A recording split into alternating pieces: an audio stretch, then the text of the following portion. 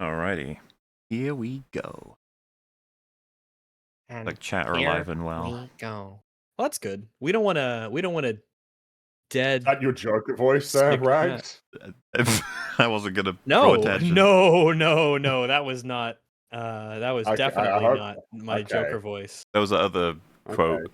famously said by that other Yeah, character. I'm sure someone else said "Here we go" in some other movie, but it's just the way that you said it. It sounded like you were trying to emulate the Joker. You know, you could No, settle. I was just. Settle his what? nerves by And it would just make- telling him which thing you were referencing there. That wasn't obviously the Oh, Joker. that would no. I think that's the thing. I was just saying the phrase, and here we go. That it's just a phrase. It really wasn't. Really wasn't a reference to anything. It's just the words and their meaning. Because we're about to start the stream, so I'm like, and here we go. It was just the way that you enunciated it is all. It's okay. Yeah. I believe you. It's a crazy No, I gotcha, coincidence yeah. of what it is. I was just like looking at something, and so I was focusing on it, and I wasn't even thinking about what my comments would do to the legacy of the Joker. Yeah, a lot of people don't. Yeah, you didn't think about how Melvin would feel with you mocking Joker. The Joker time forgot. But well, we that's didn't. all appropriate. It's Batman Day, right? Hell yeah. Why is today Batman Day? Is this like the day that the first appearance like it was? I have not checked. I'm just willing to accept any day as Batman Day. Man-Bat Yeah, Day? but No, he's a different guy. I mean that's fine, but no, his first appearance was in March, so I guess not. There must be some other reason. Someone must Day know. that ends with a Y, so it's Batman Day. Yeah. Oh, we should say as well, for everyone listening, I know this isn't even intelligent for a show that's like, hey, you know, come one, come all, but go watch this movie first, okay? Oh, yeah, absolutely. Watch the movie first. You could watch the movie, and then when you're done watching the movie, you could come and just listen to us talk about the movie. Yeah, put it on 1.5 speed, and you'll probably get back up to live. Yeah, you might be able to wrap up on time with everyone else. There's a reason why everyone says this movie's really, really good, and no one dislikes it. Not a single person on planet Earth. Nobody. None. Not one. James Gunn probably doesn't like it. Okay, James Gunn, yeah, that's one. But accept him. Exceptions prove the rule, at least that's what I hear. At this point, I'm willing to just buy it. That should be our go-to for when it's like, oh, no one would like this. We could always say, well, James Gunn doesn't like it. Oof. He likes his own movies. You know what? Is anybody watching Peacemaker? Like, are people watching it? I've heard there are people watching it, and I think Gary wants me on for the end of Alien Earth for FNT, and so I will have homework of the finale of... Oh, well, not the finale, the latest episode of whatever Peacemaker's at. So I'll be watching one, and that's the deal I've made. I'm not watching any more than one episode, and it'll be the one that's out as of that day. Okay, you just reminded me, like, I've not started watching Alien Earth, which means now I'm gonna have to watch it all, like, condensed. I'm gonna have to, like, pack it in, really. That's the best way to watch it. You're all good, because one after the other. There's a lot of empty calories in that show. There's just nothing for a lot of scenes, so it'll feel alright. Okay. 8 episodes will go by like a movie, a really bad movie, a really bad long movie. When he said empty calories, I was about to say, yeah, it's like drinking water, but water is like refreshing and pleasant and nice, but that would I mean, it's the breakdown of the comparison. You seen Alien Earth there, John? Chance? No. I saw one clip of like a mutated cat or something, and it didn't look good. I was just like, is it gonna be this like bad VFX and shit? Listen, first off, that's the best character, so how dare you? Pretty much, yes. Yes, I agree. Unironically, it's the only thing I'm interested in. Oh, and yeah, worth saying. So, Platoon he's traveling back home, and he's been delayed. So he may pop up literally right now, or in an hour from now, or not at all. We're kind of hoping for the former, but ultimately, if fate prevents him from being able to talk about the Iron Giant, which would be very unfortunate, like of all episodes for him to miss. You know, I'm sure he'll be here for Alien Earth, which, but you know what I mean? Poor guy. Anyway, I guess, you know, like I said, I've given the warnings. you got to go see this movie, The Iron Giant. But if you're soldiering on, regardless, or that you have seen it, I suppose we can continue with what we're up to today. It's gonna be a fun one. Yeah, I think so. There's a lot of neat stuff in this movie. There's a lot of cool details and things to point out about it. I figured that the best way to start would be to provide, like the story of this film feels like it's a story that you can't really just talk about like the film itself. You kind of got to talk about like its release and what happened with its release and like the legacy that sort of emerged with it. And of course the story there like kind of begins before we even, talk about like the movie itself. It's worth it's worth remembering that there was like a real possibility at some point that like Disney was just going to stop making animated films. I think like it's very easy to sort of look at the like landscape of animated films now and just like take it like, oh yeah, there's just always going to be animated films and there's always going to be studios that are making animated films. But like by the 1970s and the 1980s, like there was a real possibility that Disney was just going to stop making animated films because like they weren't doing very well. They're sort of the animated films now, it feels like it's more sort of iffy of like whether or not they're actually going to succeed. But, like 10, 15 years ago, they were basically guaranteed to have succeeded. But, by the time that they were getting to the 80s, they were like not really making money anymore.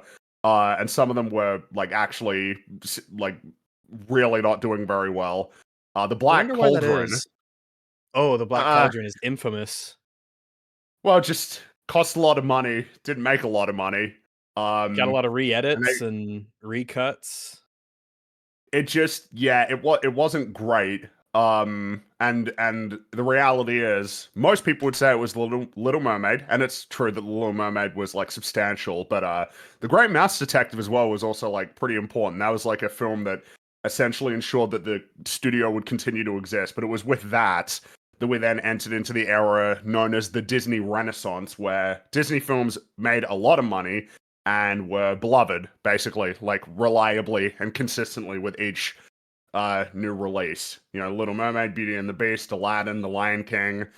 And it continued with the films that came afterward, like Pocahontas and Hunchback and Hercules were successful. They weren't as successful as the films that came before, but they were still successful. And of course, anytime that Hollywood notices, there are like these things that are making a lot of money, we should do that. And that's basically like what happened in the 90s. A lot more new studios emerged that wanted to challenge Disney and make a lot of money. You're all familiar with a lot of these characters. Pixar, I know Pixar is Disney, and the films were released by Disney at the time, but Pixar was independent. And they were new, and 3D animated films, like theatrical films, emerged in the 90s. And with the release of Toy Story in 1995, made a lot of money, critically acclaimed, and kicked off what I assume all of us probably agree is like actually like one of the greatest runs of any studio in the history of cinema. Like the golden age of Pixar, 13 years of just masterpieces. I mean, it really was. Yeah, I mean, it's pretty glorious, comparable to the Disney's golden age. It's kind of wild. Well, it was a unique experience of like they've made a new one. It will be great. Not even good. Just it will be great. It will be great. That was the time when Up came out. Up was like that's like the standard was so high that one was controversial in terms of how good it was. Well, it wasn't. The consent. It was the first Disney. It was the first. It was the second animated film. The first 3 animated films have been nominated for the Academy Award for Best Picture. It's very uncommon that they're nominated for that category, which I think is bullshit, and it's reflective of the bias of the Academy against animated films and comedies and all manner of different things. The first was Beauty and the Beast, which, like fair enough, right, as one. But I mean, of course, it's a little bit like no Lion King, no Toy Story, no, no Finding Nemo, no WALL-E, no Shrek. Lion King not getting one is particularly crazy. But and then number 2 was Up, Up was the second one that got nominated. So again, remember, Up means literally every other film that came out before it, all of which I consider to be better than Up. Literally every single film that came before it. I think Cars is probably better than Up. I think Cars is more consistent. Though I haven't watched it in a long time. I'd have to watch and it. then number 3 was Toy Story 3 the next year. So it's like, man, I don't know about that, lads. Yeah. You know, like, the two, like, see the cracks starting to form. Because you know, we've talked about it before, but the end of the golden age, from the EFAP perspective, is Wall-E. Wall-E is the end, and it's a fitting end. The jewel in the crown. It's their best film. Yeah. It's their best film, and it's one of the best films of all time. Like, it's in my top 5. I adore that film. But I mean, nevertheless, that was Pixar. Emerged in the 90s, were immediately successful and acclaimed. Another character that emerged, another studio, was Fox Animation Studios, which was founded by Don Bluth and a couple other lads. And they released Anastasia in 1997, which was critically acclaimed and successful. I think it was their only successful film.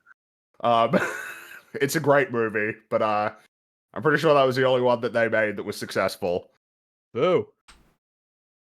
Yeah. But you know, there was them. And then of course there was DreamWorks, which was founded in this era as well. And they released their first 2 films in 1998. There was Ants. Do any of us remember Ants? I remember Ants because of the competition. You know, Ants with a Z. It's actually kind of funny that you bring up Ants with a Z, because there is a voice actor who did a role in Ants who also did a role in Iron Giant. I don't remember Ants at all, man. I haven't seen it in so long. I just remember the look of the ants. That's it. That's all I got in my brain. Remember the way they looked. I can't remember the story at all. I just remember it just being like, it's weird that Ants and Bugs Life came out similar times. Came out at the same time. Yeah, and of course, one gets overshadowed by the other. Probably for good reason. Like, I haven't seen Ants in a long time, but my assumption is watching them back to back will be like, yeah, Bugs Life is better. Man, I do not remember Ants at all. I remember there was a Game Boy Advance, like, Ants racing game. I feel like I remember that as being like a game I played. I believe that. Yeah, I believe that being a thing. Yeah. And of course, the other film movie had a Game Boy Advance tie-in. That's right, and it was a good time. No, it was a good time. Those were the time. Yeah, the Game Boy Advance was an amazing system. Some of those games were just really awesome. Occasionally, you know, I mean, GoldenEye, right? Like, GoldenEye was, you know, and that's like one of the most. I'm sure that new 007 game is going to be great. Ooh, boy, everyone's going to love it for a day. That's right. The other film that DreamWorks released in 1998 was The Prince of Egypt, which I'm sure you're all aware, we're quite big fans of that film. It's great. That's such a good movie. That's like crazy that was like essentially their first movie, tied with Ants. Yeah. But I mean, it's great, and it was at the time, notably, it was the most successful non-Disney animated film at the box office. I did not know that. Interesting. Yeah, did quite well. That was the only DreamWorks 2D animated film that did particularly well. You might be noticing a trend in these stories with a lot of these studios. It's like, oh yeah, they made like their first movie and it was really good, and it did pretty well at the box office. And then you know. But there is an anomaly in that, because there's one other studio, Warner Brothers Feature Animation, which is the relevant studio to today's episode. Now their first film was Quest for Camelot. Have we all seen Quest for Camelot? Yes, I have seen Quest for Camelot. What a movie! We watched that a decent. We watched that a decent amount. Yeah, growing up. So I'm sure there's a few of you who are big fans of that film, and that's okay. If you like it, that's fine. Like, it really doesn't bother me at all. But like, no, it doesn't. I'm being dead serious. Like, I don't. No, it's fine. I get it. Yeah. I mean, I only saw this film like 2 days ago. I had never seen did you? it. What did you think? Yeah. there's no denying, and I think there's no way that anybody can deny, like, it feels like they're really trying to emulate, like, Disney with this one. But did they succeed? According to the audience, the answer is no. The film failed. Didn't do well at all. Really, like, it bombed. I'd say it's like a bad attempt at trying to do what Disney at their highest sort of managed to pull off, but at the same time, you almost want to pat it on the back for giving its attempt. You're like, I see what you're doing, and there's places where there's plenty of effort. It's just there's also places where it's like, oh wow, that's pretty awful. The thing that stands out to me the most would be the 3D animation on the troll or whatever it was. Man, that was horrible. Insane. One of the most hideous things I've ever seen. I imagine it's one of those projects where it just pulls in a bunch of surface elements from other popular movies, but has none of the theme or the heart that made those other ones successful. I guess you give it points for like it does have something in there. It's got stuff. It's got all the hallmarks of storytelling, like an arc for the main character or some kind of journey that everyone's trying to go on that binds them together in a sense. But it's all very, I guess I would say, generic. Is the word you're gonna very generic? Hit. Yeah, very generic. Like it's good to be truthful. It's good to be strong. It's good to be courageous. It's like Well, and also like the formula as well. The fact that it is a musical, it's like, was this an arbitrary decision, or were we really like motivated to like make it a musical? Because of course that was what Disney was doing at the time and finding tremendous success in. There's also like the nature of the cat, like the dragons. It's like, yes, of course, because we always need like the sort of comic relief. Like that is the formula. It's a formula that's present in a lot of the Disney films at the time. Is you've got your protagonists. And they're generally going to be pretty, like, serious and straightforward with occasional jokes, but then you got to have your comic relief characters to make sure that everybody's having a good time and laughing every now and then. And it's like, was there anything wrong with that? It's like, no, it's a formula that works for a reason, but, like, all of these decisions just sort of come across as, well, yeah, this is what you're supposed to do. Like, this is how you're meant to do it. You're not really carving out a unique identity, which, it's kind of the reason why I think the comparison for the landscape of animation in the 90s is, kind of relevant to bring up before we talk about the Iron Giant, is when you look at the other studios, they were carving out identities of their own with the films that they were making. Toy Story is very unlike, your typical Disney animated film up to that point, At least I think that's fairly self-evident. And it's, Anastasia is that's a musical. You could say that there's more parallels there, but even like that film is still carving out an identity of its own that's unique. Well, I mean, that's probably still really unique. Good actual citation, because the difference is, Anastasia, almost all the songs are competing to be like, which is the best, and ranking them as fun as fuck. They're all really catchy. They're all really great for character and stuff. Quest for Camelot. Lots of variety. Yeah. There's maybe 2-3 songs that are like, oh, that was good. The rest of them. What was your favorite Quest for Camelot song? What is your favorite? It's probably the Dragons song. What I'd Do If I Didn't Have You. Yeah, it's fun. Yeah, it's fun. And I think it stands out in the film too, because the animation effort in that scene is better than almost the rest of the movie.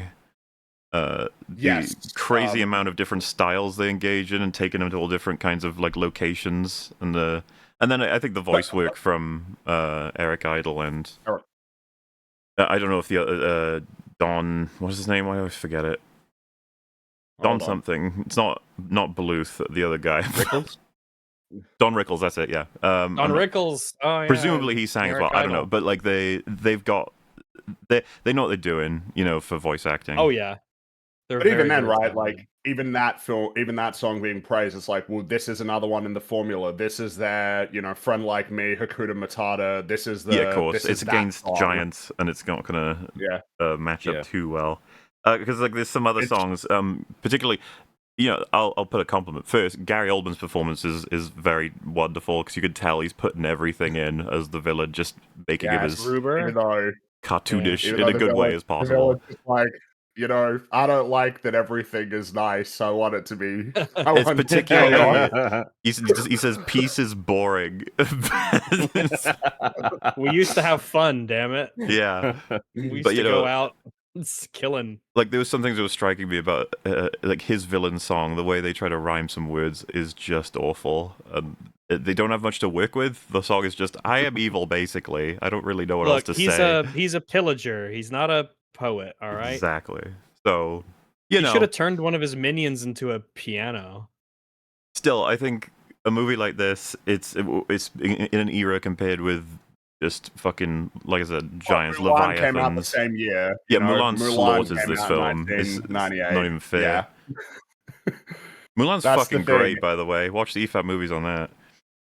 Well, yes, it's it was a really good time for Disney animated films. You know, the Disney Renaissance. It's got that name for a reason. It was like a, you know, I would say it wasn't as consistent and as like it wasn't as consistent as the golden age of Pixar, but there's like a reason why it has, you know, a name that's like actually sort of seeped through into the consciousness of like the movie watching audience. It was a really remarkable run of great films that were also successful, though it was about to come to an end like pretty soon as well.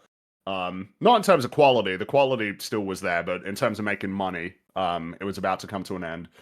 But look, right, with Warner Brothers, it kind of didn't start because this was their first film. My internet.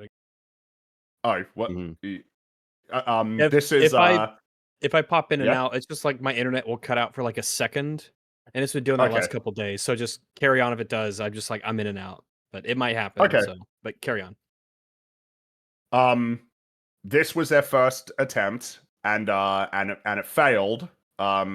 It didn't do well at all. But they did have a film that was coming out the following year. That's the film we're going to be talking about today. But before we jump straight into it, we got to talk about the man who made the film, because there's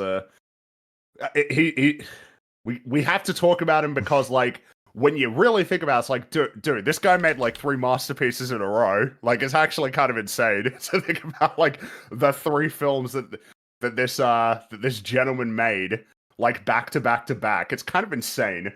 And that's Brad Bird.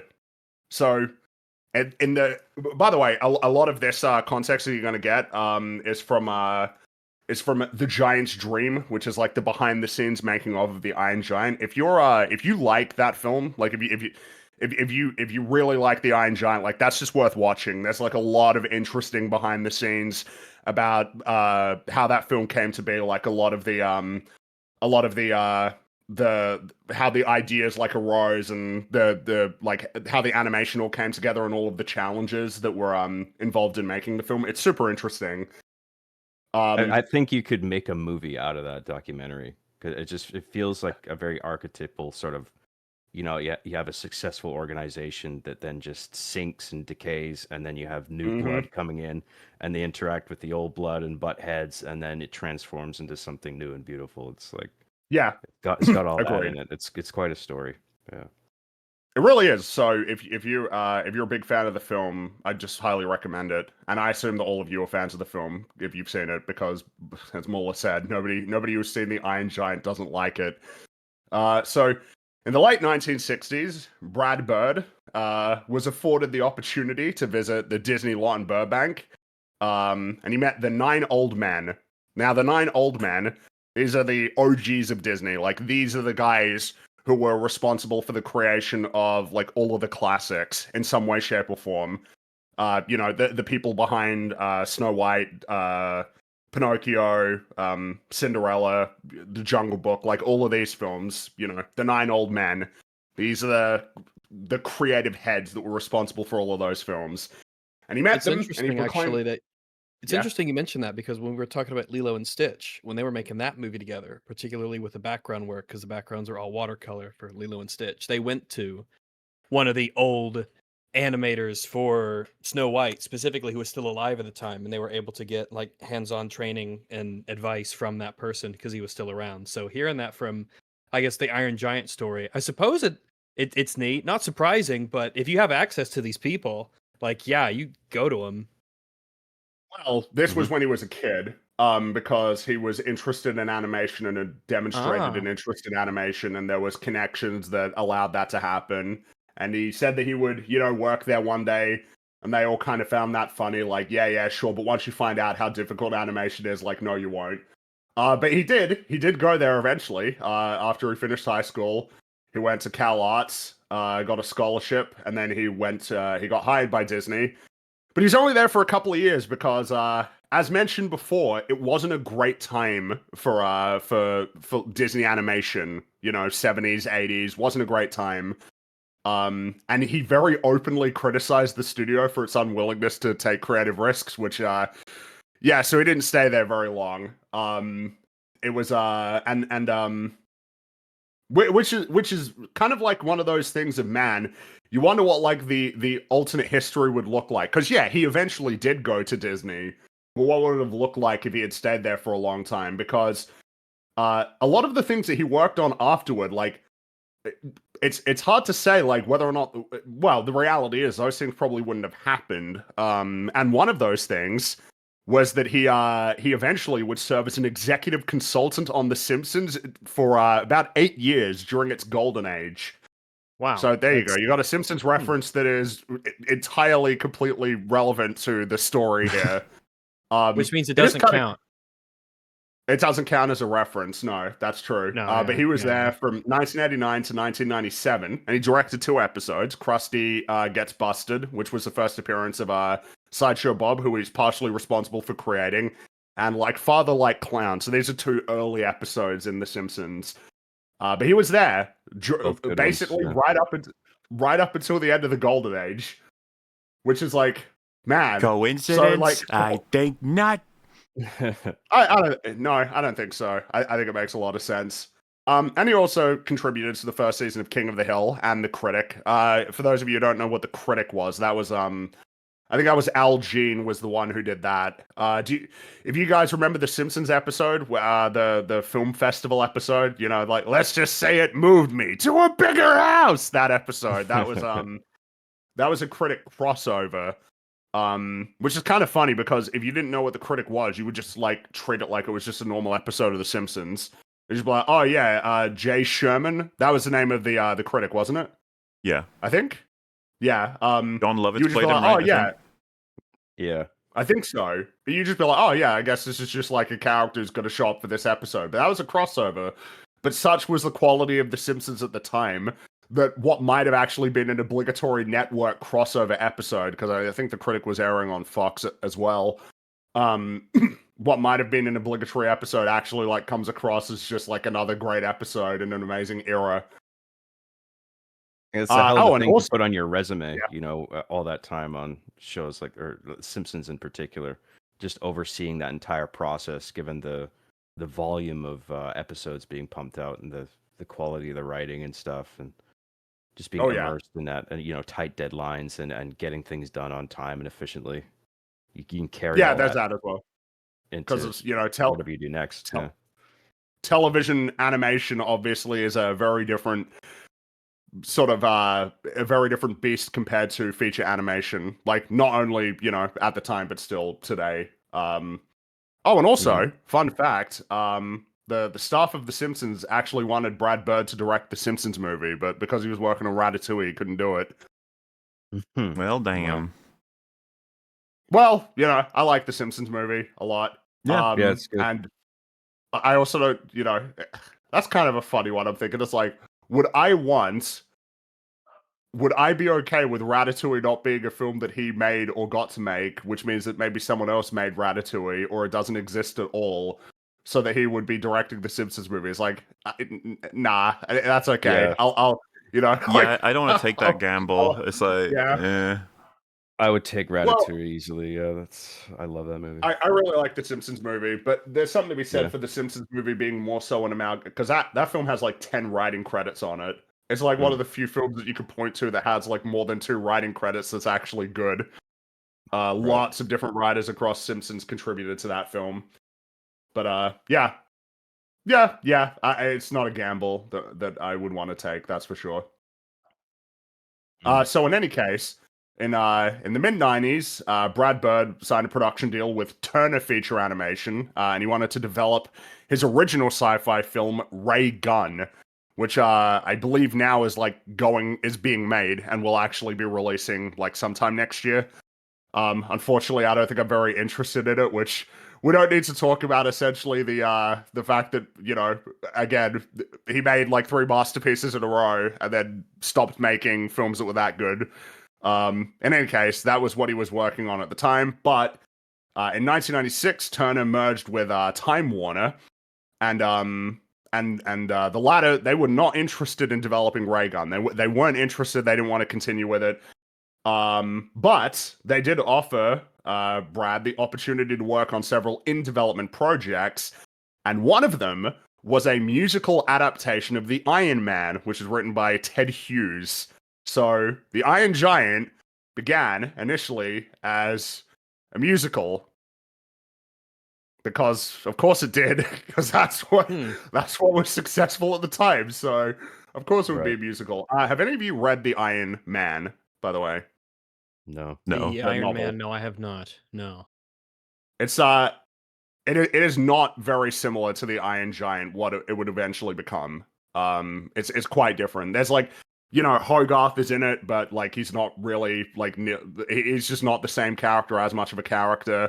There's a big space dragon in the Iron Man novel. It's very different. Wow. But there were a few things that were carried over, because obviously Brad Bird read it and he fell in love with the novel and was particularly drawn to its themes. One of these sort of allegories in the Iron Man is because this is something that is carried over, was the Iron Man's ability to like rebuild himself. And this was meant to serve as something of an allegory for like overcoming grief and putting oneself back together and moving forward. And Brad Bird talks about it in the documentary, that he was at the time still grieving over the death of his sister Susan, who had been shot by her husband. And he was contemplating the message of the novel. Bird developed the foundational question for the story, which I'm sure some of you have heard at some point related to this film. The core question of the film being, what if a gun had a soul and didn't want to be a gun? Which brings us to The Iron Giant, which is one of the best animated films of all time. I guess one of the serious strengths of Brad Bird and Pixar broadly is being able to distill an idea to like a sort of diamond level of clarity like that, you know, where it's like you can throw that around as a pitch and people will be like, oh yeah, okay. That's what happened with Warner Brothers. They got excited by that. Got excited about it. Yeah, about this idea for the film. We've talked a bit before about how like a lot of conventional writing advice can be like not super useful. But one that I do think is pretty good is if you can distill an idea down to like a sentence, and then like have all of the elements of the story kind of like bound in service of that like question, that's like a really good thing to achieve. It feels somewhat like the writing equivalent of a striking silhouette for a character design sort of thing. Not even in that it's like a log line, like it's a plot summary, a one sentence plot summary. It's like you get all the themes and the messaging in that one little sentence as well. You know? It's the statement of the film, you know. And if we were to point to another film with Ratatouille, right? Anyone can cook is like a statement, and of course there's more you know, the film is, there's more to be said about it. It's not like it is, you know, it's not, there's more to it than that. It's more fleshed out, more developed. There's all of these scenes that reinforce it, and you know, even like different themes that will be part of the story, but that it can be distilled to like the one core point. And of course, in the case of where this idea emerged from for Brad Bird and the personal tragedy that that's tethered to it as well. It's like, yeah, it's clear watching the film how all of that comes through, and it's really quite special film. It's a very unique film, but amongst animated films, like at the time and even to this day. And I figure that the best way to demonstrate that is to start at the beginning of the film. We all ready? Talk about the Iron Giant? I'm ready. want to add one thing to the beginning, Brad Bird's beginnings here, that I think is Sure. worth mentioning. That he made his own cartoon. I mean, I know you mentioned that, but he put it onto his own a film reel and he mailed it to Disney. And That's it's right. Yeah. like how many kids would do that? You know, I mean, one putting the work into that animation, which I think for his age is quite impressive. Is, you know, it's like pencil drawing, black and white, but like it's really good illustrations and animation. And but how many kids would be like, I'm gonna mail it to Disney? Like, you would think like I think most people would be like, I'm not even gonna bother. They're not gonna like my project. Like, it's Disney, you know? Why even try? But like, he had the ambition. He's just like, no, I'm gonna make this thing. I'm gonna mail it to Disney, and if they don't like it, they don't like it. And I think he caught them at a time where they were kind of desperate and running on fumes, you know, and all their best guys were getting old, and they're on their way out. And they were just like, hey, this some raw talent here. Let's bring him in. And you know, if he hadn't had that ambition, we wouldn't have had the Renaissance period, as you said, with Disney and Pixar and all that. Because don't your dreams be memes, man. Yeah, I guess that's the thing, though, is that you know, obviously not staying with Disney, going to Warner Brothers, and then making this film. A big something that is it comes up a few times behind the scenes is there was very much a desire. It really seemed like there was a palpable desire from him to forge an identity for like Warner Brothers feature animation that was very distinct from what Disney was doing, and that the Iron Giant is kind of like clear evidence of that. And I would say it's clear evidence of that because the Iron Giant really just isn't similar.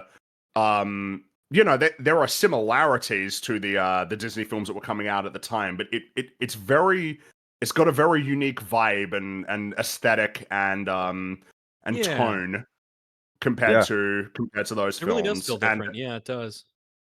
And I feel like I think it contributes. It also stands out in the sense that a lot of people can fight over what of their favorite is out of the Disney Renaissance or the Pixar Golden Age, but the Iron Giant doesn't seem to sit with them in the same way. Like, it's on its own shelf of a single space trophy thing. Like, everyone just recognizes, like, oh yeah, the Iron Giant, that's a great film. That's that. Conversation over. There's no need to be like, oh, well, is it better than blah blah blah, or is it worse blah blah blah, or how did it compare to its prior films? And it just seems to be one that's wrapped in fucking bronze and would never be besmirched by anybody, which is quite an impressive reputation. Because kind of cool how it gained that, right, as well. The whole much like a lot of different films gaining its popularity and widespread nature through home video and DVD releases and stuff. Yeah. We talked about how that saved Austin Powers, right? That gave Iron Giant its reputation. Didn't it do that with Scary Movie as well? I think so. It's there's a whole bunch, or someone did. Maybe it was Gary. And I think, isn't it Matt Damon on the Hot Ones talks about how like that's not even possible now. Like, films can't survive on that market because it doesn't really exist. Yeah. Which is really sad because it was like a second chance for great films to make it. Yeah, physical distribution for a period of time was like a massive source of revenue, and it's just not really a factor anymore. Not much relative because of this whole streaming thing. And there's films that were, you know, pretty decent that were, you know, like the whole straight to DVD sorts of movies that didn't get theatrical releases, and some of them were, you know, pretty decent to good. Like Aladdin got to, you know, straight to VHS movies, and the third one, Prince of Thieves, was always like one of my favorites growing up. I really liked that one a lot. They got Robin Williams back for the voice, and it was funny and exciting. So it's a shame to think that, yeah, that's just sort of an ecosystem of a kind that just doesn't exist anymore. That's a shame. We wouldn't have gotten those movies at all. Yep. I've seen someone has actually pointed out in chat is Syndication, which was a big one for the Iron Giant reruns on Cartoon Network. Was another way that it got around. It was a way that other films, I mean, heaps of films that I, you know, like Terminator 2, I would have watched that for the first time because it was like on free-to-air television. You know, like that was a way that a lot of the people would see films as well that would give them an opportunity to be seen. Is that like your like public broadcasting No, channel, it's or what like is that? no, it's the same as like like ABC, CBS, NBC, Fox. Those were all like your Okay. free to air television networks, and we have those. I mean, obviously, movies would have been shown on like our equivalent of cable. It's just that that's obvious.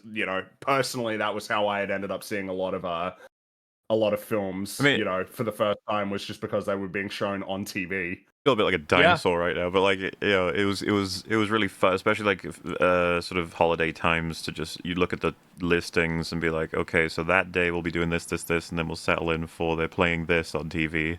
We'll be watching that at that time, Yeah, it was part of your schedule. Yeah, we need to But, be back at whatever because this is showing. Yeah. Nowadays, it's like, well, you can watch anything you want whenever you want, and you're like, yeah, okay, maybe I'll get around to it then. The talk about the film, because we can definitely spend a bit of time talking about its aftermath, like the aftermath of the Iron Giant when we get to the end. There are comparisons to be made between something like this and Blade Runner and The Thing. I suppose the only difference would be that the Iron Giant, there was never any misunderstanding about like the Iron Giant. No. There was never any popular consensus of like, it's actually not a very good movie. It came out and was immediately critically acclaimed. That would be like the notable difference between it and those films in terms of, it's like, man, how is it possible that a film this good couldn't succeed? Yeah, how'd they get it wrong? Well, we'll talk about it. It feels like a crime to read about, like just this terrible injustice. Like, oh my god. Yeah, many such cases. Many such cases. Yeah. Mm-hmm. So, the film opens and we see Sputnik circling the globe, and an object from outer space soars into an enormous storm off the coast of Maine and crash lands into the rough seas. We see Earl, a sailor who's caught in the storm, and he's relieved to see what appears to be a lighthouse near the town of Rockwell. But the singular beam of light gives way to a pair of glowing eyes, which, I mean... It's great... Well, you probably know there's a lot of visuals that you need to be showing. Obviously, this is one of them. Yeah. Though I'd say that even before we get to Earth, there is, like, particularly gorgeous effects when the fire's coming off of the mysterious meteorite, when it zooms down into the storm and you have all the layers of clouds that's going by. Yeah. You have the water, because it's like a big storm's going. I think the water's 3D. Or it looks really, really good. And they incorporate that through the movie because this was the age of how they do the 2D and the 3D stuff, and they put it together. And they do it really well. But right off the beginning, like the film looks really, really good in terms of its animation. Wait, going through the eye of the storm, that's fucking awesome. Yeah, that's great. I think one thing that immediately caught my eye was the rain and how it's like silhouetted by his eyes, and you all of a sudden just get this tremendous sense of scale, like how high up this thing is, and yeah, it's really well done. I also think it's a good choice to have this sort of intro for him as borderline horror, obviously the kind of horror you get in the in a kid's film, but I appreciate it, especially because it's like kind of foreshadowy of his actual function, and it's going to make you feel a little unsteady until the relationship with Hogarth can begin. But like, this is kind of what he is for. He's supposed to be an imposing figure. We can't see him clearly. It's only giving us impressions, because we're not really gonna get to see him clearly for a good while. Which feels like the right way to start. Mm-hmm. So he sees him, and he can't make sense of it. Before he can make sense of it, he's swept off his boat and onto the jagged coastline beneath the actual lighthouse. Which, again, I do like that that's the reveal, is like, oh, it's a lighthouse, I'm saved. And then, the reveal of the two eyes is like from relief to, oh shit, that's a bit disconcerting. It is a really cool reveal. It's cool. Yeah. Good stuff. And it's just enough of a standard fisherman story to be like, oh, whatever, Ill. Like, you saw a giant fucking thing that had the same look as a lighthouse. I'm pretty sure it was the lighthouse, buddy. Yeah. Exactly. It's a good way to do it. But then it brings us to the next day. We see Hogarth riding his bike to the diner in Rockwell, where his mother Annie works as a waitress. And he's really eager to introduce her to another one of his new friends. This time it's a squirrel in a shoebox. He's got no friends, is the point.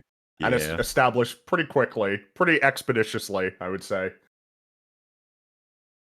Which is something that will sort of become apparent as we're watching the film. Is like, oh yeah, this is like a lean movie. This film is short. This film is like hour and a half. In terms of Once you its trim the total credits amount of off. story. They used to minutes. fucking 80 make minutes, movies yeah. that were shorter and fatter and denser in a good way. You know what I mean? Like, oh boy, how I miss those times. Watching a fucking 3-hour movie these days has nothing in it. Particularly with animation, with the fact that everything has to be drawn frame by frame, it kind of like demands that the story needs to be lean, because like to have something that's superfluous is to have an animator spend a considerable amount of their life, making that Why scene. am I doing this? Yeah. We don't need It's this lean. It's lean while not feeling like it's rushing things along. Like it feels like all the scenes have enough room to breathe, and it all flows really nicely. Yeah, feels really well paced. And he's pretty unimpressed with this new pet. She points out that an unruly animal will make renting out the spare room much more difficult. Again, not to point out stuff that might be like, well, come on, this is obvious. It's like, well, again, we're moving pretty quick. It's like, okay, Hogarth, super, eager to make friends, has no friends. Annie, struggling financially. They need to rent out a spare room in their house. And it's like, and of course, because the reason why you're going to figure that out is because she's a single mother. Hogarth's dad, who is, I don't believe, ever explicitly referenced. Not explicit. But there are some references to him, which we can talk about sort of as they arise. But it's and Hogarth pesters her a little bit more about the pet, and but while they were talking, the squirrel has escaped. It's somewhere in the diner, and Hogarth starts searching, and he bumps into Dean. We all like Dean here, I assume. We do all like Dean. Dean McCoppin. Yeah. Of internet GIF fame. Yeah, he's got a lot of funny reaction faces. I'm just thinking of, look, I'm sorry, all right, we gotta, and it's even more relevant because Brad Bird worked on The Simpsons, but Flanders' parents were beatniks as well. Oh yeah, they were, and I think wasn't Flanders' dad? It was his mum was wearing the turtleneck sweater, right? I think so. Yeah, he was wearing Wasn't he wearing a beret or like some kind of? Yeah. We tried nothing, and we're all out of ideas. Sorry, but yes, Dean is a beatnik. I think this is one of the characters. Sorry, it was one of the characters Brad added in contrast with the original material, and you got to be careful with that, because you don't want to add characters unnecessarily. But you can totally see throughout the course of the movie why he's put in. Oh yeah, he's got the plenty of reasons to be relevant. Plot reasons. Yeah. Why is he in there, and why did he choose to have him as a beatnik? Yeah. And of course, like, why did we choose to set this film in the 1950s in the first place? Right, like these are all very deliberate choices that are going to be reinforcing the core theme. Which there'll be more opportunities. By the way, feel free to interrupt me whenever you want. Like it's absolutely fine. Okay, cool. I welcome the interruptions for anything that we want to phone in on. Yeah, he's a really cool guy. Just from this scene alone, you really suss out his vibe. He doesn't sort of hide who he is, and you get the idea that he's a really neat, laid back kind of guy. He's a very laid back. He's sleeping. He's reading a newspaper. Yeah, I guess he literally is. Yeah. Well, not to mention just like try to help Hogarth out as best he can with this silliest sort of problem. Yeah. But then they overhear Earl, who was explaining to his friends that he saw something which he believes came from outer space. Ooh. And he mentions that he reported what he saw to the government before frantically speculating on what he saw. And it's all the expected 1950s things. Maybe it's an invader from Mars, or it's the communists, or, it's just all of the standard things. But all of Earl's friends mock him. They think this is ridiculous. But Hogarth is kind of intrigued by it. And he prepares to speak up, but he stops himself. He wants to believe. Oh, I was more so just I just like it as a detail that he he wants to like essentially express sort of that's like an exciting prospect and that he believes it, but he's a little bit too timid to do it. I feel like I covered that Meanwhile, with he wants to believe. It was a lot less words sure, yeah, too. yeah.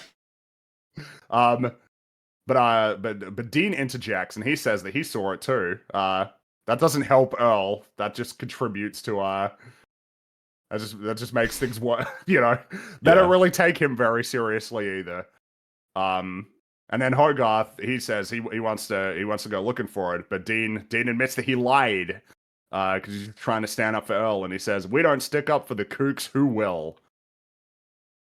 Oh well. He sees value in the people who are kind of out there, Kind of weird for pretty obvious reasons. We'll discover that more why, what he's up to himself. But yeah, it's a neat sentiment. I like that. I like that he didn't have to, but he did. Just learn a bit more about him with every little moment, everything that he says. It fits with his character. He's an artist. He's an out of the box thinker. He respects that in other people. Yeah, I like that. And we've immediately established, he's like a lad. He's like a good guy, Yeah. He's just the guy that's very easy to like. Yeah. You get the feeling like I'm going to like this guy in the rest of this movie, I feel like. Yeah. Mm-hmm. Well, and it's important as well because when there's inevitably going to be conflict, it's kind of good right out of the gate to get people like on his side anyway, under circumstances where there isn't really any conflict at all. I was just kind of struck while saying like that I like him and that he's very likable. It's like, dude, we have so many fucking unlikable characters in a lot of fucking new movies. Like, it's insane how big of a problem that is of how many characters in new movies are just jerks. He's also when he stands up for Earl, they don't like go, oh, interesting, or whatever. He says, I rest my case. Meaning, yeah. I guess they know him somewhat around here as like he is the weird guy. Yeah. Yeah, very little respect for him. He's just the butt of the joke, and they all just have a laugh at his expense. And then it's just basically like all of our protagonists at this point have been introduced as being in some way kind of like unconventional. There's something about them that's just like not normal or typical for the like the time. Mm-hmm. So Annie approaches Dean's booth and asks if Hogarth is bothering him, and he replies in what could only be said to be a very strange and incoherent manner. But very funny. Bit of good animation there. I mean, it's all good animation, but a particularly entertaining bit of animation. Yeah. Like, yes, no, call me Dean. He's leaning over and clenching his teeth. So the squirrel has found his way into his pants. And Dean leaps out of his seat, apologizes to the other patrons, unzips his pants, releases the squirrel, and it proceeds to wreak havoc throughout the diner. I particularly enjoy the delivery of "squirrels in my pants, Hogarth." It's up my leg, man. Yeah, like you say, like our plan to make things seem normal is gonna fall apart any second now. Like there's nothing I can do about it. Yeah, and of course the expected outcome. Good stuff. Chaos. Hogarth returns home, picks up the phone, and he has to work late. And she tells Hogarth not to watch any scary movies, nor eat any late snacks, and go to bed at 8 o'clock. And he ignores all of these things. Of course. Of course he does. Reading too much into this to say what happened with the squirrel is a microcosm of the entire movie? No, probably not. Why don't you? Hogarth desperately wants it as a friend, a pet, etc., and then it enlists the help of Dean, who at first is able to help him and is willing, but then it eventually results in something happening between the animal and Dean that then releases it on the populace that ensues chaos. Totally. Good shit. Yeah. Yeah. It's Brad Bird, so... Remember it. Yeah, exactly. This is Brad Bird during the golden age of Brad Bird making movies. Yeah. Dude, he made The Incredibles after this. That's insane. And then Ratatouille after that. He made a deal with Satan or something. I don't know. Something's up. Well, dude, he is like the epitome of like forever. raw talent that just comes out of nowhere. Like he's a perfect example of that. But then he made The Incredibles too. Yeah, well, you know what? Did he direct that one? I do feel like we have to address. He did. He did make a deal with Jesus, okay? Well, it is an unfortunate aspect is that at this point, it's if anything, it's very fitting that he was there during the golden age of Simpsons, because my praise for Brad Bird is very similar to the way that I would praise The Simpsons, which is every time I say it's like the best show ever made, and it's like fantastic, I'm very much speaking to a specific era of The Simpsons. To the exclusion of a whole bunch of other Simpsons stuff, and it's kind of the same with Brad Bird. He did make 3 masterpieces, but then he made Mission Impossible, Ghost Protocol, which I don't dislike that film, but like it ain't even close in terms of its level of quality. Not to his like to those his first peak. 3. And then he made Tomorrowland, which to be fair, I haven't seen that, but I don't know I haven't shit heard about that good movie. things about it. I haven't heard good things about it. And then he made The Incredibles 2, which... Be clear, because Ghost Protocol is technically the 4th Mission Impossible movie. Fring doesn't mean the first 3 Mission Impossibles. He means Ghost 3. Protocol. Yeah. When you said it's way worse than the first 3, you meant... Oh, I meant it's way worse than the first 3 films that he made. Just covering Ghost you there. Protocol is like a relatively high scorer amongst the Mission Impossible franchise, which, there's something to be said for that, but compared to the films he made before, And then he made The Incredibles 2, which I hate. So it doesn't make him a particularly special case, because there's so many people. Ridley Scott and James Cameron always come to mind immediately. I'd say Francis Ford Coppola is definitely in there too, with that Metropolis, Megalopolis. Megalopolis. Not everybody can be Fincher, where they just keep making masterpieces for the rest of their career. Not to be confused with the Adult Swim show. So, yeah, he's in, I guess you could call good company. I don't know, maybe bad company at this point. This is kind of the question, but yeah, at least he did make 3 amazing films. That's more than I guess, most people could say. Yeah. And if someone said like new movie by Brad Bird or James Cameron or Ridley Scott, who do you think is most likely to make a really great one? I'd still say it's Brad Bird right now. Oh yeah, Brad Bird. Well, I wonder if that phenomenon is like more attributed to laziness or just their brains failing because they're just getting Ridley old Scott's and they think definitely brain failing. A lot of these appear to be things that he wanted to do. I don't know as much about The Incredibles 2, but like Tomorrowland, that just seems to be one that he like wanted to do. There's a Tomorrowland reference in this film. It's like on the TV. It's kind of like It's really, but the thing is that Ray Gun, I probably will check it out, but like I would really be interested to see what he originally was going to do with that film back in the 90s, like that. Yeah. That's like a really interesting thing. The thing is, we wouldn't have the Iron Giant if he got to make that. So like, it's not, again, it's not like a trade that I would be willing to make like right now, but I would be really curious to have seen what that film was going to be. Yeah. But I think with Ridley Scott, I'm not sure if he wants to really. I don't know if he's passionate about the things he's been making lately. But I think like Francis Coppola, I think he really wanted to make Megalopolis, and I think he paid for a lot of the movie with his own money. I think, if I remember correctly. But like it just fell on his face, and it's just like, what made you? Like, it's just like it is such a fall from the initial quality that he was known for. They're fascinating case studies, each of them, because you could, James Cameron would be like, "Shut the fuck up! I'm making more money than I ever have," and you're like, "Yeah, whatever." The film, I very much enjoy how stilted the movie is that Hogarth's watching. Like, I left the keys in the office. I've got to go get them. As someone who's watched a decent amount of these movies, a lot of the 1950s, 60s monster movies, they're actually shit. They're really bad. They're just like they're boring, and half of them is World War II B-roll footage, and it's just they have no good characters whatsoever, and there's nothing interesting about them. So I'm always happy to see people making fun of them. There's a few good ones in there.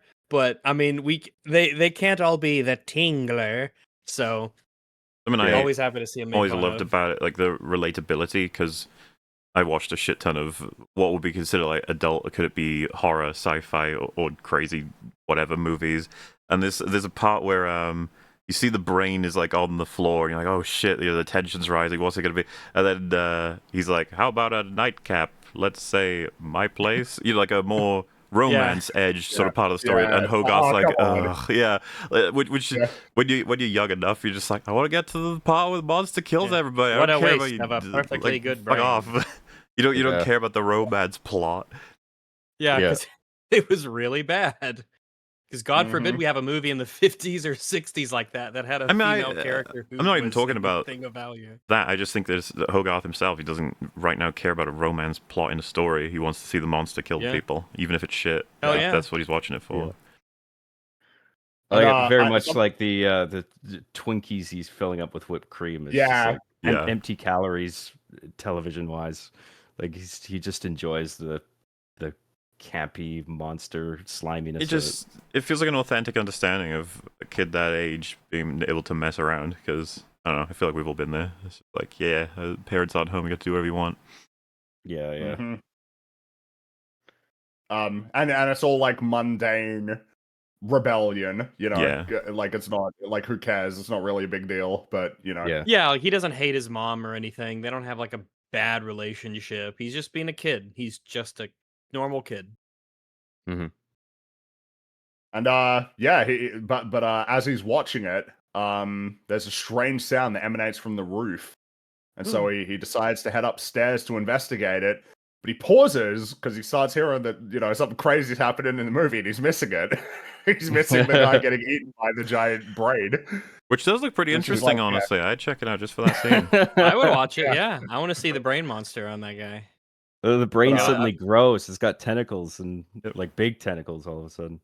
And the way that he's sort of just like shuffling around, like, it's on his head, just kind of slowly waving his arms around.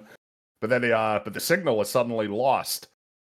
And so Hogarth climbs onto the roof and discovers that the antenna is broken, along with some of the fencing. And he thinks it's invaders from Mars.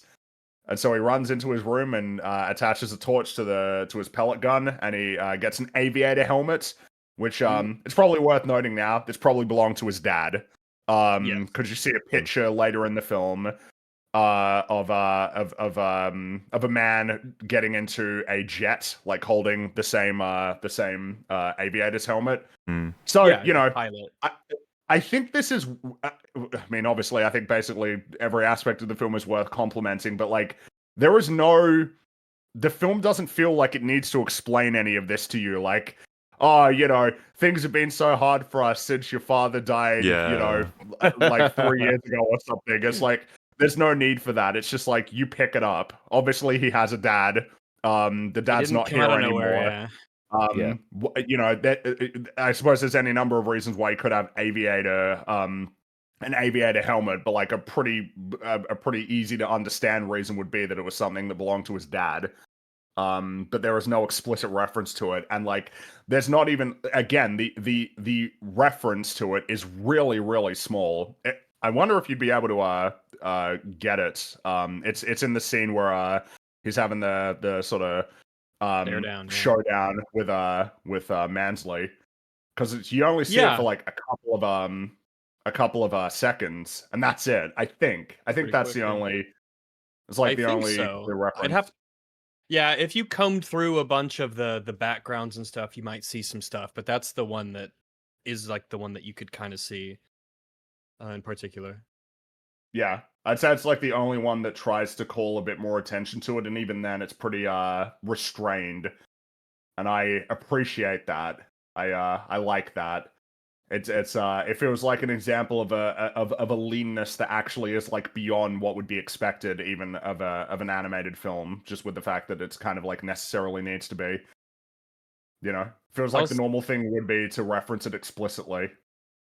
God damn it! Because there's obviously there's a lot of like narrative mileage you can get out of that sort of thing, but if it's not necessarily needed, then this is a great example of stuff that it might just be an example of a thing your brain catches, but you don't, in a way, with the movie. You might be thinking about it subconsciously because they drop it there, but there's no need for a major amount of attention.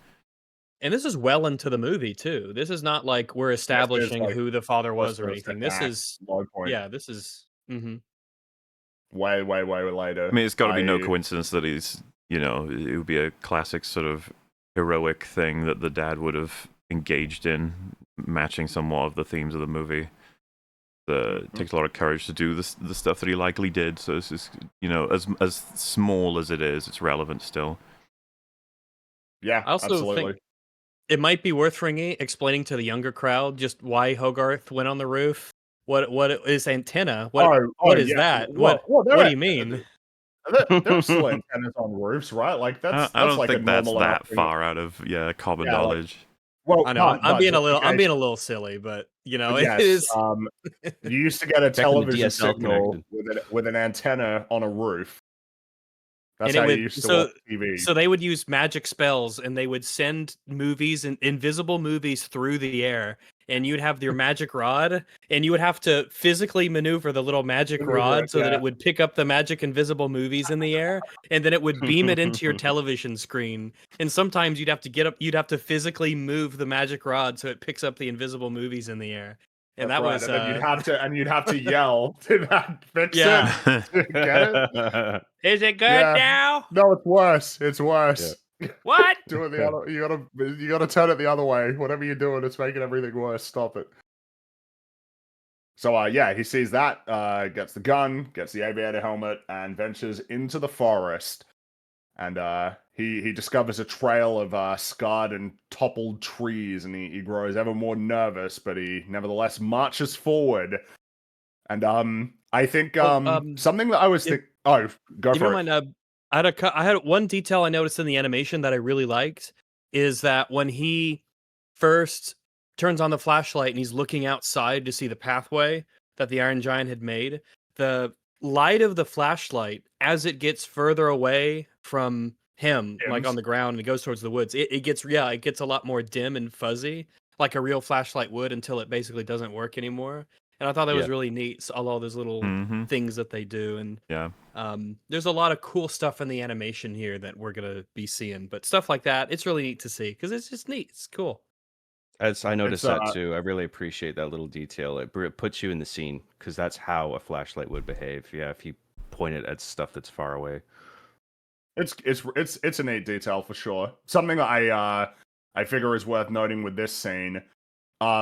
You know how, like, when you watch The Mandalorian, there's so many times where it would just be like, oh, Mando, like, walks through an area really slowly, and it takes a really long time, and nothing in particular is happening, and it drives you insane? Yeah. It's like, I do know that. Yeah, that's really annoying. How is the way... And I think what the problem is that a shitty writer would be like, no, it's like I'm setting the mood. That's what I'm doing. Like, there's no need for dialogue. I'm setting the mood. It's like, yeah, but you're not setting a mood. I'm like Ridley Scott in Alien. A really important aspect of setting the mood is like, well, how does the character feel about all of this? And if the character's reaction is fucking nothing, which is typically what it is in a lot of the Disney Star Wars shows that will waste time with a scene with no dialogue where they're just walking through an area looking at things. And the reaction is completely static and stoic. It's like, well, yeah, we're not doing anything. Meanwhile, here, we are setting the mood, and it's actually setting the mood effectively because of, like, employing good cinematic techniques, right? Lighting, camera work, and the background art music being too. so detailed and deliberate. But the important part is Hogarth's reactions to all of this. Seeing it as well, it just lets the audience imagination run wild on the motives of this thing.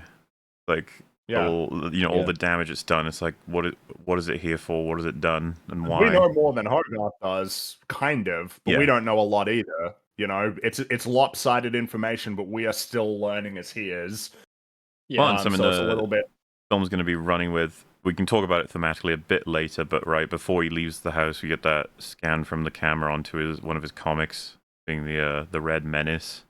Like it's a fearful time for what may or may not be happening, and what hence the film opening on Sputnik, right? It's just like, it's concerning, which Mansley's going to talk about as well. Yeah, and it gets brought up by multiple people, and there's a lot of it'll come up in different examples of different things. How one thing I quite like about this movie is how, even though I say quote unquote, even though it's animated. And it's a story. It's a science fiction story about an Iron Giant that comes to Earth from an outer space. people behave very realistically for the most part. People say things that are very like intuitive. So as we get to those things, I'll point them out because some of them seem like really like nice details to me. But I would say that it is a yeah. world that, even though it's animated, treats itself as less cartoonish. If cartoonish describes like almost a world where the characters like recognize and acknowledge that their reality is heightened, if you get what I mean. Yeah, there are real like a cartoon world, but there's very real concerns within it. A cartoon that Yeah. doesn't know it's a cartoon in a manner of speaking. But yeah, I know what you mean. Not to say that there's a problem with that sort of heightened kind of cartoonish style, but definitely more grounded. I mean, it's the movie takes place in 1957, and so when you look at all the technology, and when you look at just the vibe of things, the music that's being played, just the aesthetics of everything in this small town in the state of Maine, it's got a great. It does have It's just the setting of it is really cool. This small town and in the 1950s and up in Maine is. It's hard to divorce that from the story. In fact, it plays into the story to a degree in terms of Mansley's character, and we'll get there when we get there. But yeah, it does feel serious and grounded in real. You see that in Seen a few every people scene in and all the chat backgrounds. speculating on the war that Hogarth's dad died in, which I feel is because my assumption would be it was probably the Korea, Korean War, because that yeah, was only a few years prior. it was either the Because if Korean it was War World or War he died in an Two, accident. So, if it was oh yeah, World he War wouldn't Two, then it be. means that he would have died at the closest it would have been like before Hogarth was born. Yeah. Because Hogarth's Right. like what, 10, 11, 12, something like that. So Yeah, but it's probably I Korea. assume it's yeah, and by the looks of the plane that he is getting into in the photo, I think it's got It a looks similar to it the planes that we see at the end of the film. It's that yes, kind of like and 1950s sort of jet. yeah, yeah. It'll pop up there when we get to it, but I have a lot of praise for a lot of the um, detail work that did go into the vehicles and and stuff in this. But yeah, I think you're right. I think it is the Korean War, or he was a test pilot for a That's lot of the possible. stuff that was being done. So those would be my two guesses: Korean War or a test pilot act. Seen enough people highlight it as well, so we probably will mention it. But the way that he taped his torch to his gun makes the Yes. shot not possible, Right. which is probably deliberate. Yeah, I don't think they'd miss that when Oh obviously yeah, because Hogarth's he's not really eager ready but for this. inexperienced. Yeah, Yeah. Well, of course you put your flashlight into the gun. Yeah. And you showed that shot of him staring into the path that had been carved into the forest. It's another one of those like, oh man, what a great visual. yeah, not just a great visual, the music as well at the same time that really captures something grand and mysterious, That's potentially scary is happening. Glad you brought that up. Michael Kamen, he composed the score for the Iron Giant, and if you don't recognize his name, you almost certainly recognize his work, because he created the soundtracks for all of the Die Hard films. All of the Die Hard 1, 2, and 3, the Lethal Weapon films, and he also composed the soundtrack for Band of Brothers. Cool. So Not a bad. lot of great, yeah. Unfortunately, he died when he was 55, so he died in 2003. So that's one of those cases of like, damn, man, it would have been really cool to like continue to see the work that he would have done for other films and television shows. I'm particularly fond of the soundtrack for Band of Brothers. Do you guys remember the song that plays? It's during the Operation Market Garden sequence, like when they're doing the landing. It's been a while since I've seen Band of Brothers, but I remember the music being good. I've never I'm actually quite seen fond. it. It's always been on my list. I know it's people think it's good. You know what? It's great. Yeah, it's Yeah. just great. It's one of those. It's Mhm. great. Everybody loves it. It's worth seeing. That and the Pacific is also worth seeing. Though the Pacific is like kind of a companion series to our Band of Brothers. Same. That was Spielberg and Tom Hanks produced that as well. But obviously about the Pacific rather than the Western Front. That one's it's that one's quite grim in terms of its tone, very oppressive. Dark. Both great shows. Right. But yeah, no, this film's got a great soundtrack. There'll be a few times where it's very much worth honing in on and complimenting. I think regarding the likely wartime death of the father, another thing that helps people place it in time is like the way the mother behaves. Like I think clearly she's had time to grieve, and in contrast with the absence of the father, she just seems like there's not a scene where she picks up a photograph, for instance, and is just like, I miss you and stuff. She's ready to like move on and just get She on is with ready to things. move on, yeah, as we'll learn later. Later, with her and Dean and stuff. But Right. yeah, it is I like the sort of background stuff that you pick up. It's not necessary for the story, but it's there if you look and you notice it, and you could piece together, pretty intuitively some things that might have happened.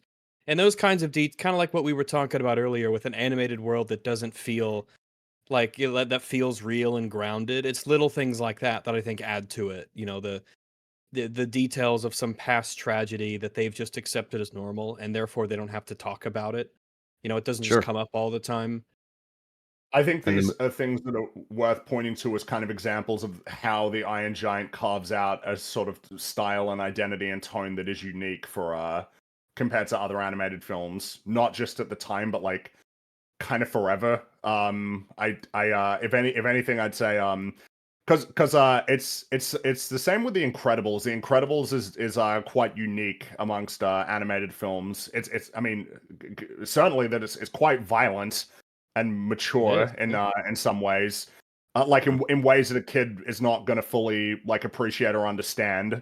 And that it's not in the same way that it's like, oh yeah, sometimes like because a lot of animated films will be like, oh yeah, there are jokes in there that are for the adults, right? It's like those are the ones that they'll get that the kids don't get. It's more like, no, the Incredibles is like some of its like themes are just like completely unrelatable to a kid. Like they're not for, it's like Dash and Violet are the characters who are going to be more understandable to a kid, but like as a kid you're not necessarily going to understand like what Bob's problem is, like what he's struggling with. That's much more relatable to an adult. Yes.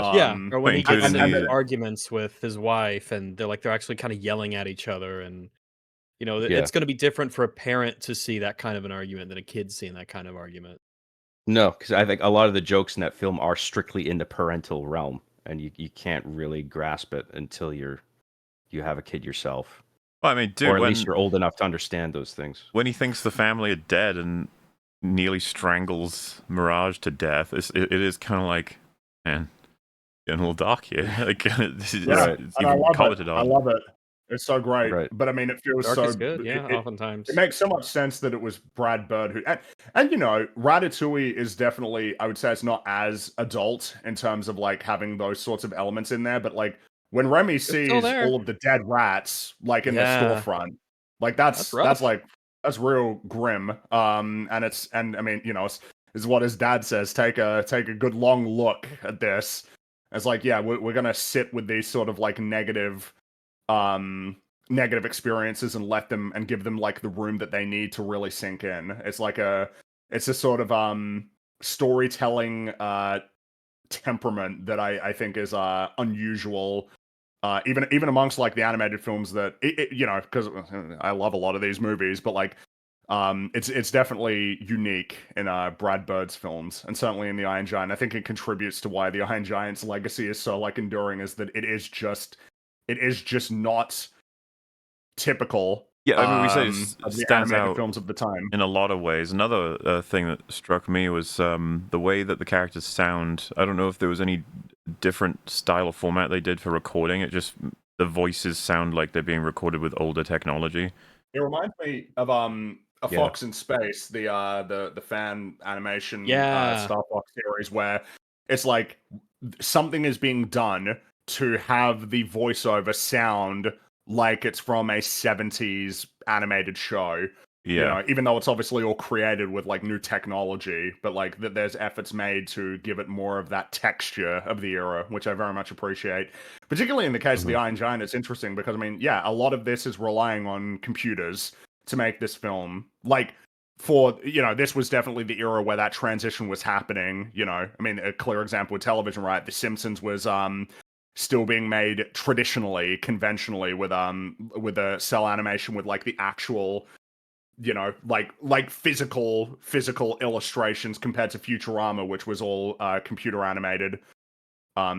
Still like 2D animation, like drawn illustrations, but on a computer instead, with the integration of 3D animation for like the Planet Express ship. And obviously, in this case, we're about to see it like very much demonstrated with the namesake of the film.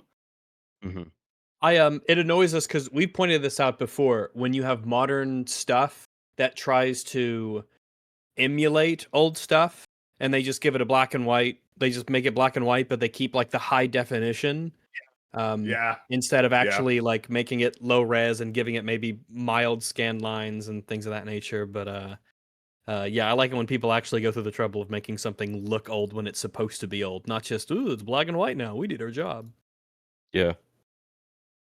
I think that the integration of computer graphics really fits with this in particular because the fact that it's a big robot.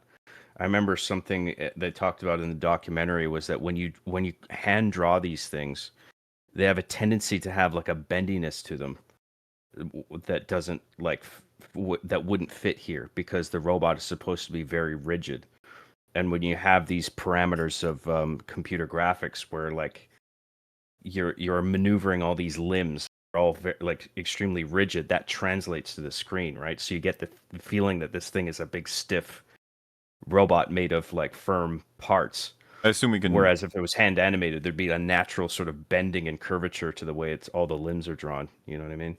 Before we get more into that, once we like get it stays very the Iron Giant, as in like which we're about to see, but it will come up plenty of opportunities to talk about the choice. Because I mean, what you're saying, John, is like absolutely totally true. Like that is.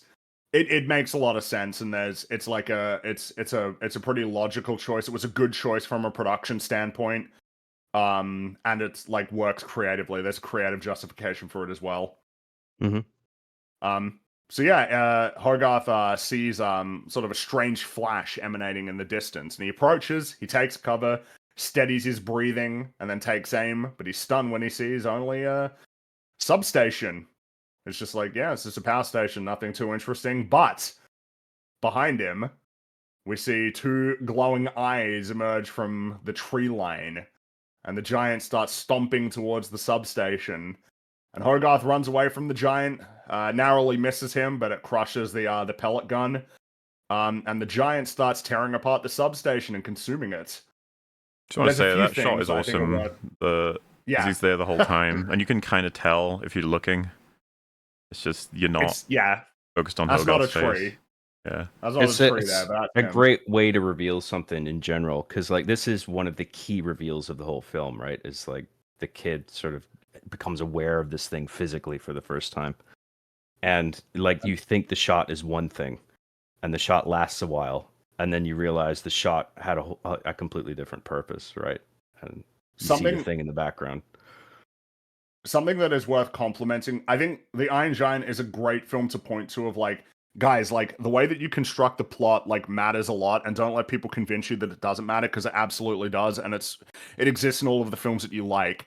When Hogarth is running away from the giant, he jumps and misses him, but it crushes the gun. The easy first read that you would have for why that happens is, well, this is just to demonstrate its power. This is like a really easy way to demonstrate the power and the danger that Hogarth is in. It's like, look at that gun. It got crushed. It's been destroyed. Holy shit. But like, this is super plot relevant. Like, the gun is the way that that Mansley is going to essentially realize that Hogarth knows about the giant, like that he is a source of information. But like, when you're watching this scene, you don't think like, oh yes, I see. The reason why like the gun got destroyed was so that it would be like a piece of relevant information for another character later. You know how like when you watch some movies, there will be like a weird amount of emphasis that is put on an object by the camera. Where you're like, oh, that'll be important. Set it down or something. Yeah, I know what you mean. That's not it's just bad. Like, unless it doesn't mean anything ever. In which case, oh, you're that fucking would with make me. it bad. It's okay Like, to do that, but like it kind of gives the game away. It's like, oh, that's important. Like, and now I know that that's important. A worse problem would be not to think about these things at all and just have it be like some stupid explanation. But like, this is really expeditious writing. And you might think it's like, I feel like you put a little bit too much importance on it. It's like, yeah, but spread this out like repeatedly across the movie. Oh And you've yeah. got something where it's like, okay, we're achieving plot, character at the same time. Like like it's we're achieving more than one thing at the same time in a way that like you as a viewer are not going to notice the first time around that you're watching it how important that is. This is like quite yeah. But important when it for gets the brought up, structure of you the will have film. remembered it. Yeah, And then you'll remember it, but you don't have to like this is important, middle of the frame kind of stuff. But you remember it. And someone in chat mentions like Chekhov's gun, but I would say this is different from that in the fact that it's like it feels like it feels similar but different, if that makes sense. I mean, when we're talking about things getting like false emphasis, that's almost like where the meta's creeping in of the filmmaking and the shot composition to try and purposefully get you to look at something in a way that's almost like dishonest, quote unquote. Whereas a good, I mean, what would a Wait, you I think mean, Chekhov's gun's like when it's too obvious?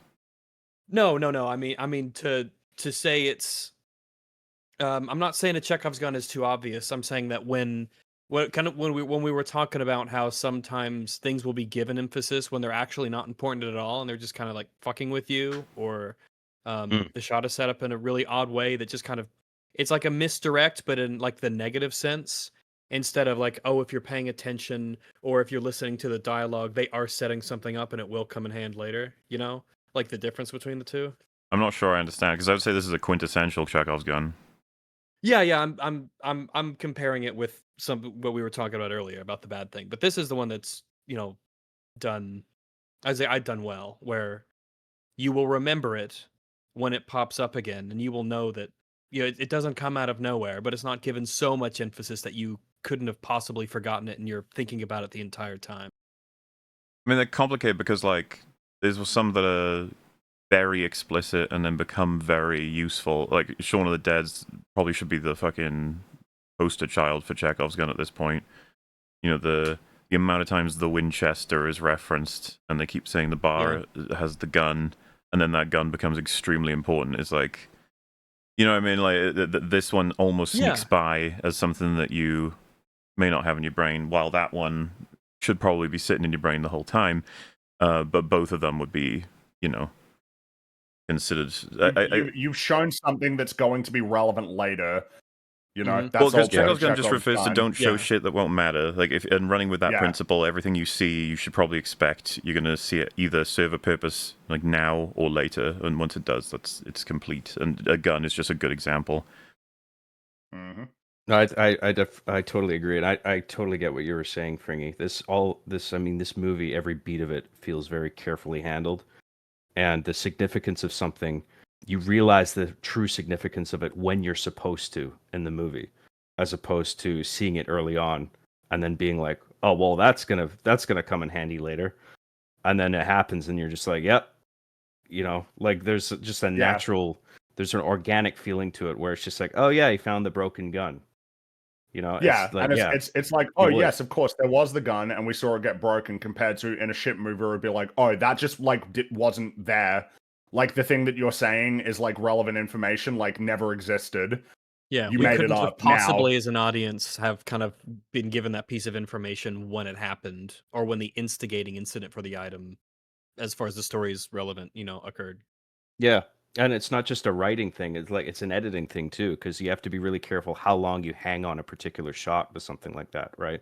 Because if you hang on like a second too long, you're going to make the audience think, oh, I have to pay attention to this thing. I have to remember this. If there are like 10 items on a table that a character's packing into their pockets, and then they show a close-up of one of those 10, you're like, oh, so that one's going to be relevant later. It's almost like... I guess that's important, Yeah. So, the giant stomps towards the substation and starts tearing it apart and eating it. He's munching on that metal, but then he tries to grab like another part of the substation, but gets thrown back by an electric blast, and he becomes entangled in the power lines. he starts screaming in pain. It's like immediately, it's like, huh, But compared there's to like things the about the very first nature of the robot, introduction. like the fact he's eating things and feels pain and stuff like that. Well, and It's up to that These how very point, organic. These are very organic qualities. and Yeah. up to that point, he's way more standard, like default robotic. Even the way that he's eating looks very, factory level, like open mouth, closed mouth, eyes not moving, and it's just so he's like an unfeeling automaton. But then, yeah, it's definitely, it's not even just like the sounds, the expressions he makes are just so like, wait a minute, man, looks rough. Hold on, that looks like it hurts. Which already is like, oh, that's, like I feel like that's that's not what you would expect. It's a clear juxtaposition. I agree with what you're getting at there. It's like very robotic, and then like, that seems a bit more like relatable. I don't know about that. And so the power starts to get knocked out all across Rockwell as Annie is returned home and is it's like, oh yeah, Hogarth, he ignored like every single thing that she told him to do.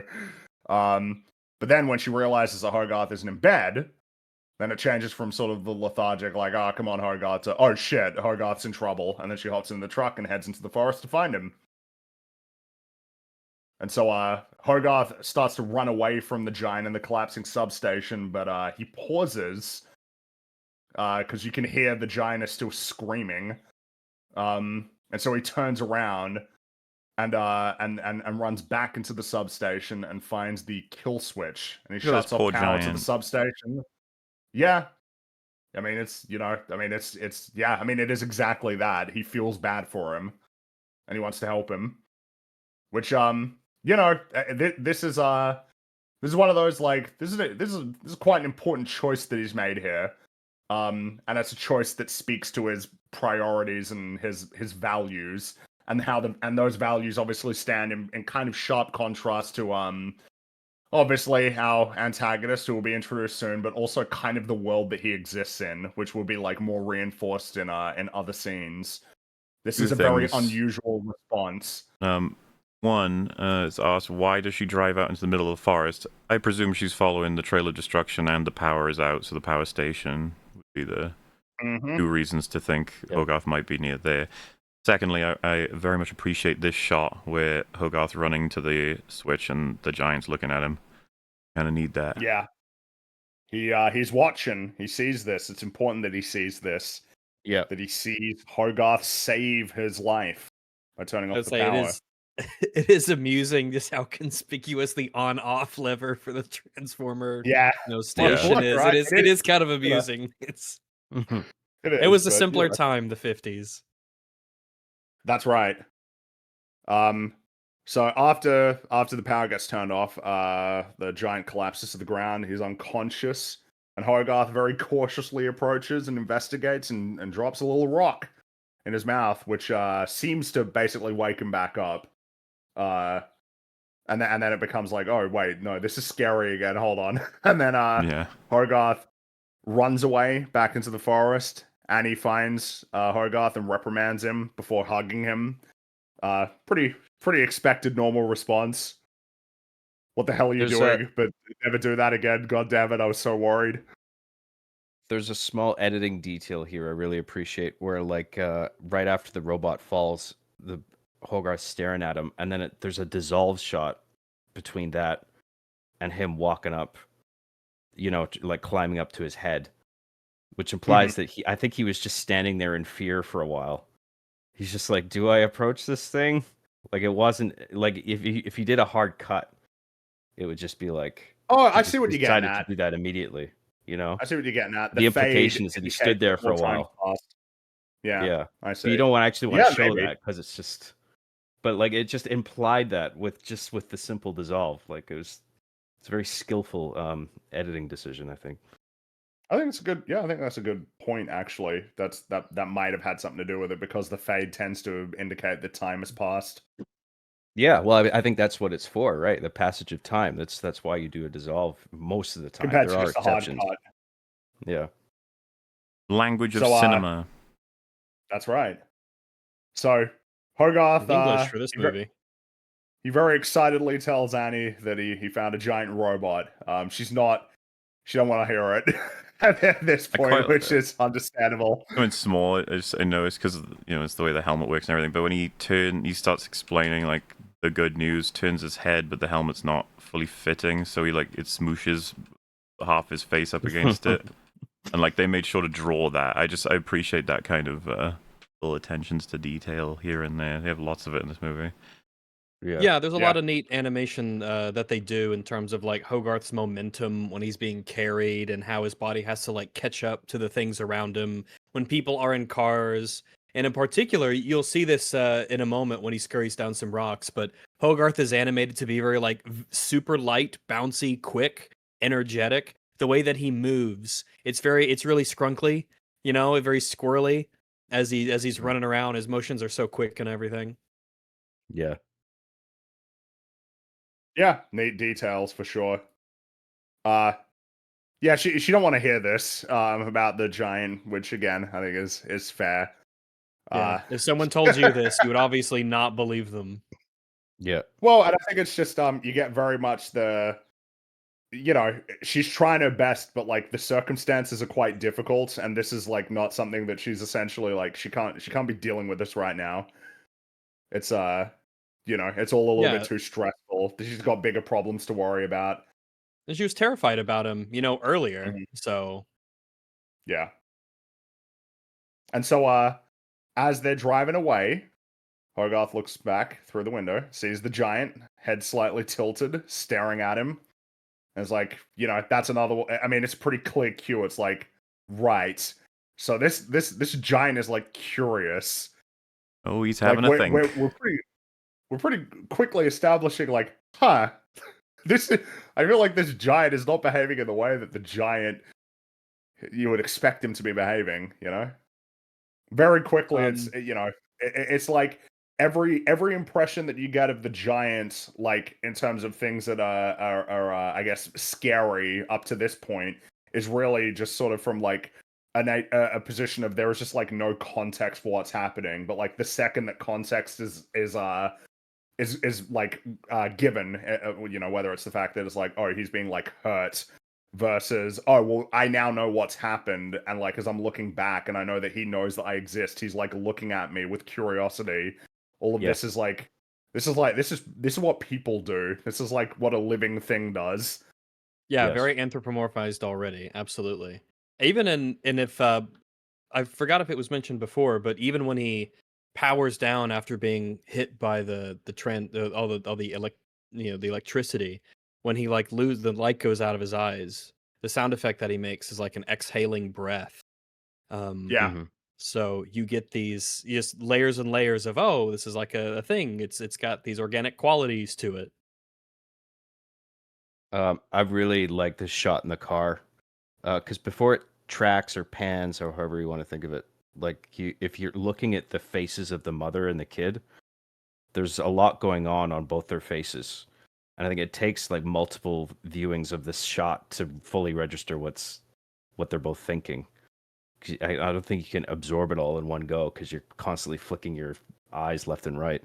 Really, you look at the mother's face and she's just sort of disappointed and frustrated, but then she sort of feels like bad for the kid. There's a bit of like empathy there as well, but then you go to the kid and he's just feeling sad because like he didn't do what he was told, and he feels like he disappointed his mother, but then he's like also like this thing just happened, this crazy thing in the woods. You definitely understand both of their perspectives very easily, and that's something it's something I like about the movie a lot. Where a lot of the characters, they just like, yeah, it's probably what I'd do in that scenario, or yeah, what you think, that makes sense how you'd react to all this. Yeah. And then you pan and then you do the robot reveal there, and it's just great. And it's all one shot. It's so good.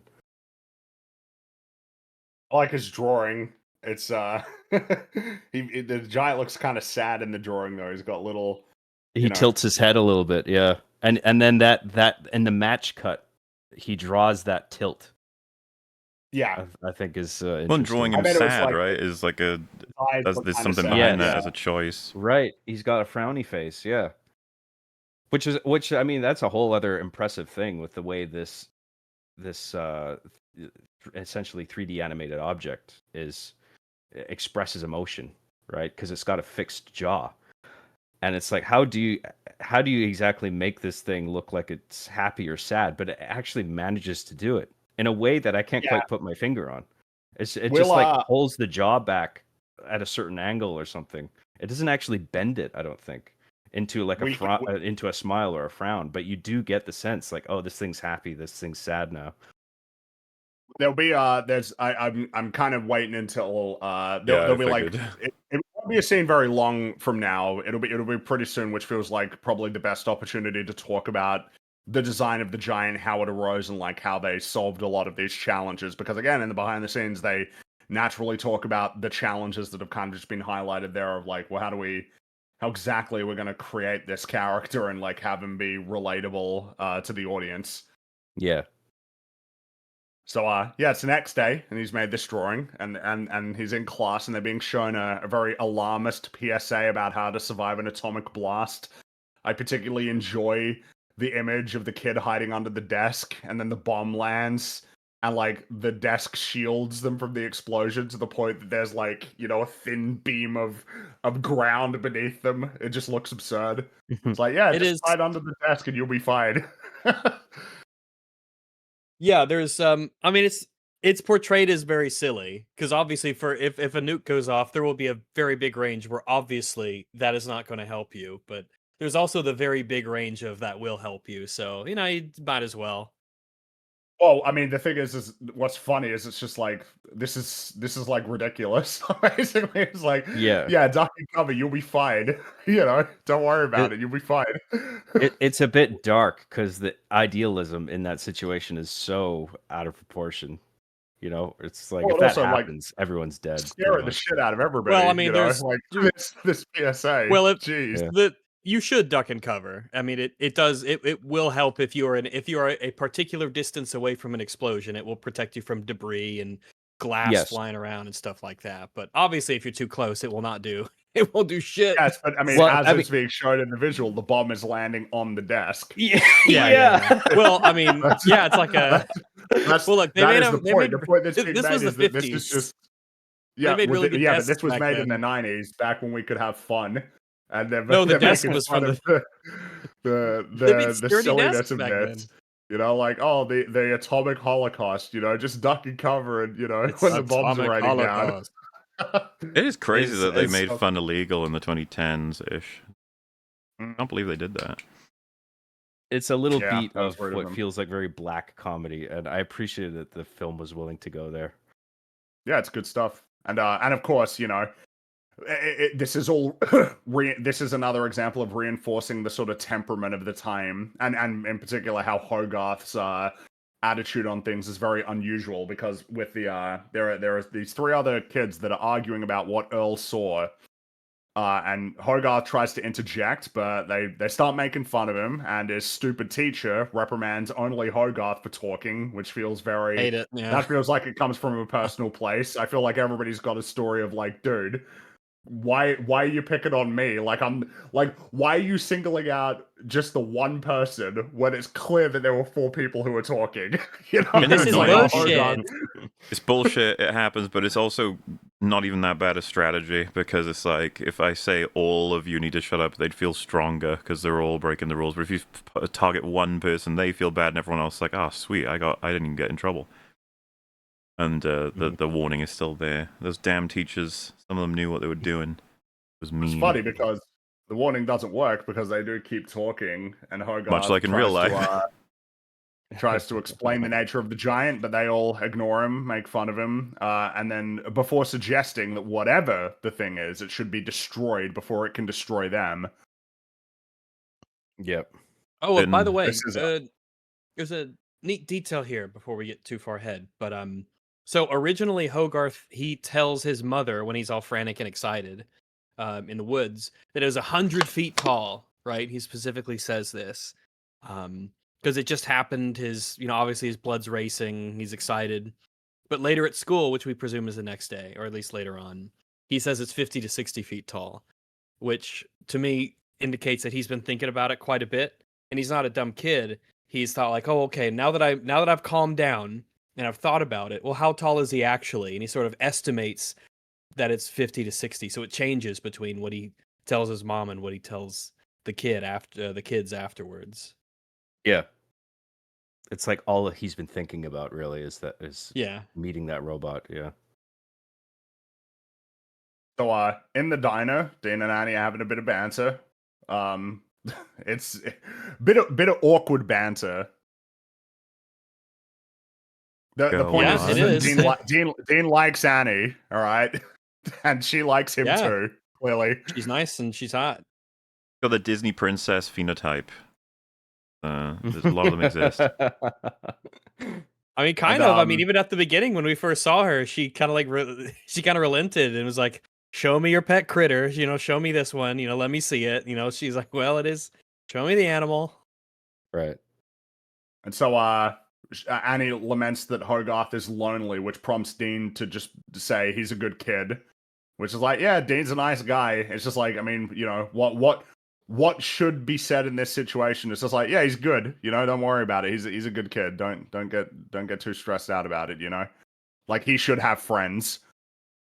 He didn't need to say that, but he did because he's a nice guy. He's a cool dude. He is a cool dude. Yeah, and I like what it does for the mother because since like him running out in the middle of the night, Hogarth, like she's probably still a little like frustrated with him at that point. And then it's just good to have a stranger come up and say like he's a good kid. Like it's just a good. I did a good job as a good mother, and he is a good kid. If he has some external verification that your child is all right. Yeah. Well, and that it's like not your fault that this is like a problem, that he's having, particularly when you're having to work like basically a full-time job. It's just like, I mean, it's kind of what was shown earlier. It's like, yeah, it's something of an occurrence that she's like not at home, and he has to be at home on his own because she has to keep working, which is almost certainly not like helping in terms of solving that problem. Right. So Earl approaches Dean. His buddy is selling him a tractor that's got a massive bite out of it. It's very, very much a bite.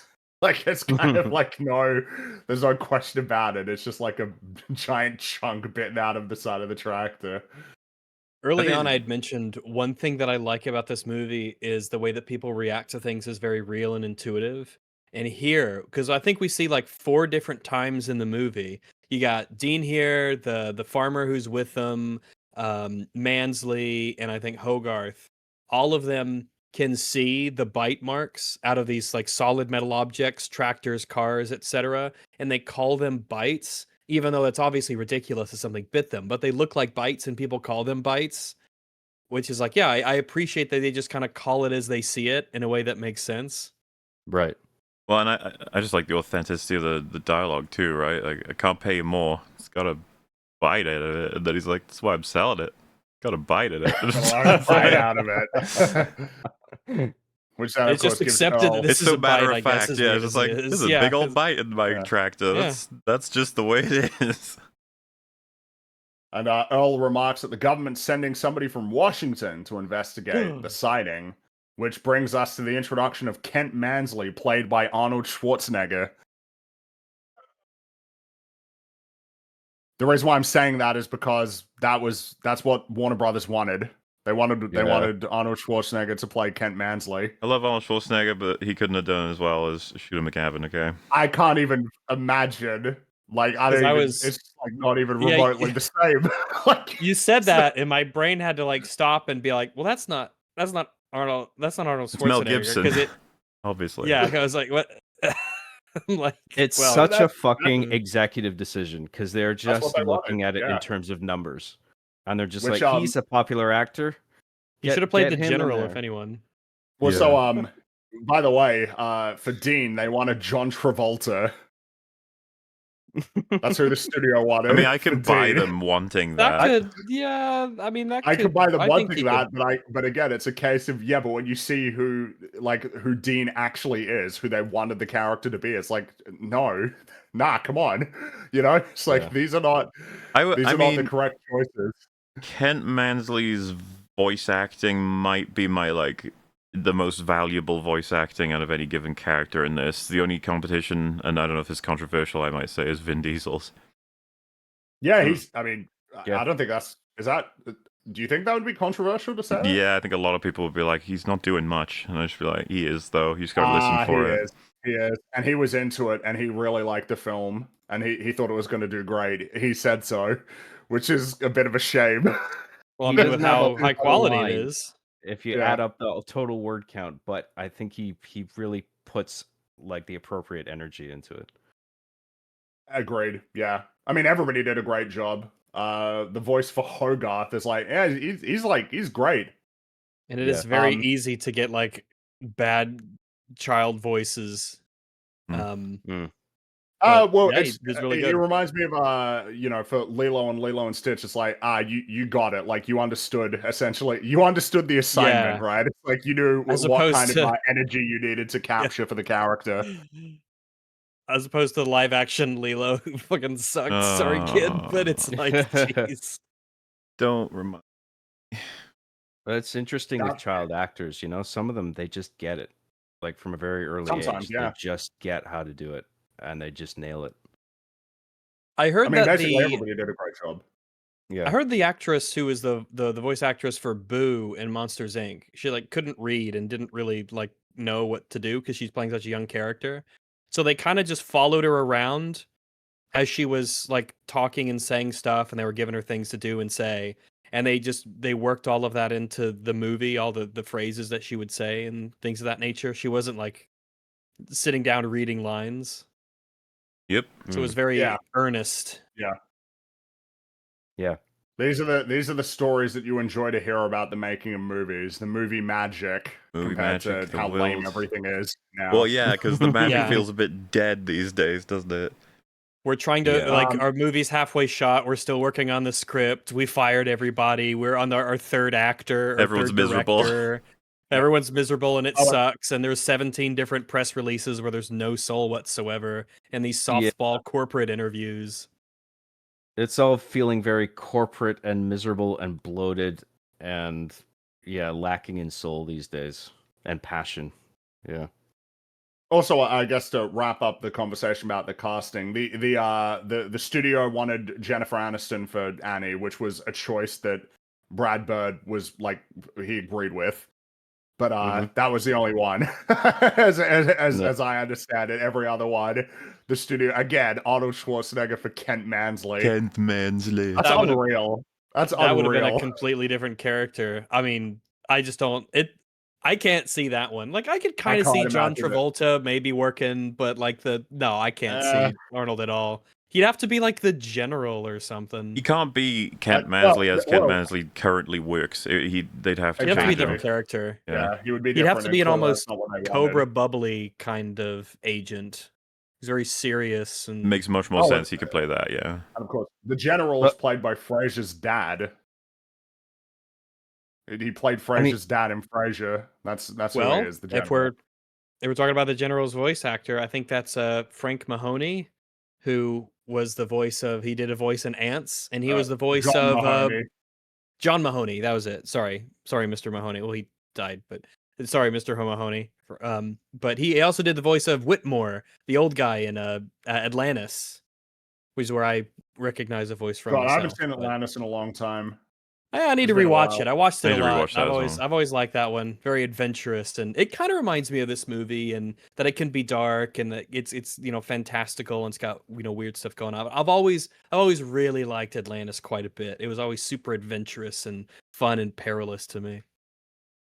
I mean, again, the Arnold Schwarzenegger casting, I think, is just another example of how shallow these the thinking is of some of these executives, where all they are thinking is how good would it look if Arnold Schwarzenegger's name was on the poster for this movie. I think And that's like as far as they're thinking into it, I think. Not even And to say that contrasts pretty drastically with the way the marketing of this film was. I mean, we'll get into this, I'm sure. But like the way Warner Brothers handled this was a fucking travesty.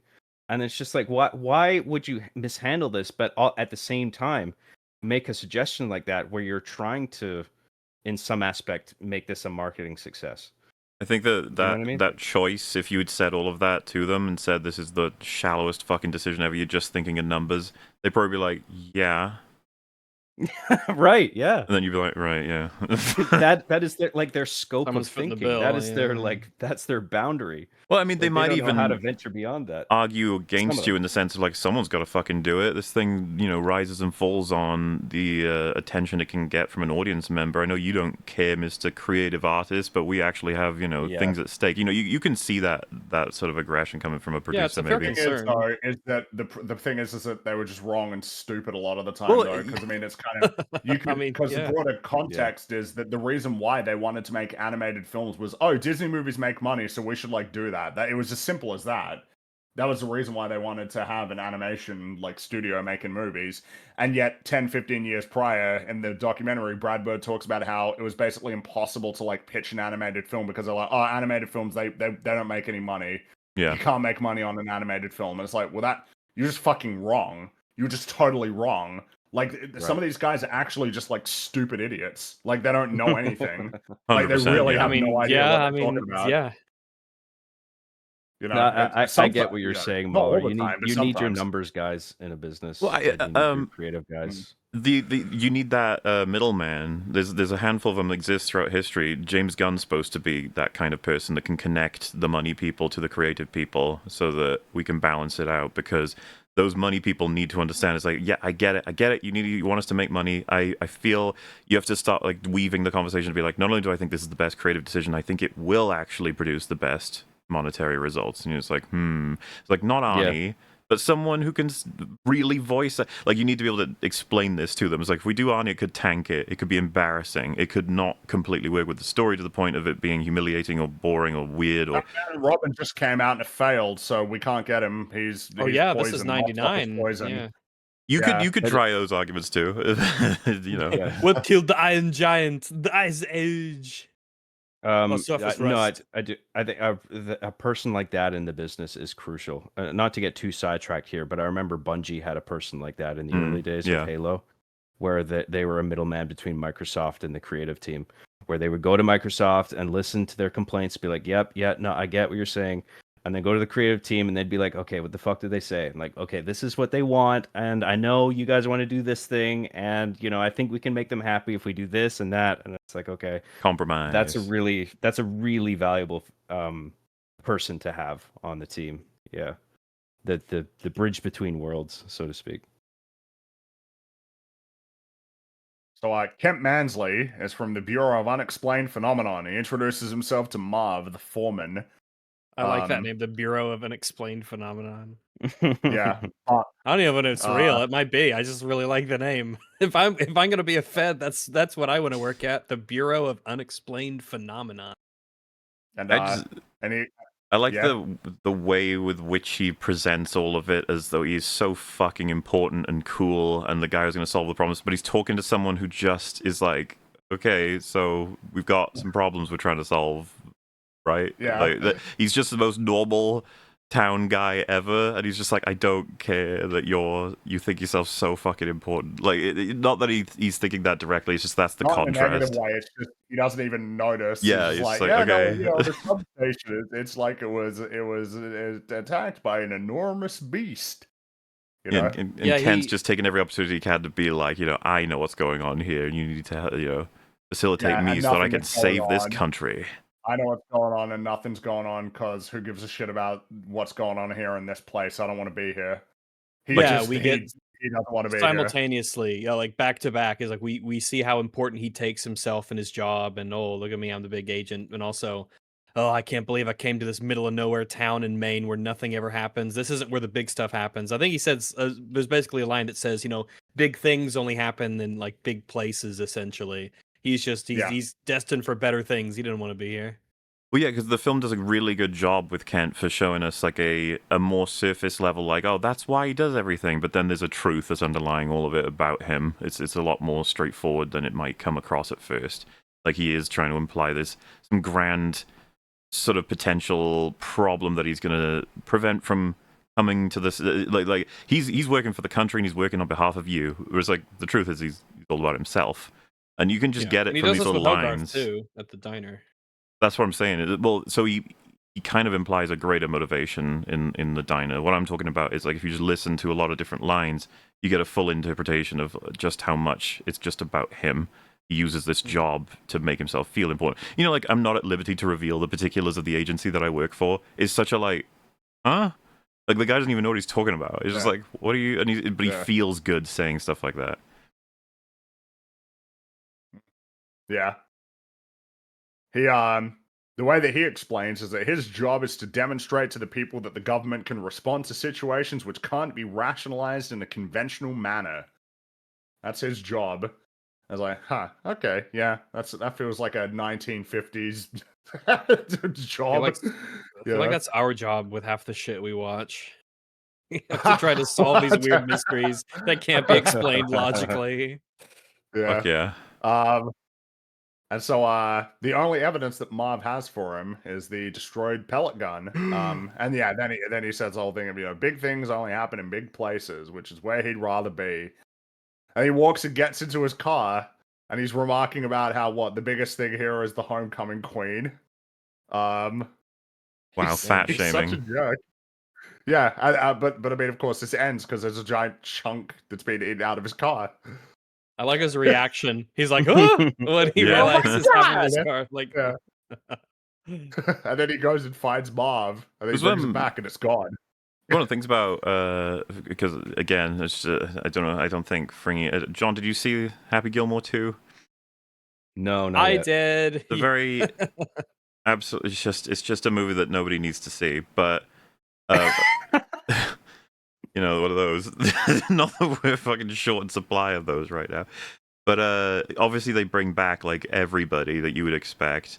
And Shooter McGavin returns, of course. And I'd say Christopher McDonald is the best thing about the movie potentially. He's so enthusiastic and the character is so funny, and then you've got like the aspect of he was in an insane asylum, I think, between then and now.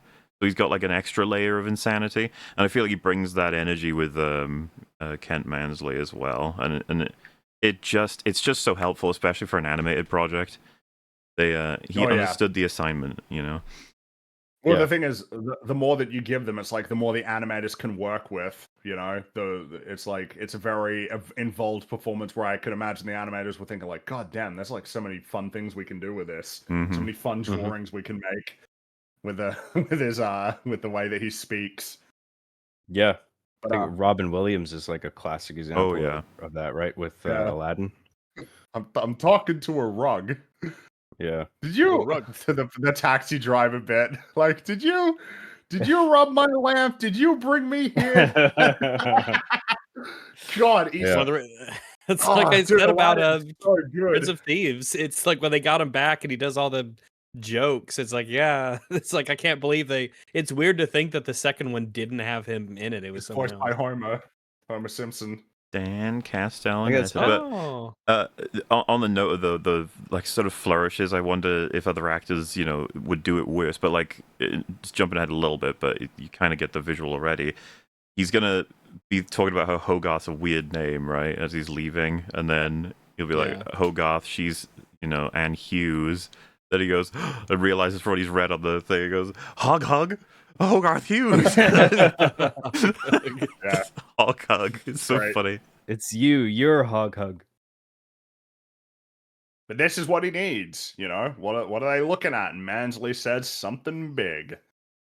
That's it. The seed has been planted. Yeah. So guys, going back into the forest. I love the backgrounds in this film. God, it's so good. They do, yeah. And there's a lot of times when the backgrounds are you can see the different layers of the background and how they pull away and how the characters interact with them, and it looks really good. The backgrounds really do look good in this. Dude, we don't have 2D animated films anymore, like in the West. It's just done. It's gone.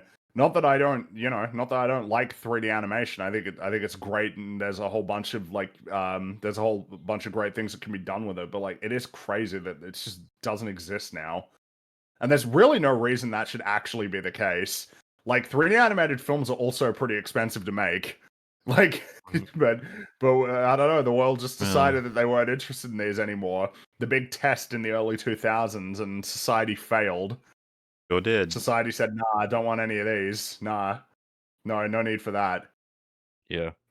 Anyway, Hogarth's gone into the forest. He's got a camera, a big sheet of metal. He wants the giant to get the metal. But there's no response. He keeps calling out. There's no response, and then he places the sheet against a tree and then hides nearby.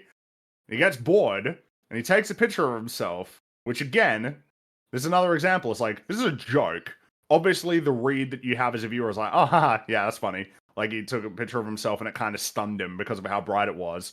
But this is super important. This is like, this enables the third act. But like, you wouldn't know it when you watch. Like, it is that you wouldn't know that's the case when you're watching it, Yes. And it's just like he wouldn't know when he was taking it, how, this would come back to bite him in the butt, taking this picture. Yeah. Nope. Good stuff. It's just, yeah. It's so good. The plot is very well considered. Yeah. To the point that you don't even think about it really at all. It's just like, yep, you're along for the ride. Yeah. Even just the thing with the gun as well, like leaving the gun behind. Like, I think in any other circumstance, Hogarth would go back for his gun, even if it was in pieces. But I think he's just so distracted by the fact that he met this giant robot that he really wasn't even thinking about it. And then the gun was there for the agent to find. Like, you understand, it doesn't feel forced. You're not thinking like, oh, why did he leave the gun? It's just like, oh, no, you know what? It makes sense. Yeah. And then the agent finds it. And then it has his initials on it. And I think that was a pretty common thing too, is carving your initials in things in that period of time. Yeah, it all just makes sense and it flows. So Hogarth falls asleep, but when he wakes up, the metal sheet is behind him, and so is the giant. The giant's just there looking at him.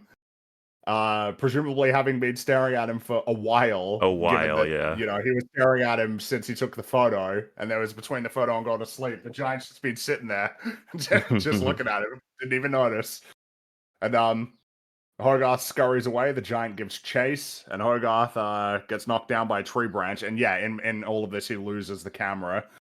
And the giant just sort of squats down and stares at Hogarth for a while.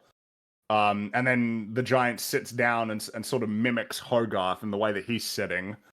And now is probably a good time to actually like sort of talk a little bit about the design of the Iron Giant, because it was perhaps like I guess it would be safe to say it's like the single most important design to nail, because like there's so much about the story changes or is influenced by the way that the giant looks and how he animates and how well they're able to essentially get the giant to fit the needs of the story. In the Iron Man, like the Iron Man doesn't really like look like this at all. It's much more like blocky.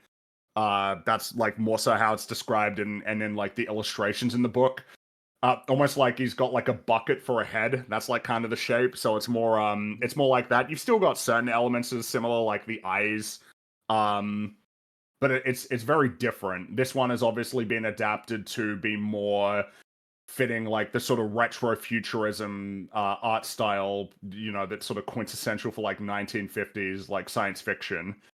Yeah. And he was designed because it was something they were struggling with for a while, and this design, the final design that they settled on, was designed by Joe Johnston, who, if you don't know who that is, he was the director of The Rocketeer. Interesting. Okay. And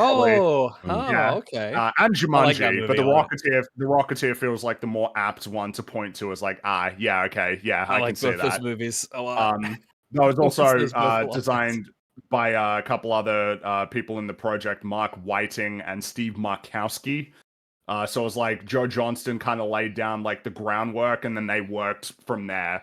but like that was sort of the foundation that yielded this design. Which, of course, everybody really... Oh, and he also directed the first Captain America. Yeah, he directed that as well. Oh, right. This is a great design, and one of the things that's like really important about the design, and it's like a challenge that I think is one of those... Like, you accept him for what he is and the way that he looks, and it's almost like, oh yeah, of course that's what he looks like, right? Which is kind of a sign of successful character design. But you have a challenge that needs to be solved, which is, on the one hand... Like, he does need to be kind of scary, under the right circumstances, under the right lighting conditions, and of course, when he, transforms into the actual, weapon, that needs to be nice and scary. But at the same time, like, he actually needs to be, like, kind of cuddly. He needs to be, like, warm and friendly and sort of soft in a way, even though he is, like, rigid and made of metal. And I feel like it's just, like, look at that face. That's, like, a very... Like, that's, like, a...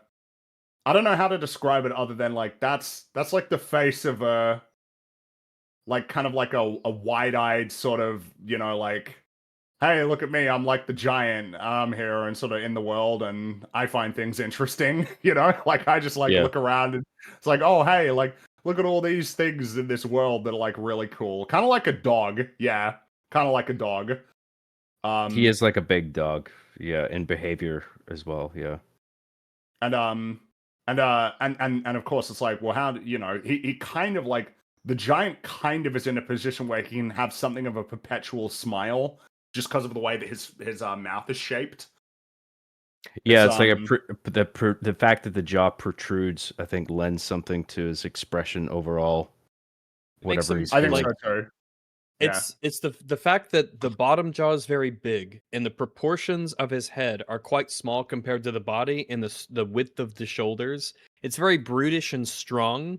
It is not an elegant design. It is very masculine, in a manner of speaking. It's very it's easy. It part of the reason why it's easy to translate that into like, oh yeah, he is he's a weapon creature. He's capable of destruction. He has incredible strength and resilience. Like there's a lot that the eyes alone achieve in the ambiguity between sort of innocence and the fact he's a weapon. Like the fact that they're just like wide open circles. You can interpret that as a sort of innocence and also like, I don't quite know what this thing is thinking or feeling. But then when the eyelids come in, neutrality to it almost that shows it could go either way. At a default stage, yeah, but those eyes are hyper important for all kinds of expressions as the film goes on, right? For fear, shock, anger, confusion. The longer that the film goes on, the more that you move away from the sort of wide-eyed expression to actual, like, more tangible, direct expressions. I think that's what you were ramping up to, John. Like, yeah, you start to see him be happy, in awe, angry, nervous, sad. Yeah, kind of in tandem with how his speech improves as well. I think the directionality of the eyelids as well, whether they're coming from the top or the bottom. Like if they're coming from the bottom, you can sort of, in combination with other elements, you can convey like sadness or maybe like being sort of ecstatic about something, perhaps in some context. Yeah, I think that what's happening around him in the scene is also sort of informs to the audience what he's actually feeling in the moment as well. But like in certain sad scenes, if you see the eyelids come up from the bottom, you do get the sense that, okay, immediately, like he's sad. There's not really any question about it. Vulnerability, which is important, right, something like this.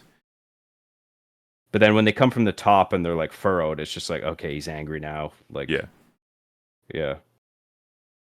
There's like a simplicity and clarity achieved with the eyes and the eyelids at the same time, and it's a very simple system overall. It seems, and that's something that's worth, because the design is in some sense like very simple, which I think is in its favor. But I mean, the giant is comprised of like 7,000 parts. Mm-hmm. There's a lot of like little individual components that all had to be like modeled and considered when animating.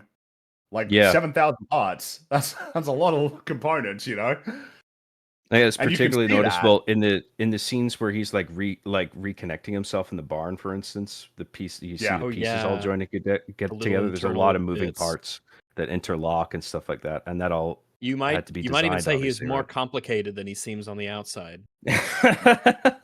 Yeah, might no, say More than that, meets the yeah. eye. that's fair. Yeah. Transformers. Is Yeah, it? Is it safe to say, by the way, that the default position for the creatures like him are not at all in a learning state, but it's because he hit his head and the electrocution that's like reset his I think it's mental safe to state? conclude that because he doesn't have any memories, and Hogarth says maybe it's got to do with the bump. Yeah.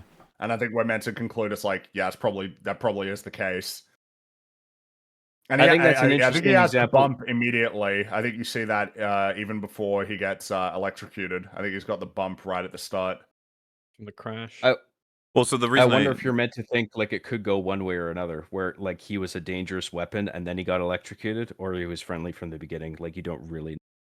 the reason why I one would have way or another. included the electrocution is because of just how robotic he is between his arrival and the electrocution. He's almost you'd argue it's just he's just a robot, and then he become like his curiosity and pain come in during and after the electrocution. So I don't know if the film was arguing it's both. Okay. Maybe. Yeah. I mean, in any case, this is who he is. That's the giant right there. Yep. It's such a great design. So good. It is a really good looking They design, nailed it. yeah. And then Like, at some that- point, the thing Steven with, Spielberg's like, man, I sorry, really just- want to see him punching stuff. Him tipping over and falling onto his ass is it feels like a very like kid thing to do. Yeah. You know, I think I remember doing that once or twice when I was a kid. It's just like sort of like tipping over like that, and then you fall into some pose. And just starts mimicking Hogarth, which, you know, it's like, yeah, that's the main way that he's going to start like learning some things pretty quickly. That's an important point. Yeah, he is mimicking him. That's true. Yeah. You know, before that, he shows him, he drops the kill switch on the ground. So Hogarth concludes that the giant saw him save his life, which, I mean, as pointed out before, he definitely did. They made sure to show that he did. Yes. And so the giant can't speak, which prompts Hogarth to teach him some words like rock and tree. And I think it's deliberate that they show that he kind of picks up things like pretty quickly. Like he gets shown a little rock and then immediately picks up a big one. It's like, yeah, there's a rock. Little rock mentioned. But then that's right, yeah. But then obviously picks up a tree. It's like, yeah, okay, like he's not perfect, right? Like but it's like, because it's something that I think Hogarth says later, which is he understands things pretty well. Which I think it like explains how he's able to learn everything so quickly. Since the story only takes place over the course of like 3 days or something. Is really short, but he picks things up really quick. I also think that it is now obviously both of these objects here occur within, you know, this environment. But I think it's interesting that one of the first things that Hogarth does in communicating with the Iron Giant is to tell him the difference between something that is alive and something that is not. And maybe it's just maybe I'm reading too deep into it, but I don't know. With movies like this, you got to wonder if that was a deliberate thing or not. Well, yeah, the that stone is dead. It's lifeless. It's not even dead. It's lifeless. It doesn't have, you know, life to it. But a tree does. A tree is a living thing. It's going to be really important to get that understanding quick, because he's, you know, the whole movie is going to just be about the Iron Giant making mistakes because he doesn't understand yet. Yeah, and also as we'll get later, like we'll get Hogarth's explanations and his answers from his perspective. The fact that Hogarth is a young kid. I mean, obviously, if he was someone else, the story would be completely different in how he interacts with a giant and that sort of thing. But I think this is a story that benefits greatly from having a very young sort of protagonist in the way that he, you know, sees the world and how he communicates that with this big space creature. Yep. No, I think that's a fair assumption, Rags, what you're talking about there. And I think the reveal of the power switch is really effective, because it immediately gives the audience a sense of like just how like how this robot is able to understand the world around him and like observe things that are happening. Like he's not dumb. You immediately get that sense, like, okay, he's like paying attention. Like, yeah, he like connects the dots between the switch and the power. Yeah, it's not because you might just with the stuff that he's doing that's immediately observable, you might just think, oh, he's just a big dumb, like he's just eating stuff, and destroying stuff. He's not really putting much thought into anything. But with that reveal in particular, it's just like, oh, there's a lot going on behind the eyes. You know, like he's thinking, he's like processing things, he's figuring shit out. Answers the curiosity as well, right? Like he must be thinking, why did you do a thing that helped me? So, you know, why? Yeah. Right. And he likes the kid. I think he probably figured out that switch thing like as he was leaving in the car, right? And then that's what motivated him to stare. He's just like, there's something about that kid. I don't know what he is, but he liked me and he was trying to help me, and why would he do that? And what am I doing here? And yeah, and then he had time to think, obviously, between then and the next time that the kid found him. So Hogarth is thrilled to have found the giant, and he starts contemplating whether he should tell anybody, but he swiftly concludes that people would freak out if they saw him. Which is I think is accurate. a fair assessment. I think it's correct. reasonable It's thing just to think. correct, pretty much. And meanwhile, you got Mansley briefing the mayor on the meteor, which he asserts, you know, there's something much more serious. Which is like, yeah, I mean, clearly, I mean, this is the reason why you don't want to say anything, is because you got someone like Mansley. He hasn't met him yet, but you know, people like Mansley exist. So, and they have a much more cynical outlook on, you know, what the mystery could mean. This is national security, and people are trying to get us, and it's weaponized, and it's a dangerous thing. Whereas Hogarth is like, oh, you know, maybe he's all right, maybe he's an okay guy. You know, he sees him in a much more friendly way. Positive light, yeah. Like actually, because it's, you know, Mansley's perspective is of it. It's like the default is bad. This is bad compared to the almost default of this is good. It's like this is pretty swell. Yeah. So Hogarth's rambling about their predicament, and he concludes that the giant should remain in the forest for the time being. And as Hogarth turns to leave, the giant immediately starts following him. There's a cute sort of transition that Hogarth and Mansley match their body language as well, as they're both explaining their plans, just to show them parallels of like how they're planning against each other without even realizing it. And I like that the giant is falling asleep in the background, because obviously he's just been listening to everything Hogarth says, but it's like kind of wandering off. I understand a whole bunch of it. Like, yeah, okay. But yeah, Hogarth turns around after the giant starts following and says, "Me go, you stay, no following." This is one of the most important lines in the film, but again, you wouldn't know it at this point, because it's just like, yeah, I mean, yeah, I guess this is what he would say to him, you know. But this is a classic example as well of something that's kind of delivered for borderline comedy, right? Because he's given him caveman talking essentially, and then the joke is like, he's still following you, which is all, it works perfectly for this. But then the next time we see that quote, it's like heartbreaking. Yeah. Mm-hmm. Which I think the thing that comes to my mind immediately for that is I think it would be God of War Ragnarok, the jokes they tell until one of them becomes a little too hard hitting when you wouldn't expect it. What gets bigger as you take things away. Yeah, it had to be me. Someone else would mess it up. So yeah, they keep going. They eventually reach some train tracks on a hill overlooking Hogarth's house, and the giant bites it, as he would, because he doesn't know what this is. But then a train suddenly appears, which is very unfortunate timing. But Hogarth frantically orders the giant to fix the train line, and what I enjoy is that like the giant starts to get like pretty meticulous with it.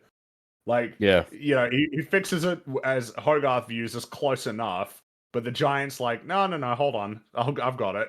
I can actually, and he nails it. Yeah, he's super into it. It's a little bit too late. He shows a lot of care to really want to do this correctly. He wants to put it together quite well. I mean, it's not do a roughshod job. Kind of what you were referencing with the tree and rock thing, Rags. It's like he just thinks like, oh, food, and it's like, no, this is actually extremely important. He's like, oh shit, okay, like I didn't know, you know, and he's like, okay, let me put it back properly. Like it's all the learning shit. It's just unfortunately he gets a little too invested in fixing it. Well, I think the fact that he does get so invested shows that there's an almost like childlike aspect to him, where he is so engrossed in this task of putting it together and getting it just right, he doesn't notice the massive train barreling towards him. I like there's like a naivety in there as well. Yeah, what they do with the eyes though to simulate the sort of like fine tuning. Squinting and good stuff. Yeah, he like leans down and squints like he's trying to level the rails. Yeah. He's like, if I got this right, it's cool. Good stuff. And I think just before that too, there's a cool juxtaposition in the strength of the two characters. Like Hogarth, he tries to like push on the rails and it's just doing nothing. Cause like obviously, it wouldn't. But like then the robot starts doing it and he can bend it with ease. Like it's a neat contrast there that's visually depicted. I saw somebody in chat describing it as like it's awesome that he's eyeballing it like an artist. It's like, yeah, and of course that's relevant later. Yeah, it turns out that he's you know, that's something he's kind of interested in doing. He's interested in doing and kind of has an eye for it, which again is another thing of like, that's very not robot like, at least like on the surface, that's something that he would be doing. Yeah, but, this pops up in Star Trek: The Next Generation. One of the things that Data's very much like a person, even though he's an android, and he has creative endeavors. So it's kind of like almost a trope, basically, that if you want to humanize some sort of a non-human entity, you show them creating things and expressing things, which were, I guess AI be damned, like actually like a human or a person's endeavor. Art doesn't appear on its surface to like have a point in the same way that a lot of other activities do, like hunting to get food, or like it's like art. Yeah, like art is the kind of, well, I mean, really, it's just that other animals don't appear to do that. It might be that they do and we don't realize it or we don't notice it, but like it does really seem like art is something that people do. That's something humans do. Yeah. That feels like indicative of it has to speak to something that exists in people that's like unique compared to other living things. Like it's like, why do you feel the need to express yourself in this way? Why do you need to? Why is this something that you feel compelled to do when there isn't seemingly any like point that's achieved with it in terms of procuring resources?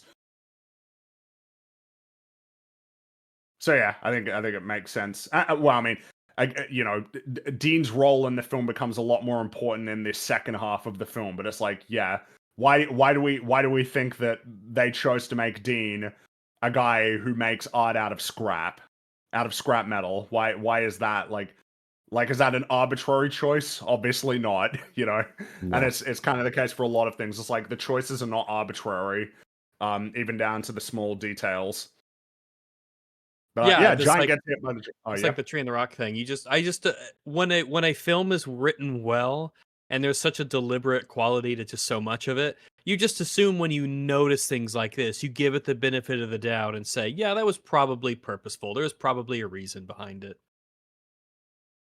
Well, it's that, and it also just feels so organic at the same time, where it feels like that would be a situation that arises where it's like, yeah, that's a tree, that's a rock. They would be immediately around him in an environment like that, and that there's immediate juxtaposition there in terms of like what the robot is learning about life and nature and the things around him. Like, this is an organic thing. This is a rock, and then that sort of feeds into later the difference between art and what is simply junk. And like it's sort of, it helps to like ramp up to that, where it's just like, okay, we're scaling this juxtaposition up a degree, where it's just we're getting the robot to think a little bit more. I think it's cool that even on that note, you have that small bit between Dean and Anne later, where he says she likes his like weirder shit more than the big spectacle robot thing. She said it feels like it's like, I always got the impression from seeing that the film was saying it's like there's more of you in this, and that is what makes it valuable. Like, you more coherency, like an expression. Right.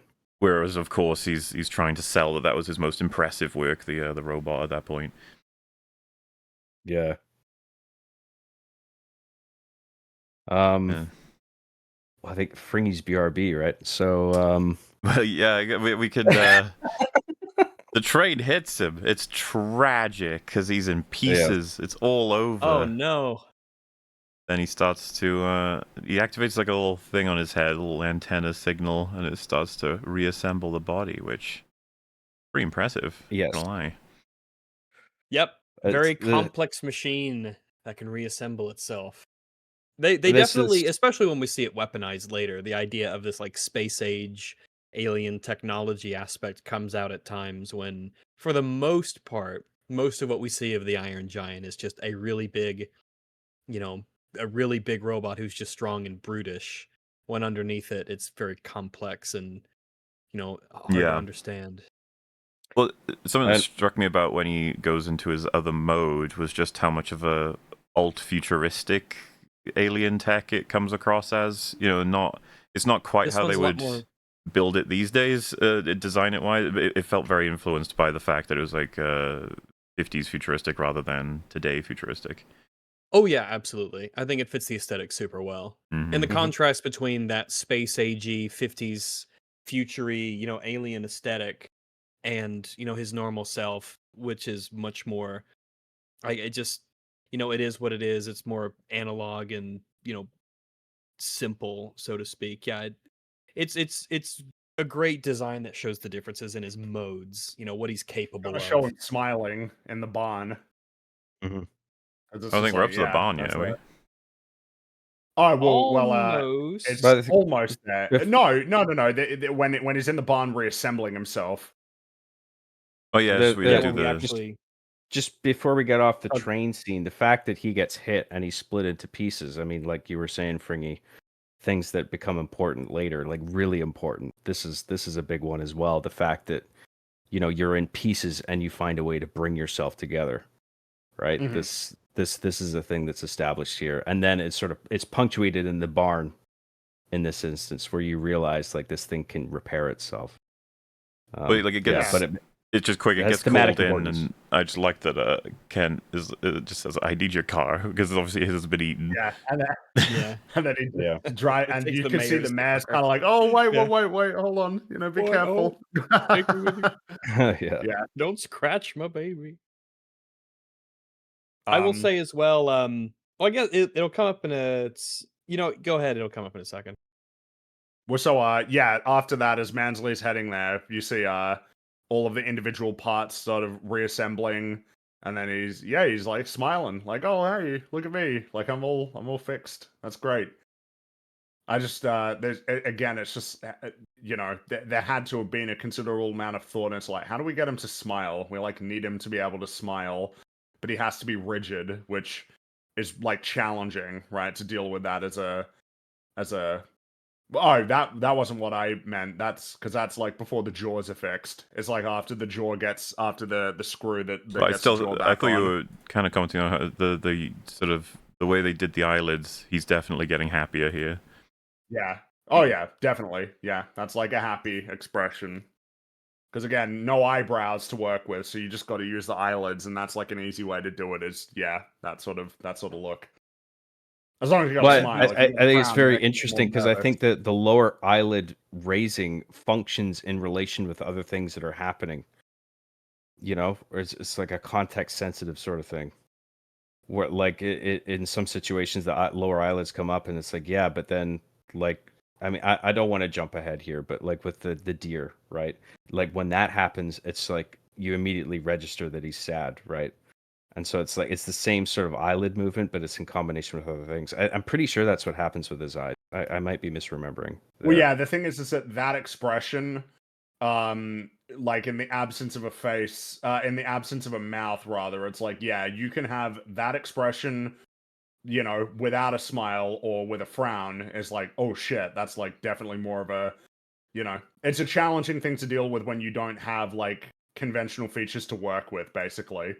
Yeah, it's one of the reasons why Wally's so impressive too. Is like there's definitely between him and the Iron Giant, with the limitations. The thing is, Wally is the GOAT. Wally is the greatest like accomplishment in that regard, like in any movie ever. Like Wally is like profound. That movie, man, is so good. Yeah. Like the Iron Giant with smiles is particularly interesting because one of the things I was getting at earlier is that the jaw doesn't bend across its length. Yeah. But if you just bring, like, if you raise the jaw at the back on the left and right side, then, like, from a certain angle, that can be conveyed as a smile to the audience. Yeah. Yeah. It's Really a cool. really interesting way of doing it, and it was effective too. It worked. I recently rewatched Wall-E, that fucking part where he's trying to get Eve's attention all the time, and the shit ton of trolleys fall down behind him, and he like tries to run away from them, but the doors aren't open, so he's like trapped, and then they all just crash into him. It's like one of the funniest. That whole sequence. One of the things we just concluded is like, this is actually a top tier romance movie. It's not something you'd expect to say, but yes, it totally is. But it is. With no dialogue. I mean, it's kind of amazing what it accomplished. Yeah. The umbrella and the electrocution, the lightning.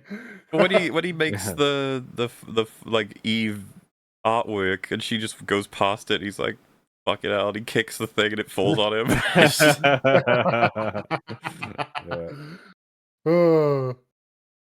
So the giant waves goodbye, but his hand is missing.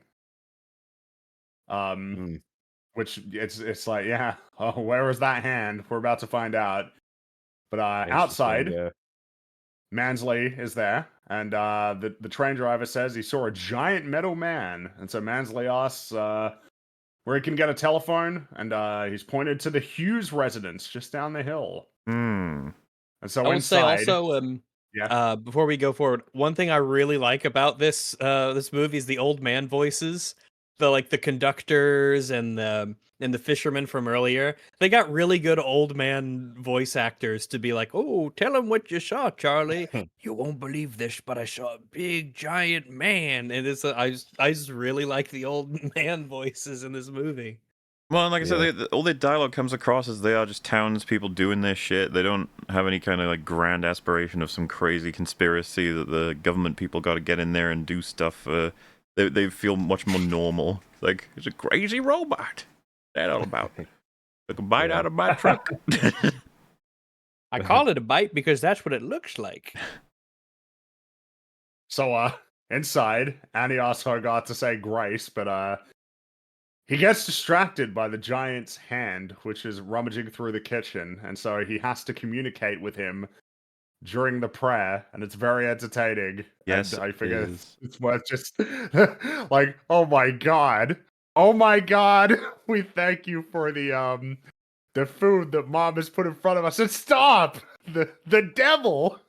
I like how proud of himself he is. Like, it's very funny. Yeah, the devil. That's right.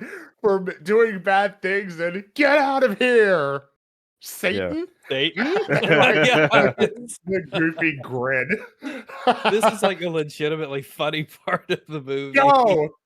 So get out of here, Satan! Oh, man. It's very well written in that it functions on both levels simultaneously, and that's what makes it so funny. Yeah. Look how fascinated she is with it as well. Yeah. Like at first, just sort of glaring, like looking at him, like kind of confused. Yeah. That was unusual, Hogarth. I like they made the it's like the index finger is its face, essentially, looking around. Sort of when it calls for it, it's like, huh? It moves the finger to match that. Yeah. Good shit. And then he immediately runs away.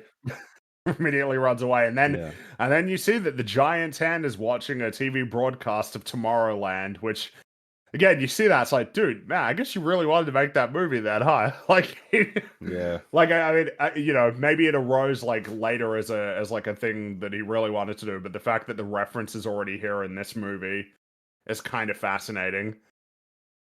For then the film to exist, and it failed, and as I understand, it's not very good. Oh well.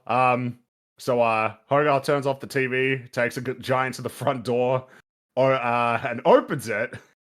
And Mansley's there and introduces himself. And then hey there, Scout. The door in his face. It is, I think, kind of an underrated bit of comedy. Like, Kent Mansley, I work for the government. It just cuts the door. Yeah. And then opens it again. It's like, hey there, yeah, Kent Mansley. He's clearly more pissed off. Like, the performance is great. I will say I do appreciate in this sequence that we see that Hogarth is he's a stealth gamer. He plays stealth games because he knows to throw like the little penny Or the object, behind his mom, so she turns and she goes over to investigate. But then it destroys everything, which wasn't intended, but Oh. it works.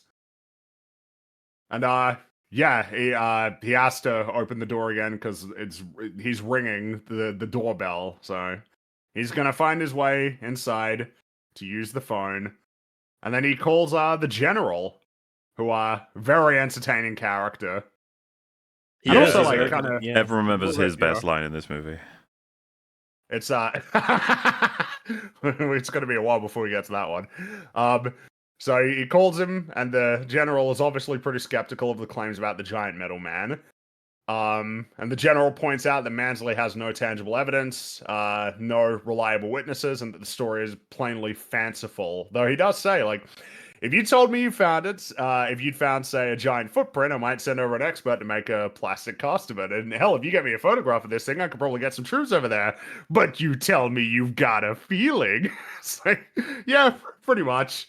It's pretty fair. He is pretty fair in this point. It's like, yeah.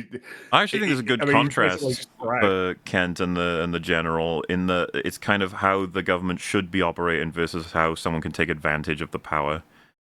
Yeah, where it's like, well, if you give me a reason, then yeah, we can do something. But until you do that, then, like, come on, man, what are we doing here? Well, yeah, as well, because like the general does get lied to at points in this movie. I think it would be easy to see him as more evil than I think he actually is. He's kind of normal. He's not. Yeah, he's like essentially responding as he would to the information that's available to him. And when there's new information, he will change his mind.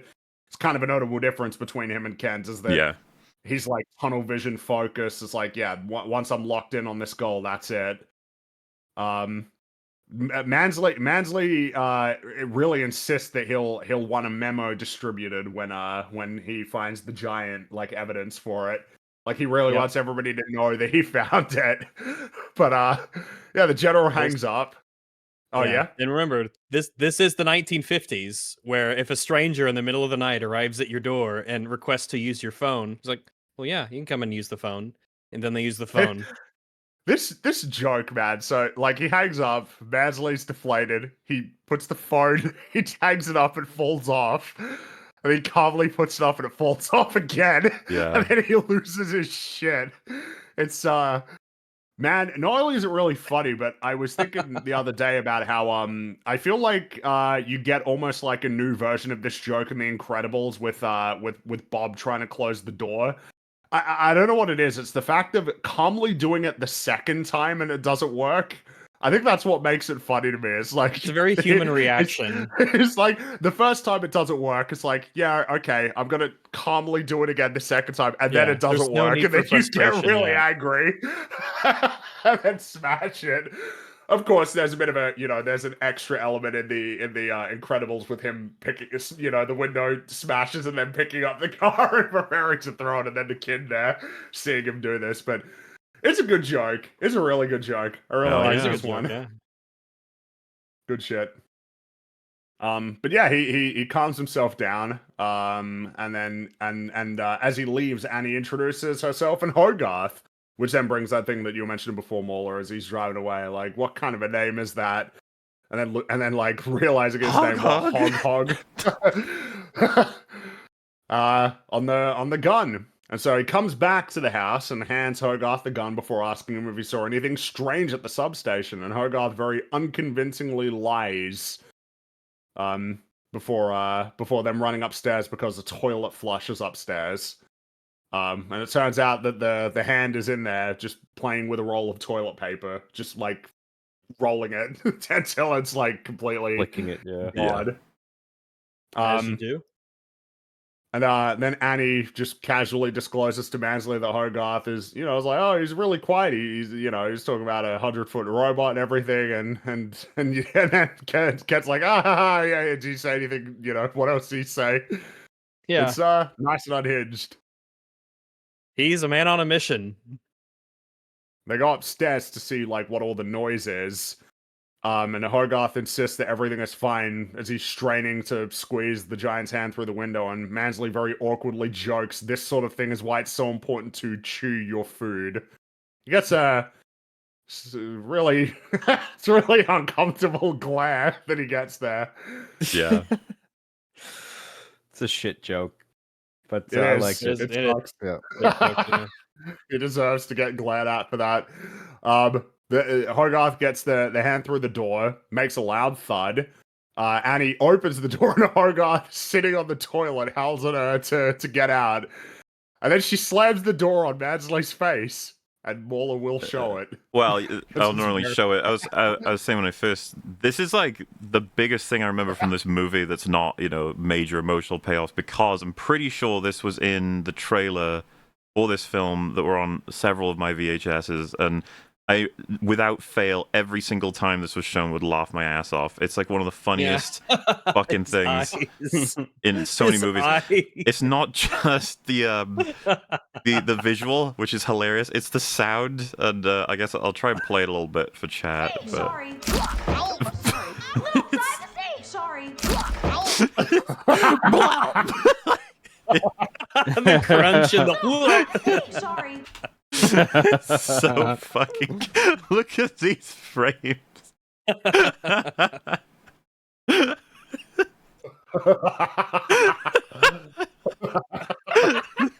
Well, I think one of the reasons this works so well is it's just an understandable juxtaposition of human behavior here, where the mother wants to respect his privacy because he's taking a shit, but he is just so like he wants to keep a constant eye on this kid, right?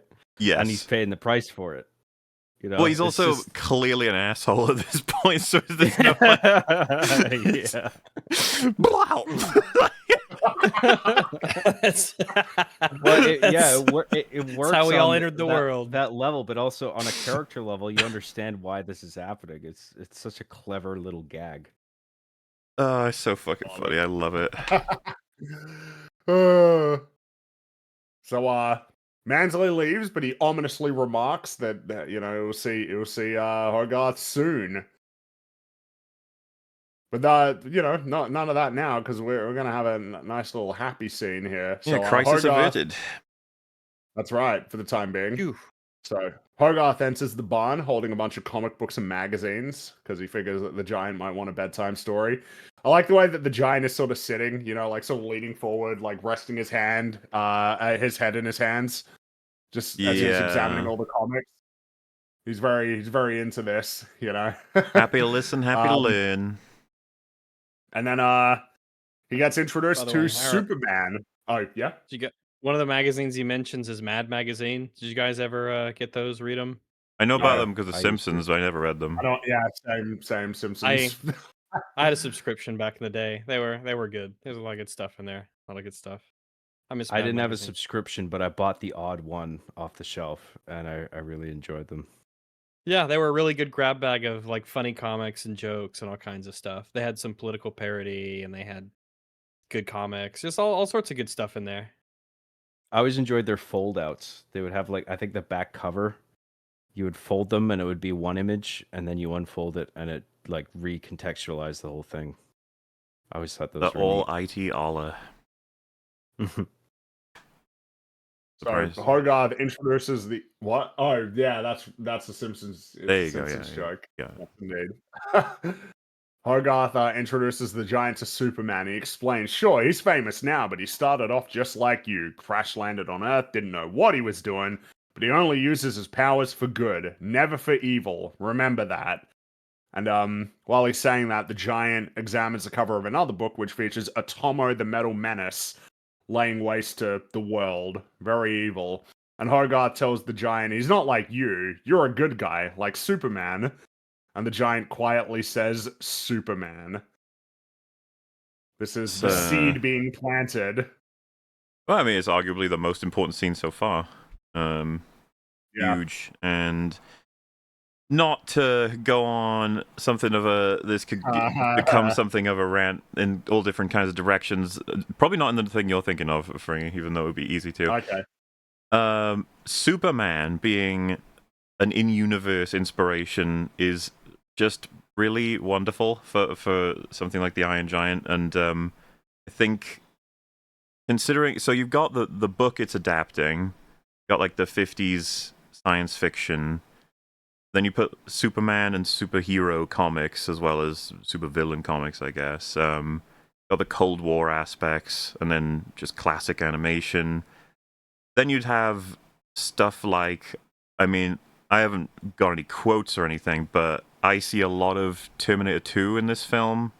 I think it'd be fair to argue E.T. is in here. Bit of King Kong, maybe even Frankenstein. Yes. And then The Day the Earth Stood Still, or War of the Worlds. You get, I just get the DNA of all of this shit in there, and it's very wonderful to watch. What I would call, it's like a healthy body functioning across generations. If the body were just considered art in general, culture, it's like you've got all of those ancestors have led to now what is this, and that'll just be the next step in what happens next, taking inspiration from all these different things. I'm sure there's been stories that have been made where someone had said Iron Giant inspired them, right? And the cycle continues and goes on, and it's wonderful and amazing. Culture builds on culture, yeah. Yes. And again, I don't want to just doomify it, but it truly feels like that cycle died. Honestly, well, yeah. Look at all the fact that all we're doing is remaking things these days. It feels like we've kind of reached the end of that, that point. Who 30 years from now is going to be like, man, I was really inspired by Disney's Wish. Like that was like a big inspiration for me, and it helped like inform this story. It'll be like, no, they'll just go back to the same stuff that we're talking about here. You know, these movies from like outright remaking stuff. 70s. Outright remaking stuff as opposed to drawing from stuff that was impactful and inspired you and making something new with it.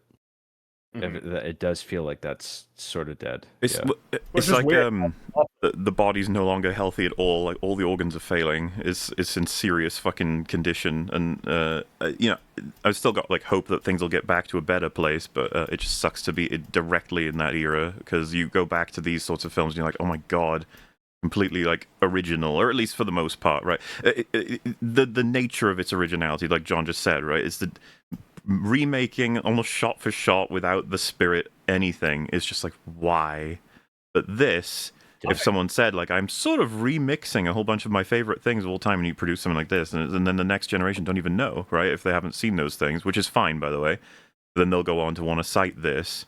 Because in the same vein, right? If you went back to E.T. or T2 or Frankenstein, whatever, all of them will be inspired by other things that we're probably, even us, are going to have no idea what they necessarily are drawing from, because it's like artwork that goes earlier and earlier and earlier and earlier, and it eventually fades, but the new stuff takes stewardship of culture in a sense. And yeah, just seeing Superman as a comic inspiring the Iron Giant in the actual film, it's like, oh, so wonderful. And then thinking about how that's, to me, it's like it would have to be 78 Superman. It couldn't have been Man of Steel Superman or Superman Returns Superman. It certainly fucking can't be James Gunn's Superman that would be doing this. It's got to be the 78 one in my movie head, as opposed to, obviously, here would be the comics.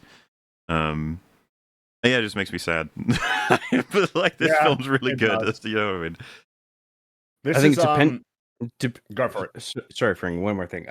Depending on like what specific superhero is referenced, like this is something I may object to in certain things, in certain cases, but like because it's Superman and he is so iconic, especially in terms of like Americana, that's that whole area. Like he's so iconic that he fits in here.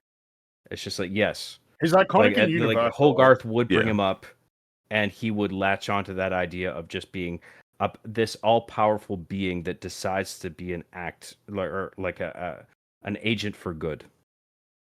You it's know? He latched onto that.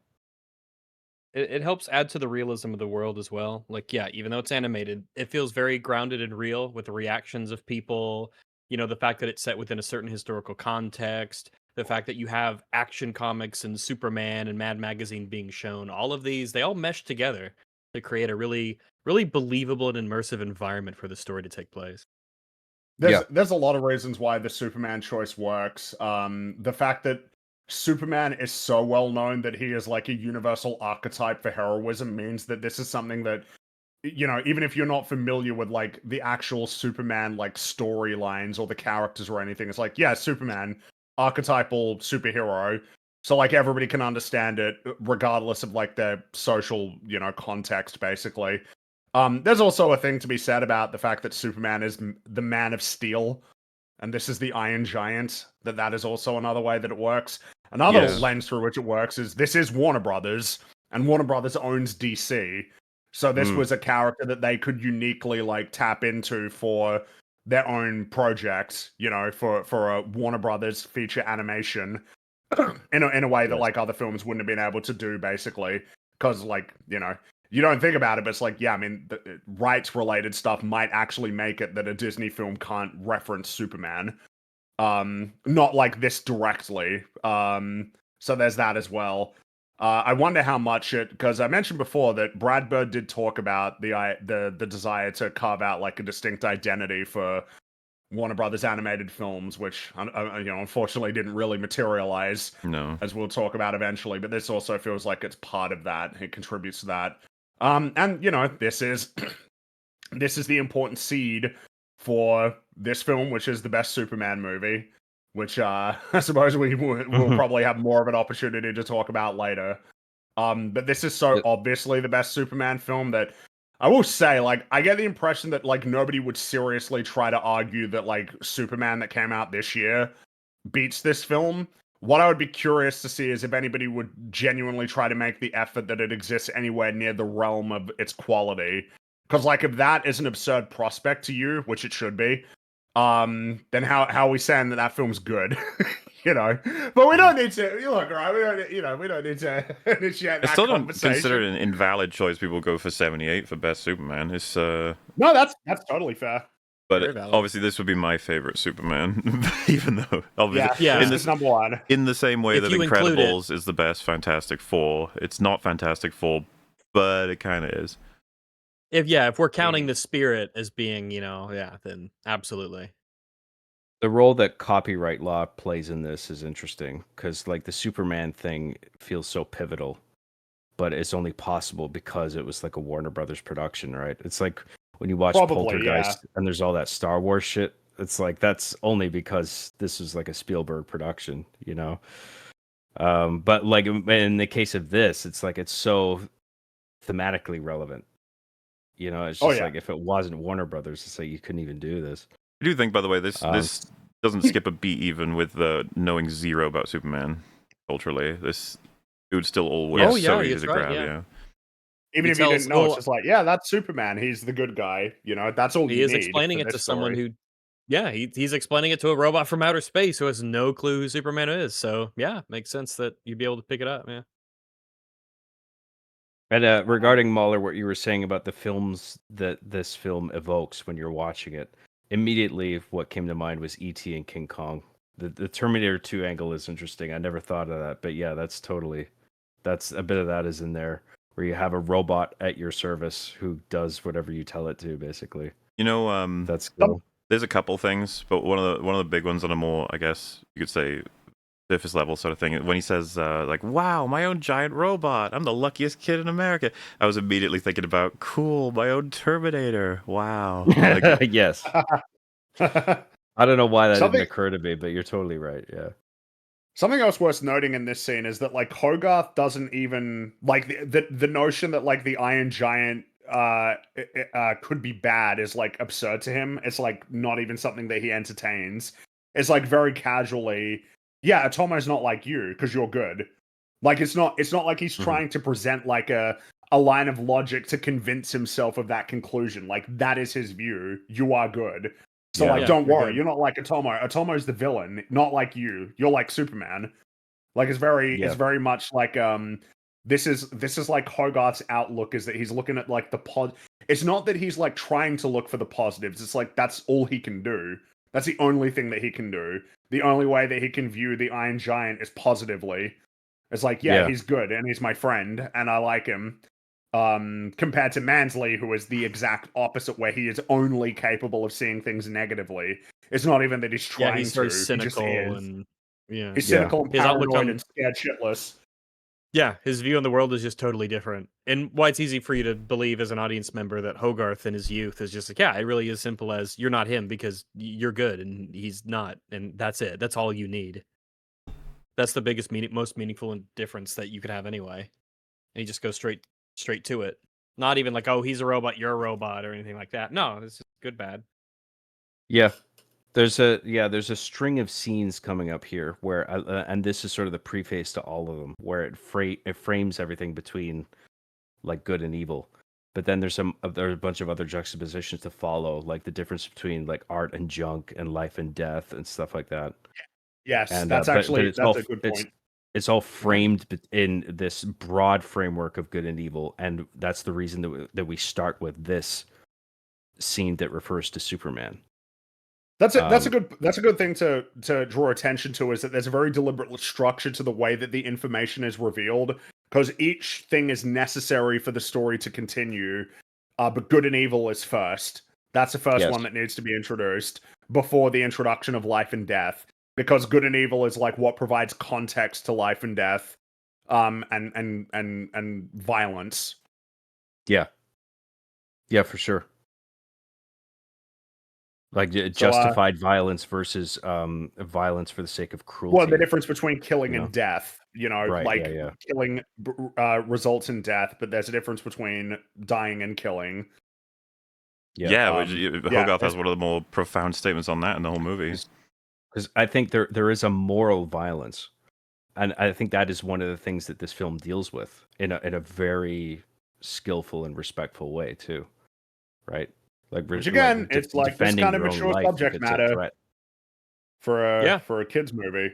For what it's kids can handle it. Yeah, it's like they can. And people, put it in there. I don't know why dude, The Incredibles 2 might be the clearest example of like how it's gotten worse, not just in the sense of like, just the generally worse writing, but like The Incredibles 2 is a much shallower, dumber movie than the first one. It's like a film that assumes that like its audience isn't capable of essentially dealing with anything too difficult or challenging or complicated. It's like, no, we got to make it like, it's not nostalgia, guys. The movies were just better. They just were better. And don't let people convince you that that's not the case. Don't let people convince you like, oh, what, you like The Lion King? Oh, well, don't you know? It's just because you were a kid when you watched it or when it came out. Like, that's why you like it. It's not because it's actually like any better than any of the newer films that are coming out. Let's be real. The idea that the lion, like Frozen, if Frozen's not even that new, but the idea that Frozen is in any way like challenging the quality of like Toy Story or Monsters Inc. or Shrek or The Lion King or The Iron Giant is like ridiculous. It's just absurd. And there's always that thing of like, oh, so what about The Last Wish? It's like, there are totally a very small and few amounts of at least. But dude, like, think about the 90s. You had like a classic, like a masterpiece releasing every year. Yeah. That's like what you were getting. Sometimes you get more than one. Like Mulan and Prince of Egypt came out in the same year, 1998. Like, dude, that's crazy. And that's awesome. And then it's like, oh, the year after that, you get the Iron Giant, and Toy Story 2, and then and then it's like you get Shrek in 2001 and Monsters Inc. in 2001. Finding Nemo 2003. It's like, dude, that's insane. That's like crazy that you were having all of these films. And then like the ones that, if you want to say they're not masterpieces, or like excellent or anything, it's like, dude, but they were still really good though. Like Emperor's New Groove is great. That's like a really great, entertaining film. You might not be comparing it to something like Finding Nemo or The Incredibles or The Lion King. It's like, dude, it's still got tremendous value. And this was every year. Now it's like when the film comes out and it's amazing, it like dominates the conversation for like 6 months because it's so unusual. It's like, sorry. Yeah. Sorry to bum you all out. Yeah. No, it's fair. No, it's fine. So one day. The Iron Giant's hungry. He needs to eat some food. So Hogarth takes the giant outside, and the two march through the forest and towards the sea. And Hogarth is understandably thrilled by it all. It's very cool. And they eventually arrive at Rockwell, and the giant is very excitedly rushes towards the town. He really wants to see what's there and see who's there. But Hogarth and he stomps past some cows that really do not care about what's going on around them. Very Watch out for the cows! He even says that. And the cows don't care. They're just not very interested. They're like, yeah, who cares about this? But Hogarth tells them to stop because the people aren't ready for him yet. And the giant is disappointed and he walks away, very sad. He just wants to hang out with everybody and be friends. But I mean, Hogarth's right. It's like, yeah, it's not going to work. So they eventually come across an abandoned car, but before he can eat it, he has to hide from Dean, who's driving down to collect it, and he hides in the burger advertisement, which it's a pretty good, posing like good he's hiding place, like he's holding the burger. Yeah. So, I mean, if you're of that stature, like that is probably the best way to attempt to hide yourself. So yeah, I like that. Yeah. Although when he drives away, the giant's like so upset, like, oh jeez, no, it's the hamburger running away, basically. It's like, no. It's like, yeah, their problems are solved. That's the solution. So Hogarth and the giant follow Dean to the scrap yard, and the very hungry giant starts munching on all assorted junk, but he starts making a lot of noise. The car horn just keeps going. He tries to sit on it, doesn't work, and then he throws it away, as you do. But that just draws Dean's attention, and he lunges outside with a crowbar in his hand. But it's just Hogarth. It's no big deal. Clearly it wasn't anything too important, like a giant sitting on a giant car and then, well, not a giant car, it's a regular sized car, and then throwing it away. But Dean invites Hogarth inside and apologizes for the crowbar, and he explains, "You'd be surprised how many people want to steal scrap, but man, once I turn it into art, I can't give it away. What am I, a junk man who sells art, or an artist who sells junk?" My goodness. You tell me. It's a good line. I like that. It's a good line. And by the way, that expression when the horn wasn't stopped when he sat on it, I just love the giant. He's like I don't know what to do. I tried. Yeah. I guess I'll throw it. Now might be a time worth talking about the fact that, because of course this is where we first see that Dean makes art with scrap. That's what he does. We're in the inner sanctum. And it's like, right, so why do we think it is that the decision was made to have Dean make art out of junk? Well, I mean, it's pretty closely intertwined with the sort of the central element of what the movie's trying to say, to turn art to like a thing in its rawest form can be turned into all sorts of other things. Part of that is due to perception, but a lot of it is because, you could mold things. It's important for us to mold things in a certain way. If someone other than Hogarth had been the one to find the Iron Giant, then who knows how he might have turned out. In the same way that Dean, turns scrap into art, who knows? In a way, the Iron Giant's, this weapon's being turned into something that I wasn't originally either. He's I think that's one of the few possibilities. The character's a beatnik, right? And it starts from a movement, a post-war movement that was geared towards anti-materialism, sort of related to, in some sense, these artistic movements, or like against the meaning of art, like Dadaism, where it emphasized the meaninglessness of art, where it was art just for the sake of art's sake, and not, it didn't have anything that was driving it fundamentally. And yeah, so you had this character that was, this is a very post-war movie, I think, right? Where like I mean, like not only with like the death of Hogarth's father, right? He's like, and well, the implied death. I mean, like you said, Fringy, it's not explicit, but I think like overall, this movie, you are very aware that this takes place after the Second World War, and they're all still feeling the effects of that, and also they're in the midst of the Cold War, where they don't know what the fuck's gonna happen.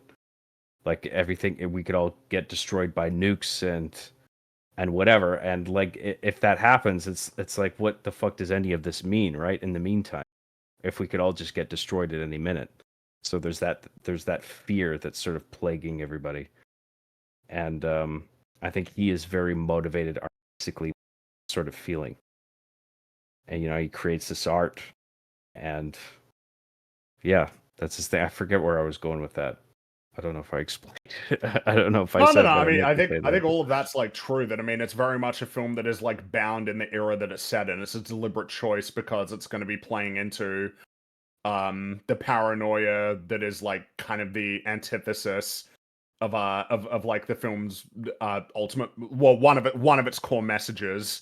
In terms of like how, like what is the way that we ought to act, essentially, to like preserve life and to promote like goodness, essentially, and that like this context is relevant to it. I guess in terms of like in terms of talking about Dean, I think the what Rags pointed there about the idea that like it's a reflection of how like the giant is in a sense being molded by the influence of Hogarth, that Hogarth being good and seeing the good in things and having a positive attitude and a positive outlook is ultimately a good influence on the giant, and it's turning him into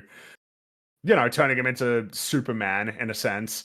And then of course another one is, it's just like, yeah, making art out of junk. It's like you seeing value in something that is like by definition like the excess, the thrown away, it's shit. It's like it's not seemingly useful or of any value to anybody, but then like finding value in it, which obviously, the giant, there is value found in him that is not what he is supposed to be or not what he is viewed as being, but that value is there nonetheless and being seen.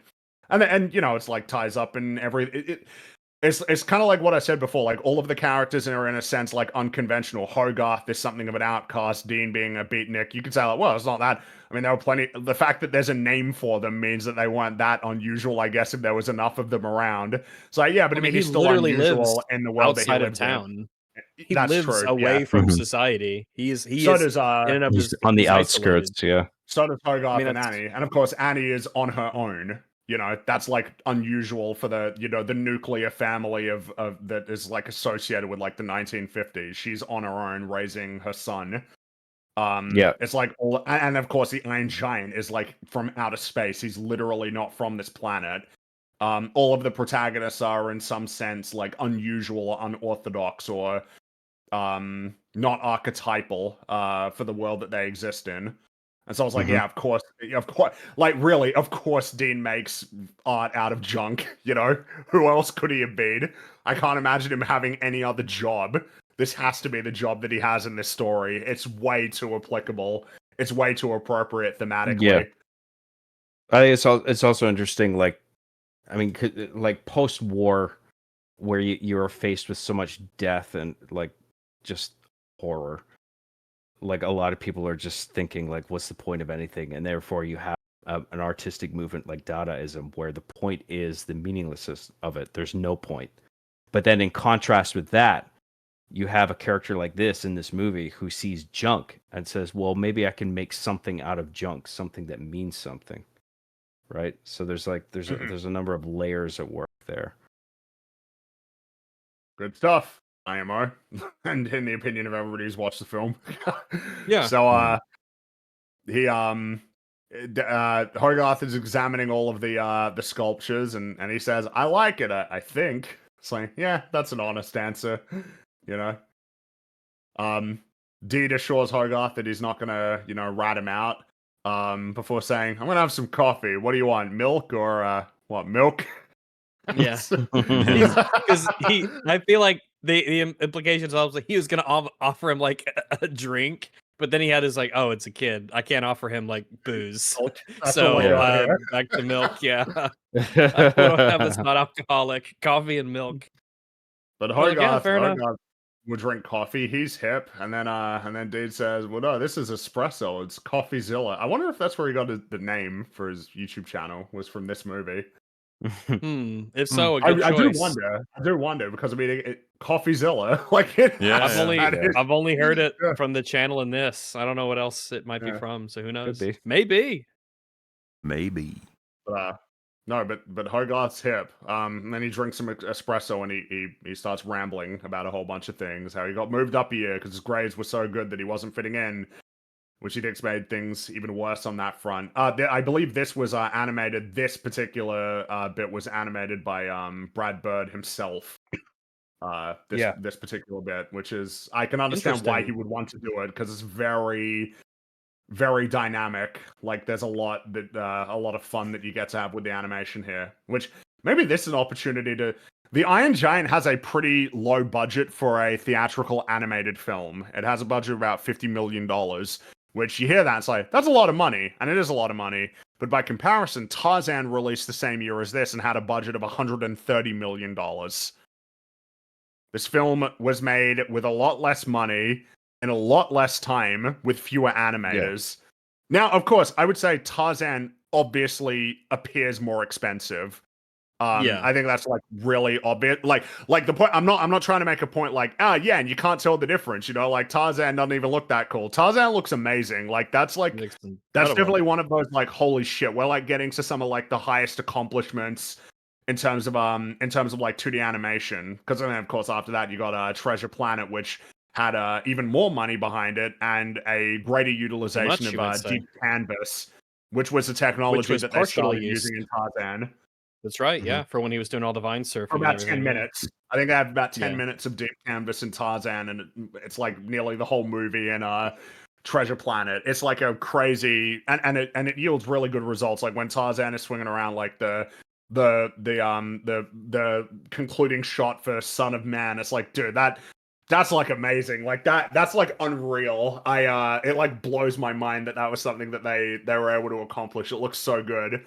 So obviously the money was there and the money was spent well, and the film it was the last film in the Disney Renaissance. It was the last big successful 2D animated film, I think, at all from the West. Actually, now that I think about it, I'm pretty sure Tarzan was the last. I don't think there's a single 2D animated film that came out afterward that like was successful in terms of making its money back that was 2D animated. At least from any of the major studios. And like Princess and the Frog, I think did okay-ish, but like not good enough to, from their view, to continue going. Like Tarzan was the last big success. But nevertheless, you wouldn't think that the Iron Giant was like nearly a third as expensive, you know? Like it really is not like a film that comes across as being made on a tight budget, which is what it was. On a tight budget and in a short amount of time. Yes. Yeah, it doesn't look cheap or rushed. No, because that's another thing as well, is that the amount of time the Iron Giant was made in about 2.5 years, basically from beginning to end. Tarzan, which again released the same year, they started working on it in 1994. So they started working on Tarzan. Tarzan had about twice as long to and more animators and more money. Like 2.5 year turnaround for an animated film. That's short. Particularly by comparison to how long it would be for like a Disney film where it's more like 5 years, right, from like beginning to end. Sometimes even longer than that. That's like remarkable. It really is insane because this is just a film that doesn't. They did rags. That's actually probably a very good way of explaining it because the production was meticulous essentially with this film. It was very much a case of like it kind of had to be because of the amount of time that they had in the budget. Like, not that, you know, heaps of, like, animated films are generally very meticulously crafted, but like the the reality is that the rate at which they got this film done is kind of like staggering. You know, it's kind of like remarkable that they managed to get it done so quickly, meticulously planned out, storyboarded, very much locked in on this one. Yep. Well, I mean, you can argue whether, you know, Iron Giant or Tarzan is a better film. I think the former is better, but like I don't have anything against Tarzan. I mean, I think it's a good film. None of this is to be against Tarzan. This is just comparison is all for like the nature of how this film was made. I like Tarzan. I like this film more, but I like Tarzan. It's just that it's a good point of comparison because they both released around about the same time. Yet one of them was considerably more expensive considerably more time to make, much more extensive marketing campaign than the Iron Giant received. It's yeah. No, I totally get what you're saying. I agree. It's been a while since I saw Tarzan, so I got to watch that again. But Jane was I'm really inclined funny. to think that if I were to rewatch Tarzan, I would probably like the Iron Giant more. And I think it's an example of like what the lack of time and budget can do, like inspire you to do creatively. Yes. Like yes. their lack of time and budget incentivized. I mean, like I think this film might have been the beginning of pre-visualization, which is it's a step between storyboarding and the final product, right? Where it's like it's not quite looking at drawn like sketches, but like you computer animate what it is you have in mind in a very cheap and economical way, and like you show that to studio execs, and they get a grander vision of what you're trying to achieve than if you were just to show them like storyboard sketches. And I think that was I think this film might have been the beginning of that step of production. Is After Effects for like pre-visualization. the animatics Yeah, compared to where like it was animated more just like, storyboards using computer generated graphics in a very relatively cheap way. and it was And out of necessity basically that happened. It was just like, yeah, they got to get moving. They got to be able to make it quick. right, and that's an important detail, right? Out of necessity, because they had a limited budget, they had a limited amount of time, and they spawned this entirely new stage of pre-production, which I think is really important for a lot of films that came to follow. And yes, it's I don't know where Well, something I was going somewhere else with that, but I can't remember. But yeah, something that is kind of an interesting thing to jump off of with that point is kind of something that is kind of like said in the making of is that because like after Quest for Camelot like failed, obviously like the way that was a detriment to them is kind of like pretty obvious. But one way that it kind of proved to be a positive is that because like the studio just kind of didn't care about animation anymore, they didn't really want to follow through on it. It was like they basically just got left alone as long as they could demonstrate that they were getting the film completed on time and within budget. And as long as they were able to do that, they were able to make the film that they wanted. Which means it's like a very unique set of circumstances that actually arose that like allowed the film to be what it is. In a sense, it's like the failure of Quest for Camelot and the studio essentially losing faith in them meant that they were free to make the movie that they wanted without massive amounts of studio interference. yeah. Because you got to imagine, like when they're making decisions, like we got to have Arnold Schwarzenegger in this because he's doing good in terms of numbers. Like if you show them a pre-visualization generated by computer imagery rather than a storyboard, like they're going to be more affected by that. Where they're just like, oh, it's like it's moving. Sells the idea okay, better. I get the sense that this is a movie. Okay, I see where you're going with this. Okay, cool. Like that'll give them an increased amount of faith to like give you the green light to keep going. And I think it was because of their constraints that they utilized this form of pre-production to like convince the higher ups, like, look, we're making something here. We promise, okay? Look at this, okay? Things are moving, okay? It's almost like a movie. Check it out. It's funny. And they're just like, oh, okay, yeah, cool. There's gonna be so many times they would have been scorned by that process. Like sometimes, it's just like just let the artist cook. They'll make you shit tons of money. Like I just think about Zack Snyder, right? It's like double Rebel Moon, and so many. Yeah. Well, it's my mind. Mind went to BioWare. Yeah. So many producers would have been told that were involved in that whole thing for Netflix. It's like, this guy is very popular. His fans will support anything he's going to make. And to be honest with you, if you just leave him alone, which was the problem that he had with, DC and whatever else have you. Whatever, I don't know how that conversation would actually gone, but to be like, just we can do it and we'll make bazillions, and then the movie comes out, they're like, what the fuck was that? And they're like, don't worry, there's a second one. What are you talking about? And the second one comes out, I was like, don't worry, there's extended versions. And the Snyder Cut shit they tried to pull, that didn't work either. I feel like there was a reference that was something else, but a reference that comes to mind, you'll find this funny, John, is in the Army of the Chief movie with fucking Chief going and making his movie and showing it to Skylar. This has to be a joke, right? This has to be a fucking joke. Yeah. Yeah, it's just when you leave somebody to their own devices and they make something and they bring it back and it's just a piece of shit. Right, yeah. That's how they filmed in the Netflix. I don't know if they chased him away though, screaming at him. But anyway, that's what I mean about like the annoying reality of the balance. It's like the money people do actually need to make money so that we can continue to make awesome things, right? Make movies. Yeah. Well, in the case of Arby the Chief, the movie, I think I was aware enough of the process that I would invert that a little bit, where it's like the artist had complete faith in their product, where Chief is just like, dude, this is the shit. You're gonna love this, and then it's just absolute dog shit.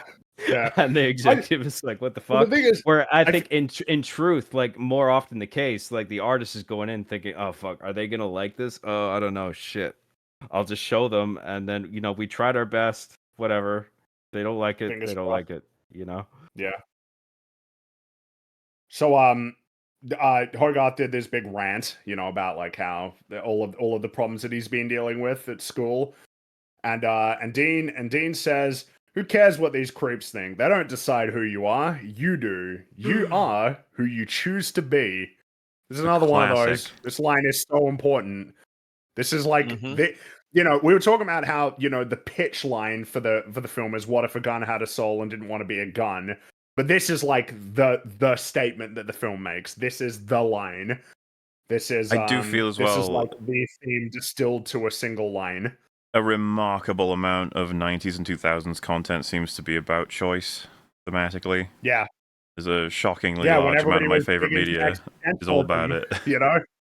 That was fun when everybody was I mean, I miss the era where who you are is primarily defined by your actions, as opposed to this fucking shit where it's like, a lot of that is set in stone as to your upbringing. You kind of fucked. Well, so you like Superman, then, don't you? You like James Gunn's Superman, because that's what that film is about, right? So that's like the Iron Giant. Sure is.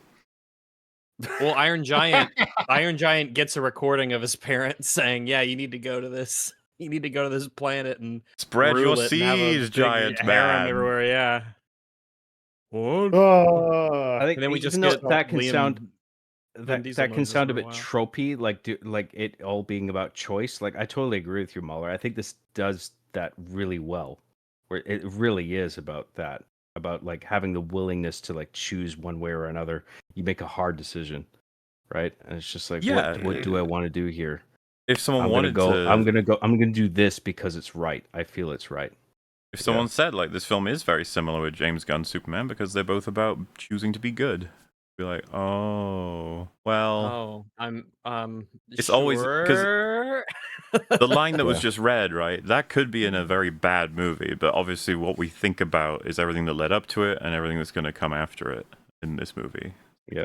Well, I think there's something to be said about. There's a notable difference between the Iron Giant literally being a weapon, like that is his actual purpose for existing, as defined by the people who, whatever entities who created him, and then making the choice to be a hero compared to, well, you're like a person, and your parents had goals for you, but like they didn't raise you. You got raised by this other set of parents on Earth who instilled you with entirely different values and were clearly the primary influence on your life. Yet for some reason you place lopsided value on like a 30-second message from people you don't even know. That then when they say like, hey, be evil, it doesn't even matter because you keep being good anyway. So like, who fucking cares? It didn't even bother you really at all. Like, you kept making the same choices. There's no conflict because the idea like, oh, well, the message said be evil, so like, oh shit, oh man, seriously consider that Superman hearts. Like, that's stupid. Yeah, well, at the very least, I'm like, where does my value come from? It's like, we all know the only place it could ever have come from the whole time. There's a big difference. There's a big difference between that and an Iron Giant who literally has no context for his existence other than the last 2 days, and then the awareness that he was designed to kill people. Well, and you have the benefit of what seems to be residual programming, right? That he's trying to fight. There's something very meaningful about that. Mm-hmm. He has to actively work against that as something that will take over under the right conditions, compared to, again, just being an actual person. They're like, it's stupid. Sorry, look, right. So get it out. If you need to get it out of your system, get it out of your system. No, we don't need to. It's okay. We're talking about the Iron Giant. We're not talking about that fucking piece of shit movie. So Dean hears a loud noise outside, goes in the scrapyard, looks around for a bit, and then he turns around and sees the giant eating some stuff. And so Dean grabs Hogarth and tries to run away, but in doing so, he draws the giant's ire. The giant grabs him and glares at him. And as Hogarth frantically tells the giant not to squish him, because Dean, that's Dean. We like Dean. Dean's a cool guy. And Dean is back on. Yeah. You get one of the best lines from the Iron Giant in the whole movie. Dean. Dean. As the expression comes across as like borderline psychotic from the Iron Giant, just being like, okay, friend, like, fine. And he's back on the ground. Can't even hold the coffee, just shaking, trembling. Yeah. He's taking it in the way that a person would probably take it. That's a word. But Hogarth explains that, he doesn't know where the giant came from. The giant can't speak that much, but he understands concepts pretty well. And then he says that the giant needs food and shelter. And Dean stares at Hogarth for a moment and stands up and pours his coffee on the ground and shuffles back into his house. And it's a very entertaining little very moment. Funny, yeah. Yeah. The blank stare that he has. And the fact that we just hang on the shot as he just slowly walks back into his house.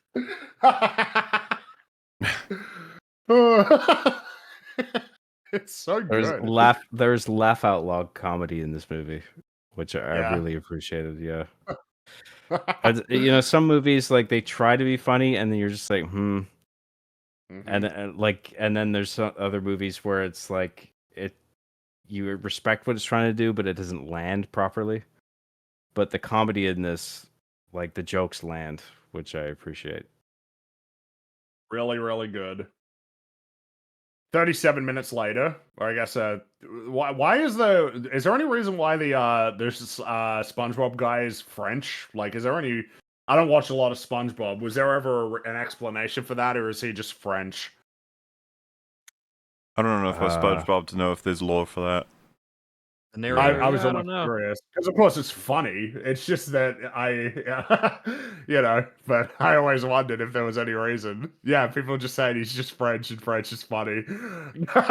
That's okay. Yeah, sure. But yeah, 37 minutes later, Hogarth is still there at the front door trying to appeal to Dean to let the giant stay in the scrapyard. And Dean refers to the giant as an it, and Hogarth says he, not it.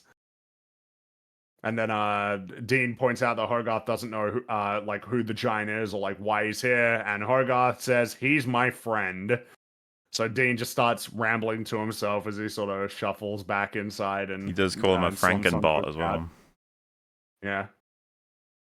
Sure, that would. Yeah, I mean that's probably. I mean, it's kind of true in a sense. Well, it's the more explicit connection to Frankenstein, but just all these little influences, I think, are not there for no reason. Mm-hmm. But he relents. He'll let the giant stay there for the night at least. But in the morning, well, who knows? So and you see the giant there. He's sleeping. And he looks very cozy.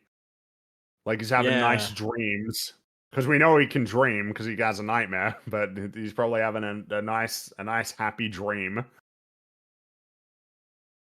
You gotta show him. Gotta show him all. Oh, there. You gotta stop saying that. No, you gotta. I can't. I shall not. So Hogarth goes back to his house and climbs through the bedroom window, and he's preparing to get back in bed, but Annie pokes her head through the door. I was like, "Oh, you awake already?" It's like it's And he very instantly. I like how quickly he shifts. yeah. Well, it's just he doesn't get to sleep right now. He's gotta, he's been up all night, unfortunately. So yeah, he gets told to go downstairs. Mansley's there. He's renting the spare room. What a terrible turn of events this is, really. Oh no. No, it's bad. It's no good. But it's like, oh, isn't it great? Look, they're getting money and everything's gonna be okay, but he's got evil intentions. And so we see that the giant has woken up and he's just sort of waiting at the front door. Very much His expression very is dog-like, staring there, excited, like what happens today, hey, sort of thing. Hey. It's like, oh yeah. And so Dean calls. Dean calls and he's pretty angry about this, but Hogarth can't speak freely because Mansley's there looking at him. A neat little detail here as well is that Hogarth like accidentally wraps himself in the telephone cord.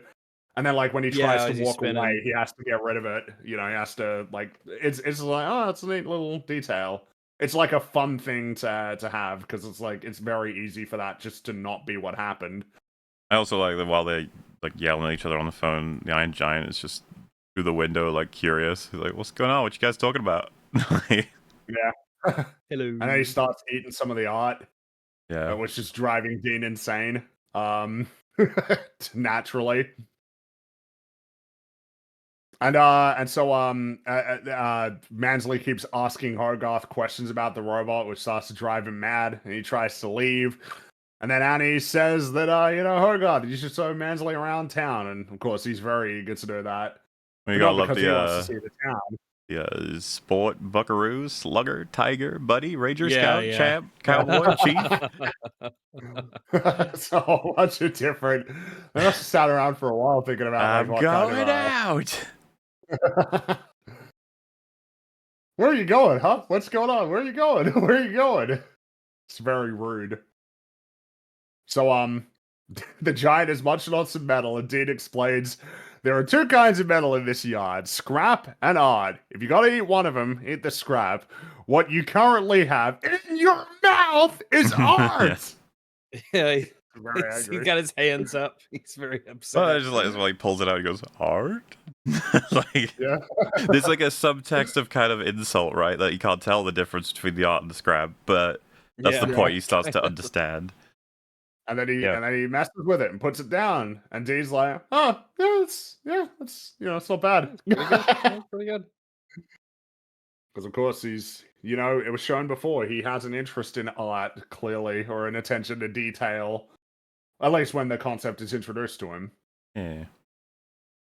Good stuff. I think one of the things it establishes is that when you're starting from zero, so to speak, like to understand a concept like art, like even on a very basic level, like I think the acceleration in regard to his learning is quite rapid. It's just like he hears something for the first time and then he can quickly adapt to whatever it is. Yeah, understands Also, concepts well.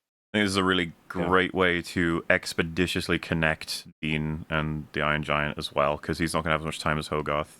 So, got to get it quick, and being able to even create or help him create art is going to get, a good connection with him fast. Even though, as an adult, he's still got the questions that he's mentioned to Hogarth, like, what is this thing's purpose and potential for harm? Yeah. Yeah, like he's more of like because obviously he's more on Hogarth's side, like he leans more to that side than Mansley, but like he does have the valid concerns about what he is. It's a thing that's great, as I mentioned before. Pretty much everyone's perspective is not like entirely unreasonable. Their unreasonableness often comes from like personal flaws, not the way that the character is sort of constructed. If that makes any sense. Like Mansley, where he is right to be concerned, he's right to investigate. His problems obviously arise later when it becomes way overzealous about it. But that's not supposed to be like, oh, this character is poorly written, that they're behaving this way. It's that no, that is his personality. That is what he is looking for. That's where he, where he goes too far. Yeah. You know, like respect him insofar as like he has a mission, like he has a goal that he's been given, and he's doing his best to accomplish that. But later in the film, his, I think, cowardice comes into play, and then you start realizing like, oh, yeah, we were never supposed to sympathize with this guy, or maybe initially, but like certainly not now. So they head to the malt shop. That's what it's called, right? That's what they called it in the 50s. The malt shop. Pharmacy, right? Or... I mean, a malt shop's typically going to be like a diner-esque kind of place, but this almost looks like a half diner, half convenience store because there's like a stack of stuff that some people are going through. Yeah, but, I guess so. Sort of. People might say, milkshake. "Let's go to the malt shop." Yeah. I guess. Oh yeah, I guess it's got a pharmacy up front. So yeah, I guess the pharmacies back in the day would have like soda jerks and things. Oh, there's even a soda sign. Yeah, I guess they were more like. I guess the pharmacies evolved. I suppose. At least I'd imagine in the 50s and 60s. I suppose it was more of a. This is the everything store. Everything. Yeah, kind Ice of. cream, candies, drugs, soda, all sorts of things. So particularly important as the camera moves there. Yeah. The little product called Cocoa Lax. Cocoa Lax. And Hogarth, he's got a chocolate bar and he crumbles it on top of the milkshake and you stir it in and it's called Landslide. It's new. What it's a very name. cheeky. Yeah. This is the scene where the child drugs the federal agent. Yeah. The greater good. Look, he didn't realize it was maybe he didn't realize it. He just thought it was a Mars bar or something. Invaders from Mars, all that. So Mansley very obliviously starts eating the milkshake, and he remarks that they live in a strange and wondrous time, but there is a dark side to progress. And he asks Hogarth if he's heard of Sputnik. And Hogarth says it's the first satellite sent into space, and Mansley very swiftly adds foreign satellite, and all that implies, which it feels like again just another microcosm of their different outlook on things. Like for Hogarth, it's just it's the first satellite that we send into space, like people. But like the instant thing that Mansley recognizes is but like we didn't do it; those guys did it. Like those guys we don't like over there. Yeah, I mean, it's like the difference in their focus. Stark contrast of paranoia and fear versus like awe and wonder, and sort of what that means for your approach to any given situation. This film clearly has an opinion on how one mindset can just make everything collapse and get worse, while the other leaves you open to things you never would have thought possible. Like the one of the things this film does so well is there's a number of scenes in here that are like apt metaphors for broader ideas, but it never feels forced. Like it all feels organic to like the experiences of the main character, or the central characters, whatever. But you have scenes like this at the same time on another level. It's like the argument here between the kid and I can't remember his name, but the agent. Mansley. It's like Hansley, right? Or sorry, Hansley. Did I get that right? Hansley? Mansley. Right. Yeah.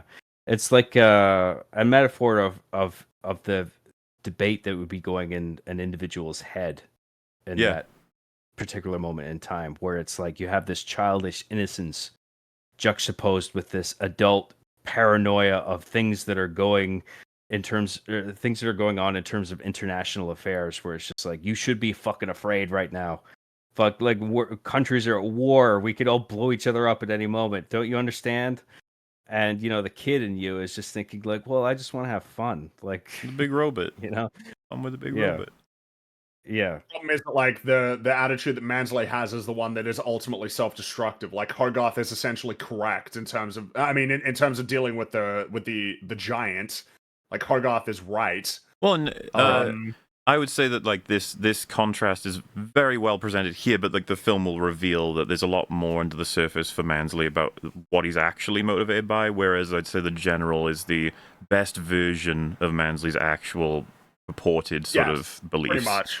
And there's if there is a validity to real it. danger and a real threat, and there is something that needs to be stopped to save lives, like, yeah, the general's going to do that, but like, he's not. New information will change his mind. Like, the realization that the giant is friendly will stop him. It's like, oh well, yeah, of course we're going to stop now.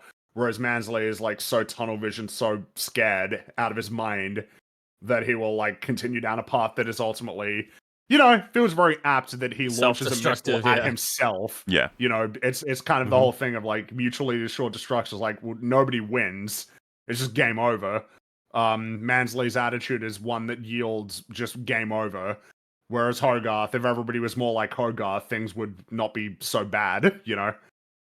Yeah. I've got maybe I'm reading too deep into it. I guess we'll find out. But do you think that based off of Mansley's character in this story and what he represents and who he's juxtaposed with, do you think that it's a coincidence that his last name is Mansley? Like literally it's M-A-N, Mansley. He represents a kind of like a human element of fear and, you know, apprehension to new things and that aspect. Something that's worth noting is, again, like, Mansley doesn't exist in the book. Hogarth exists in the book. I mean, it's just Hogarth and the giant who have names, because, like, Annie doesn't have a name. It's just his mum. And also his dad is, like, a character in the novel as well. So, like, anybody who isn't Hogarth, and Hogarth doesn't have a last name either. So Hogarth, you know, this is what I mean. It's like, it's there's reason to conclude that there would be like a logic behind these sorts of choices. Yeah, I think it matches with what John said, right? Like, there's a Mansley and a Hogarth like fighting in our brains at all times with everything, really. Yeah, I do think there's something to that too. Well, like I think like men generally in nature have like a tendency to detect other predators, and like with this, it's like in his role, he's constantly thinking about what other nations are doing and what they might be doing, and perhaps to a fault, where he's like just, you know, reached this level of paranoia where, you know, maybe there's an actual threat there, maybe he's just like reaching for stuff, where it's just like we got it's like protection to a fault, where it's just like everybody's, you might at some point you're just thinking like everybody is fucking coming at you from all angles, and you're just thinking we got to protect ourselves at all costs. And I wonder if because now I could be wrong, but like Sputnik couldn't really like do anything, right? Like, wasn't that like, it was more so that it was just something that they could send up to space, but like it wasn't, because the way that Mansley describes is like, oh, even now it orbits overhead and he does a little boop boop watching, and it's like, whoa, but it couldn't really do anything, right? Like it wasn't actually, because it's like the first satellite. So I wonder if there's even like that he says this when it's like, well, not really, like it can't really do anything. It just sort of, you know, I almost wonder if that might have been a reason why they chose for it to be Sputnik. Maybe it could be said that like if there were a scale of Mansley to Hogarth, that closer to the center on either side would be the General and Dean. Like, because both of them share the traits of these two, but they're more. You could say like the difference between realism and idealism, like that they're trying to find a happy balance, and that there's more. Like, because Dean loves the idea of a big old robot who's making artwork and stuff, but he's still realistic about what this thing was, where it came from, what they're going to have to do, the realities of this enormous potential monster. Versus the General, who's like, yes, we should crush, kill, and destroy all of our opposing enemies. But as soon as they're confirmed to be our enemies, you know. On the Sputnik thing, the reason, like the reason why I'm bringing it, because of course, yeah, Mansley doesn't know, but like Mansley assumes the worst. It's like, yeah, it's spying. That's what I'm saying. It's like, I wonder how much of that might have been deliberate of choosing something that effectively didn't really do anything other than just demonstrate that it was possible to send something into space and be like, yeah, you know, it's bad. It's bad. Because of course, this is a conclusion, it's bad. And then he leads it into, you know, we can't see it, but it's there, much like that giant thing in the woods. We don't know what it is or what it can do. I don't feel safe, Hogarth. Do you? I was like, and it's kind of, he's like being a bit theatrical, but like, this is just like the truth. He actually, like, he doesn't feel safe. Meanwhile, Hogarth like, has no idea what he's talking about. It's just that it's unfortunately not from the sake of defending the country from potential dangers. It's just protecting himself. He's just scared for himself. Yeah, not for other people. And then, Mansley gets a bit frenzied. And he shouts like, "Do you think this metal man is fun? But who built it? The Russians, the Chinese, Martians, Canadians? I don't care. All I know is we didn't build it, and that's reason enough to assume the worst and blow it to kingdom come. And you're gonna tell me about this thing? You're gonna lead me to it, and we're gonna destroy it before it destroys us." So this is like this is the thing. It's like now we're getting a lot closer, essentially, like the truth of how he feels about it, which is, we didn't build it.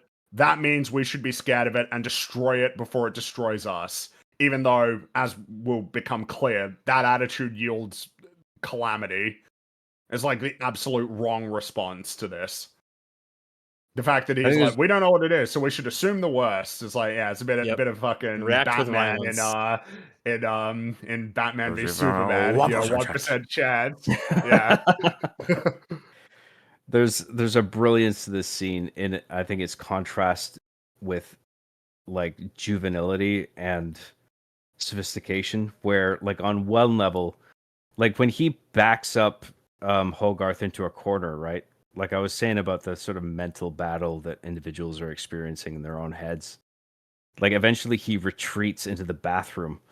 And you can take that as like a shit joke where it's like, oh, he fed him a laxative and he's taking a shit, but like it's also like the childish side of that argument wins over, because you just at the end of the day you don't want paranoia to win over, and you just want to be hopeful by the end of it. Where like he retreats into the bathroom and then Hogarth is free to like, you know, like he's not oppressed anymore in that scene, and then he's free to go out and do whatever he wants to do. Like there's just the powerful metaphor in there, I think. On that note, right, like his whole effort to explain just in how much danger they are and how scared they should be of outside influences, he is basically being turned into like a monster in this scene. Just look what he's doing to a little kid. It's just like, what is wrong with you? And it's just like, well, yeah, he's that scared, and that's what fear does. Right. He himself is scared, and it's like fear leads to hate leads to Yoda be pissed at Mansley. All roads lead to Star Wars. There you go. But he runs out. He needs to take a shit. So he runs into the toilet, and so Hogarth escapes and heads to the scrapyard, and is stunned to see Dean casually guiding the giant through his first foray into arts and crafts. And he thinks it's a little undignified, which is like, look, Hogarth, you're wrong on that one, okay? Why you got a problem with arts and craft? Dean's right. Arts and crafts are great. Allow people to encourage expressiveness. You're in a movie. You're an illustration. That's arts and crafts. I guess let's have a little self-awareness, man. That's right. So he hops into an old car and has the giant send him spinning through the air. And of course, I will have to reference when Homer turned into Popeye when he was spinning around for his astronaut training. Naturally. Yeah. But I mean, this does look pretty fun, though. You really hope he's got like a good grip on that car. Yeah, better have a good grip. Fucking hell. He lets go accidentally. But yeah, it's an aspect of space trading, but it made me think of, what was it, Moonraker? Whatever Bond movie where he was in the machine going around like that. I get why. That first popped into my head. Mm-hmm. I love. You ever see like the videos of? Yeah. I was gonna say I love the right after the mimic sigh that the giant does. Again, reminds me of the attempt at mimicking a smile that the Terminator does. It's so playful and yet easy to justify as just a programming thing of like, I do more of this to be more human. Yeah. Because he You doesn't ever need see, to like- sigh, you know. It's like when Toothless is, mimicking the smiles and stuff. It's a good way to show the Yeah. connection and Yeah. growth of characters. Yeah. Right. Yeah. You ever see those videos of like people when they're like in a jet or something and they go like into the higher G's and then they become really old looking? Yeah. Less Yeah, like the they age like text of the- instantly. That's kind of like insane that's. I guess that's Or that's like when how it they works. temporarily knock out, then wake back up, and they're sort of just Yeah. like, Yeah. I'm here. Yep, fine. Yeah. The tendency Great with that is the blood will rush out of your brain, so you have to like tense up your lower abdomen or whatever to prevent blood loss to your brain, and otherwise you'll lose consciousness.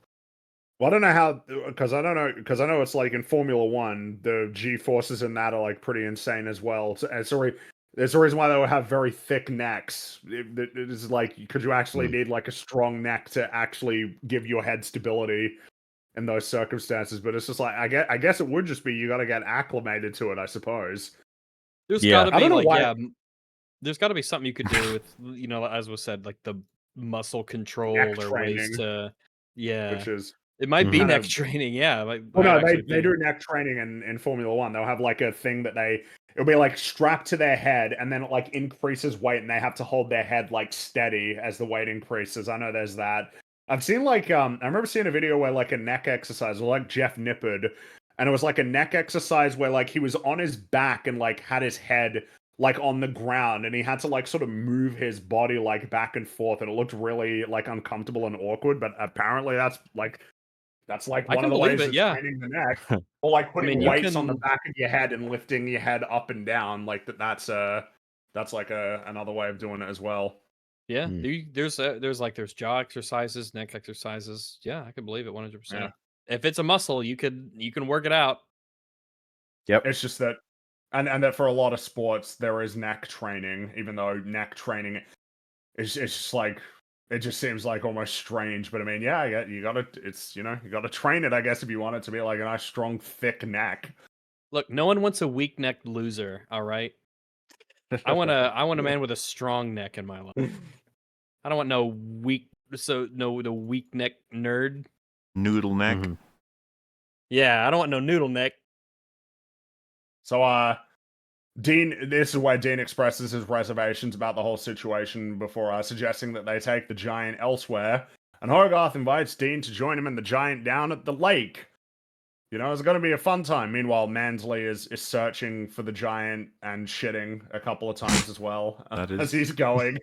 Indeed, As what he's he he's, does. he's having some poos. Man's had searching, some poos. pooping. But then he eventually finds that camera. You remember that camera that got lost and you probably didn't even notice that it got lost? Like, you probably genuinely weren't thinking about it being lost. And you go, oh, shit, yeah. That's right. There is a camera. This is what I mean, man. It's good shit. Didn't disappear into the ether. It's out there. And Not he's only did following it the not disappear- clues, so he didn't stumble across it by accident, really. I mean, he's following the clues. He's investigating. Right. He's searching. That's what the song says. So, And songs don't lie. That's right. The Down at the song lake. said it. That's what he's doing. And Dean insists they're going to have to tell people about the giant eventually, but Hogarth thinks Dean is worried about nothing. And then he dives into the incredibly frigid lake and rather unconvincingly asserts that the water is great, even though, you know, it ain't, clearly. And the giant, he don't look like he wants to jump into the water. But instead, he runs back in and he leaps in. And I enjoy that, like, Dean kind of, like, he just sort of ignores it at first. He's like, okay, I guess he's jumping in the lake. It's like he hasn't put it together yet. What's about to happen? The great But little moment. an important detail here, I think, is that he's made up his mind that he's diving into that, right? But he wants to establish some Charge up. distance, and then run up to it. Yeah. Anyone else read the newspaper and see it as a kind of a funny comment about what's about to happen? Catastrophe looms, but I also thought maybe it's kind of like second act low points on the way. It should be obvious that we're headed there because things are a little too happy. Yeah. And we know how in good movies, you know, when things get too happy, it's like, wait a minute, hold on. Something's I mean, about he to even happen. says, right, like someone's going to find the Iron Giant eventually, and Hogarth's like, you worry too much. Like, Like, that's a valid point. The giant jumps into the lake. Oh yeah, something structurally welcome. I mean, from my perspective, right, where it's like you have your fun and games part, and then you juxtapose that with some nefarious goings on, where it's just like, oh, something's going on in the background, but then you cut back to fun and games, and they're scaling up and up in terms of like the fun being had, and then you get to the low point, and it's just, oh shit, it's like so devastating in contrast, right? So like, this does that really well. Yeah. Valleys, the ups and downs, that's what you want, rather than like what a lot of movies do now, where it's like, nah, we don't want to leave you with any particularly strong emotion for too long. That would, that might make you uncomfortable. Yeah. So lazy and cowardly. Anyway, so the giant jumps into the lake and ejects about half of the water out, and Dean is carried along with it and clinging to the seat. And then he ends up landing on the road, and the farmer stops and pokes his head out the window. He's like, "Hey, yeah, you're right in the middle of the road, yeah." And the farmer shrugs, "All right," and drives away. All right. Yeah, it's like, I just make it as long as you know, I just letting you know. Okay. Yeah, you're in the water. Dude, I laughed my ass off at this part. I thought this was so funny rewatching this. I totally forgot about this beat. I thought it was so hilarious. The way he just like drifts down onto the road. Yeah. While being fully submerged. His chair sort of like gracefully lands on the tarmac while he's underwater. Before the zoom, just look at him here. Like this image, he's so just done. It's just like, fuck's sake. And so this guy being like, you're in the middle of the road, just him being like, yeah. Okay. It's a great visual gag. Yeah. So meanwhile, in a makeshift red room at the Hughes house, Mansley is developing the photos from the camera, including the one where the giant is plainly visible behind him. So you're right, disaster does loom, which then brings us to the sort of 1-2, sort of back-to-back super important scenes in this film. Which, I figure it's worthwhile to take them one by one. So Hogarth and the giant are roaming through the forest, and both of them are basking in the beauty of nature, and they spot a deer amongst the trees. And they very quietly and cautiously approach the deer. And the deer does spot the giant, but the giant kneels down and slowly reaches out to it. The deer approaches the giant, but pauses upon hearing the sound of a breaking tree branch, and the deer gently trots away into the forest, and the giant watches in awe. And then a gunshot shatters the silence that sends dozens of birds flying up into the sky. Hogarth and the giant investigate it, and they see two hunters in the forest who spot the giant and run away, and the giant sees the deer laying on the ground next to a pair of rifles. And the giant reaches for the deer and nudges it before looking at Hogarth, who says that the deer is dead. And distraught, the giant asks, "Dead?" And he tries to pick up the deer, which prompts Hogarth to yell, "Don't do that." The giant is confused and he asks why. And Hogarth says, "It's dead, understand? They shot it with that gun." And as the giant stares at the gun, his eyes slowly turn red. And Hogarth snaps the giant out of his apparent daze, which prompts the giant to ask Hogarth what a gun is. And Hogarth replies, "Guns kill." And the giant sinks and quietly echoes, "Guns kill." The good scene. Because like this is like the scene in the movie, right? Like one of them, where we got a epitomizes the original pitch, right? Where Brad Bird's original idea of like, if a gun had a soul, what if it didn't want to kill? Something that's interesting to talk about before talking about like how the scene itself was constructed is that this was a scene that was quite difficult for them to finalize. It took them a while to sort of settle on.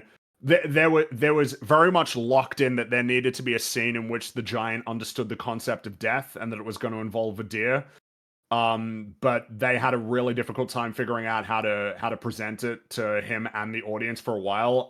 There was initially the giant was going to accidentally kill the deer.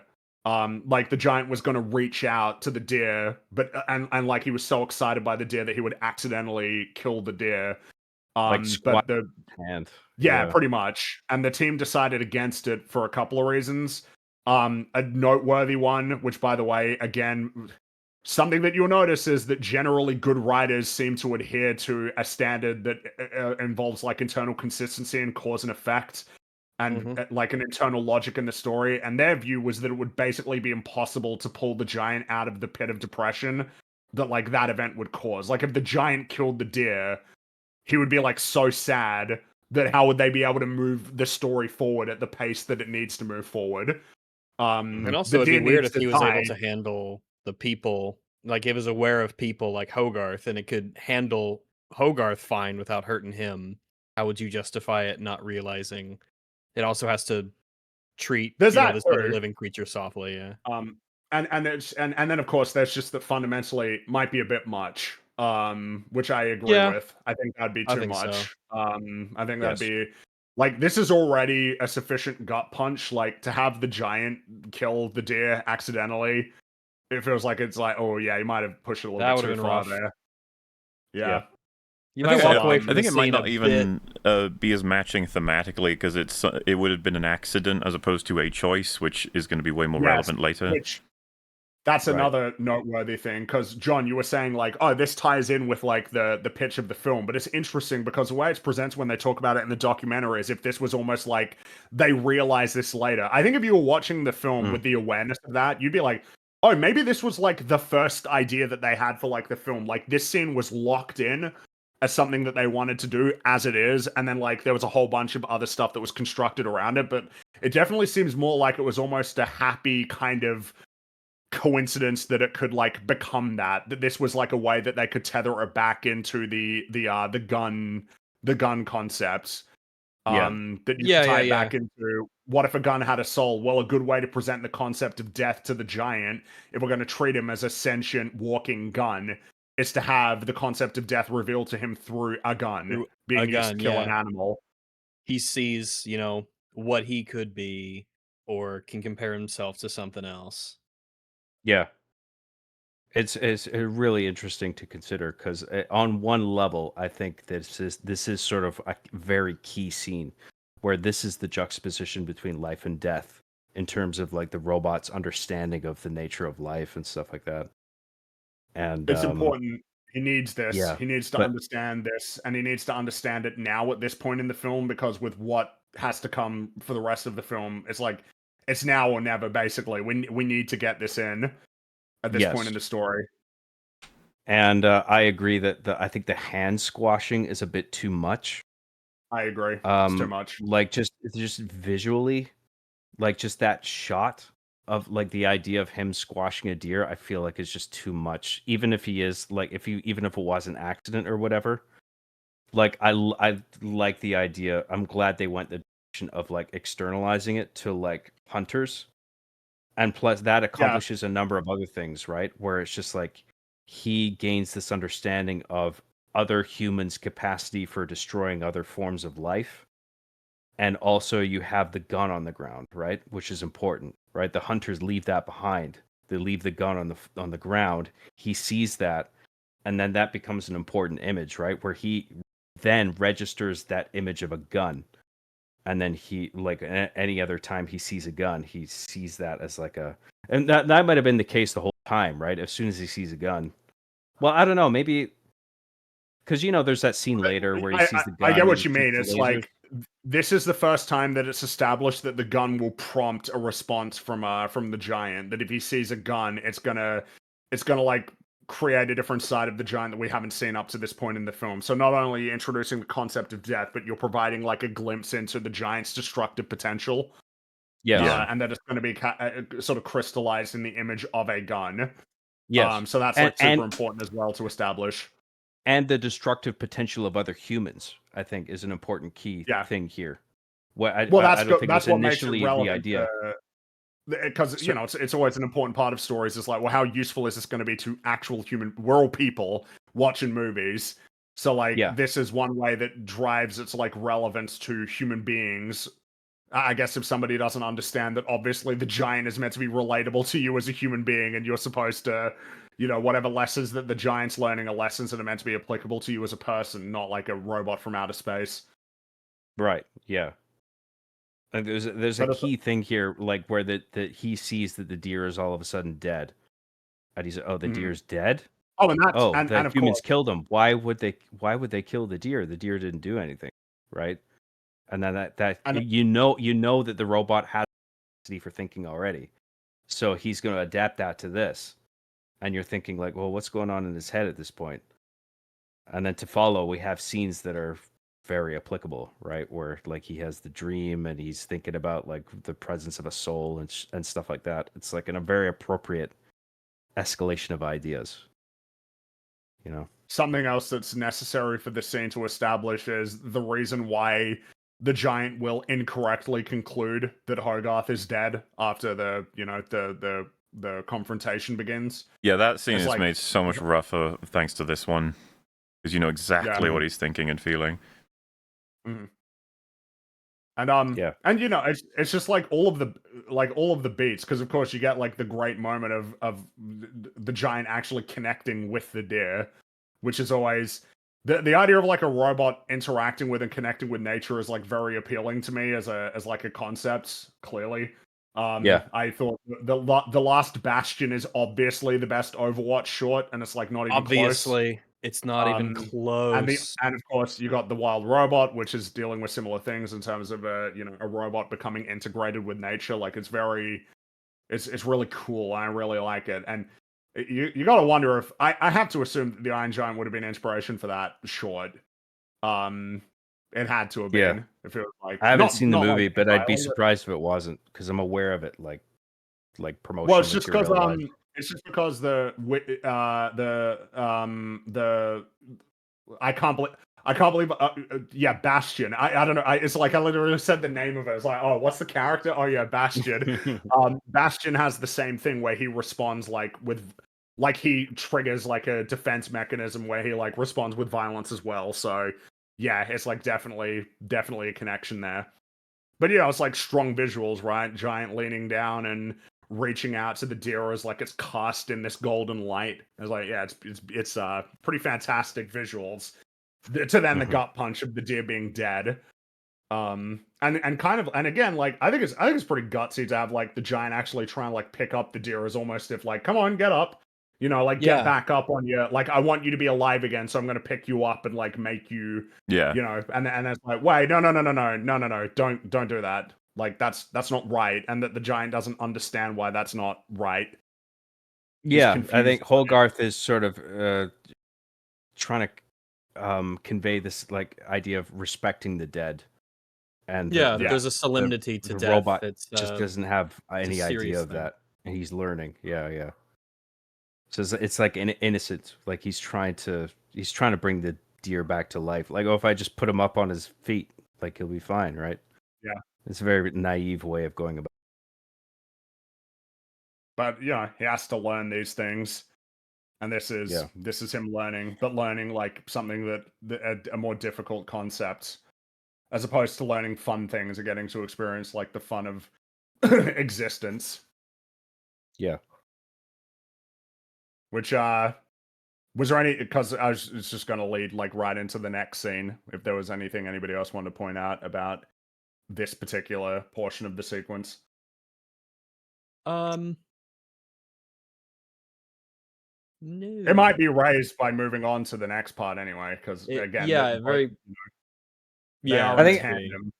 I think it's just one of those like really happy accidents where like they had an initial idea of how this scene would work and it didn't work when they saw it play out in storyboards or previs or whatever, and then they made adjustments, and then it ended up being like it working so well, where, you know, like I was saying, like they all of a sudden you have the hunter drop the gun, and then the registration by the robot of the gun ends up playing a key role, because then that makes the robot recognize like a gun henceforth, and then it responds with like violence, where it's just like, oh, that's a hostile thing, I gotta respond with hostility. Because I don't think there's a moment before that where it sort of registers the idea of a gun. Like I don't know if like before that scene happened, like if that if it were to see a gun, it would react in the way that it eventually does in the junkyard. You know what I mean? Well, it doesn't. He needs the concept attached to it to react to it like negatively, and without the context, it's just another object. Like how we thought a rock and a tree were the same thing. Mm-hmm.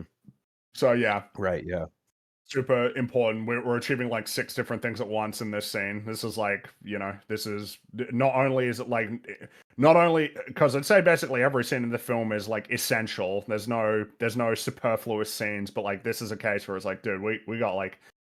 It feels like we've crammed like 10 minutes worth of story material in a lesser film into like 1 minute in this film, which then leaves you with a hell of a lot of time to sort of play around with, even though the film is quite short.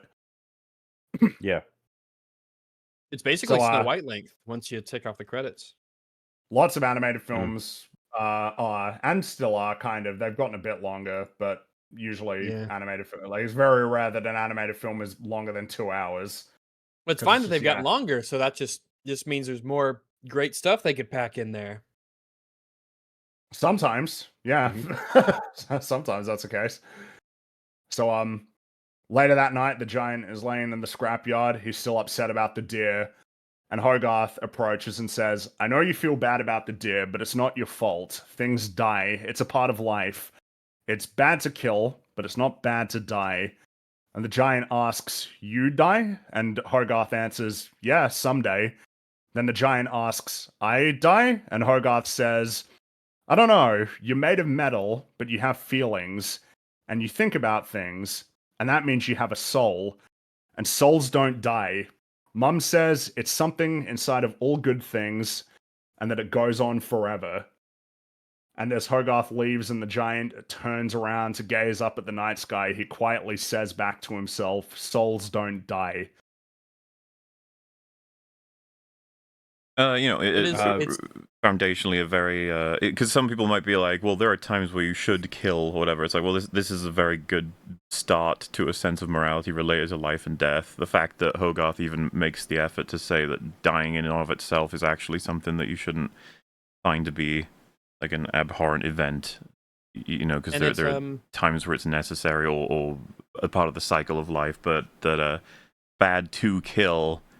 There's more layers to it potentially, but from Hogarth's perspective, especially teaching a giant robot how this works, comes across as extremely meaningful and just a good foundation.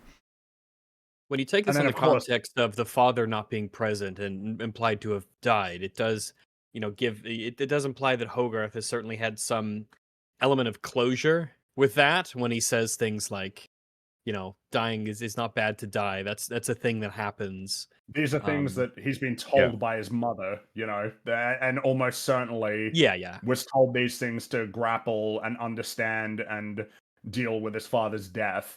And it's a particularly reassuring concept. But the thing that's like really impressive about it is the way that, because again, Hogarth is a kid, but like this is like pretty clever to essentially like piece together what would have been a lesson that he was taught to deal with something that's much more relatable and normal, which is people dying, like human beings dying, family members dying, friends dying, compared to now tethering that to a robot that came from outer space and trying to like explain to him the concept of death and piecing it together with him of I don't know the nature of your mortality, but like you think things and you feel things, which is what people do. And if people have souls, then you do too. Like that, the lesson is then imparted onto him, and that it's a connection that he made himself. It's like emergent. It's not something that he was taught to do. This is something that he like came up with all on his own. It's like that's like, again, for a kid, it's like that's like quite impressive. Like Hogarth is smart, and we know that he's smart. As being a smart person, yeah.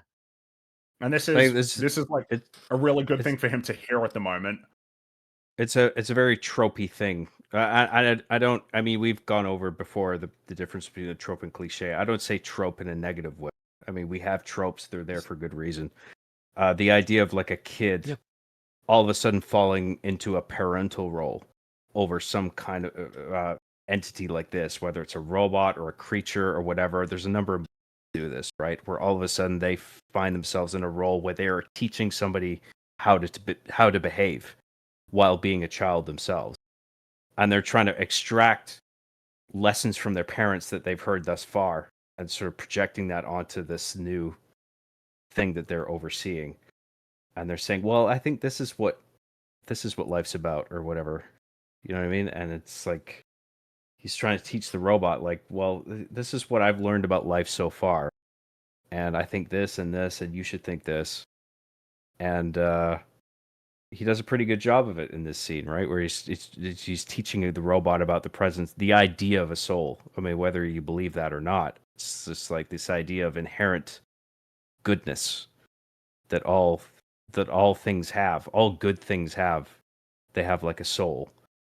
Well, there's like and this is multi-layered aspect to that, in the sense of you get like the goes on because he's the Iron Giant and can regenerate, but excluding that, he goes on in the sense that, you know, the statue that gets made, right? The influence that you'll have goes on in the influence of that he has in other people. Yeah, and but maybe you see that represented in the form of, you know, like Hogarth will have near the beginning a sort of shocked and maybe even fearful reaction at first to what's happened outside of his house, but then the determined look, and he'll put on his dad's helmet. Like, that is the stories that he would have been told about what his dad did maybe is, you know, rubbed off in the sense of an inspiration. You get it again with the like being afraid of what's happening with the Iron Giant when he's getting electrocuted, but then always the determined, you know, expression of like, I know what I have to do and I'm going to do it, which obviously the Iron Giant's going to have as well. Yeah. This is I guess what's interesting to think about is that obviously, you know, the important, because the Iron Giant learning about like more tangible things like, oh, what's a rock versus a tree, that's like one thing, and these are important for his understanding, but obviously all of the important lessons that he needs to learn that are in these sort of foundational scenes are more abstract. It's like concepts, teaching the Iron Giant concepts, and his ability to understand those concepts and apply it to the actions that he takes is like a different challenge. Explaining the concept of good and evil to a robot, and then the concept of life and death. Because you could say, like, well, life and death, that is like mechanical as well. It's like, yeah, but then when you tie it up in the concept of like a soul, then you're definitely dealing with more abstract concepts, which is just more challenging. But the giant, like, these are like the most important things that the giant needs to learn, is these concepts, because these are the things that drive the actions that he takes. The more developed he becomes as like a being. Mm-hmm. But I think that the difference between a rock and a tree is that's like an important basis on which to build his other concepts of learning. You know, it's just like, okay, that's a rock is this, a tree is this, and then you have like sort of things that are static and things that grow organically, and then that introduces ideas of life and things like that, and then you have this, and then from there you can build upon. You can build. You're right. On that these probably ideas was very of life deliberate. And death, stuff like that. Because a rock is not alive and a tree is. You know, it's like they are. They're both organic, but you know, one of them is alive and one of them isn't. So it's probably is deliberate. It's one of those things, right? Where at the moment it's just like it makes total sense, right? Where he might tear a tree out of the ground and pick up a rock that's nearby, and then just analyze the difference between the two, and it doesn't feel forced, but it provides this basis for all this philosophical stuff to like follow. It's the film is overall it's brilliant in that way. I really like the soundtrack here. I'm a big good fan. Throughout, yeah. It is good throughout, but there are particular moments where it like really needs to shine, and this is one of them. As well as the lighting, the cool blue lighting here is it's just really nice. And then the shot of him looking up at the stars, like, that's a wallpaper. That's like you can frame that one. that's just like a really good one. Great imagery. Yeah. I love this scene. And the one before it. And the whole movie. Well, to call back to the documentary, right? This like they looked at this in like a previs state, and they were all tearing up, like the whole team, working which on was this. proof to them that it's like, oh, we're all right, we'll be fine. Yeah, if this can do it to us in this state, then when it's all polished, right? Yeah, because they knew, like, we have a story here, we have a core here that, like, in terms of the story that works, and if we just like finalize all these shots in the way that we've sort of designed them, we're gonna be fine. People are gonna love this. Yeah, and then it didn't make much money. No. Oh, yeah. So fair. So I believe this next scene is not in the theatrical cut. But like the problem is I'm not sure because I never saw the theatrical cut. Yeah, that's what I was told as well, but I don't remember this film without this scene, so it's kind of hard for me to say. I guess it wasn't, but I haven't seen it. I haven't not seen it, I guess.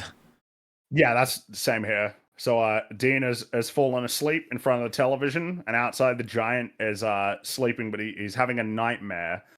And he sees, in the nightmare, he sees dozens of other giants like him laying waste to an alien city. And as Dean wakes up, he sees part of the giant's nightmare displayed on the television, like it's synchronized. But as the giant awakes at the side of a planet exploding, the late night talk show reappears on the screen, and Dean cannot make sense of what he saw. Thing is, like, could you get rid of this scene? I guess you could, but like, I wouldn't want it gone. I wouldn't either. Like this is a great sequence. It's nice and scary as well. And it gives additional thing of sowing the seeds of Dean's doubt. A lot of people are saying they've never seen this. Yes, this scene is not in the theatrical cut. All right, fair. No, yeah. Because some of you guys need to make sure you go watch the director's cut. Then I've seen people say it's called the signature cut as well. I guess. Yeah, I think it's from 2015, which is where the signature cut is. Where the making of documentary, the Giant's Dream, is a part of. Yeah, we had the theatrical cut, and then you had the signature cut that came along way later, when people started realizing, oh, you know what, this is actually a good movie. And it was redistributed, and it had it deleted scenes that were on the cutting room floor for whatever reason. I mean, it could have been just that they didn't have the manpower to get it done in time. It wasn't just that they saw the scene in there and they decided to cut it out because it was like padding the runtime too much. Like, I feel like it was just, we just don't have time to get the scene done, so we're just which is crazy when it's well, like I said, I think because I know that there was it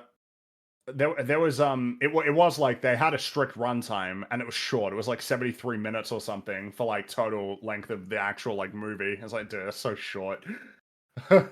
Yeah. But I mean the scenes that they added. I mean, I watched the signature cut on my reviewing of this. And I mean, I wouldn't have cut out a single thing. So I think it's already so trim. Yeah. Like I wouldn't have cut out anything, and I think if they decided to cut out anything, it was probably because they were prioritizing scenes, and it's just like, well, we got to have this and this, and this film would really benefit if we had this, but we can't. We just don't have the manpower or the time for it. So I guess we'll just cut this if we have to. I feel like that's what happened. And then with the signature cut, it's just like, now we have the opportunity to put these scenes back in and fully illustrate them. And well, they probably had all the voice acting done.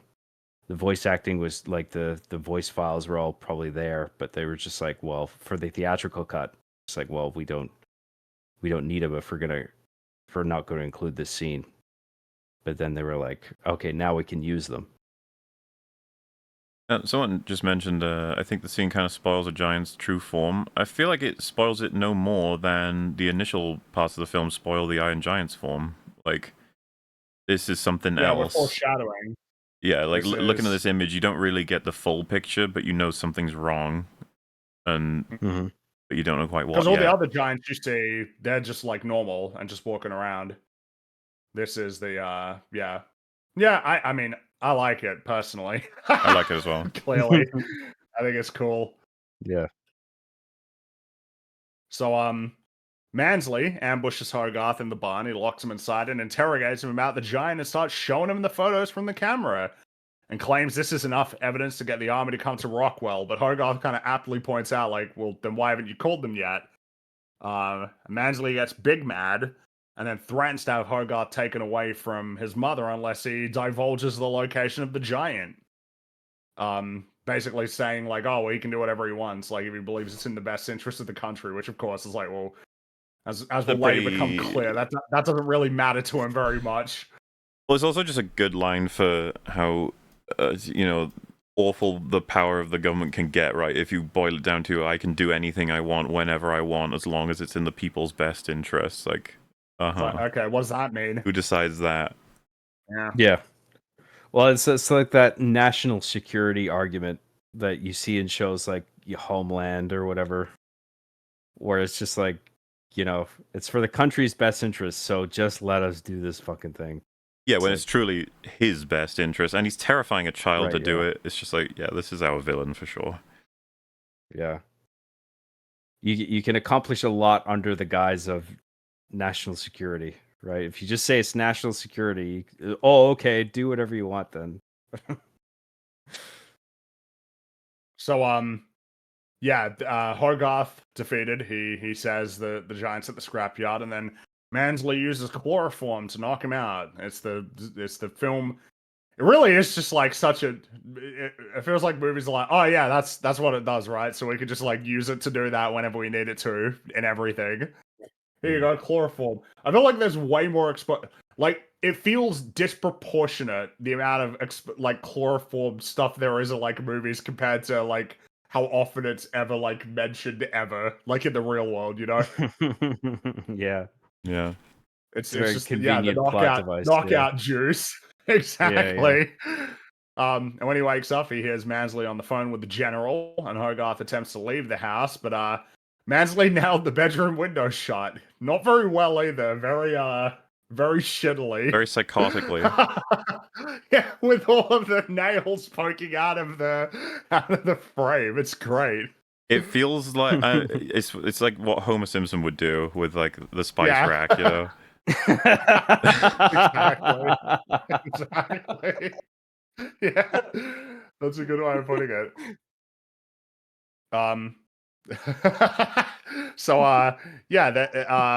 Basically, they're gonna have a staring contest.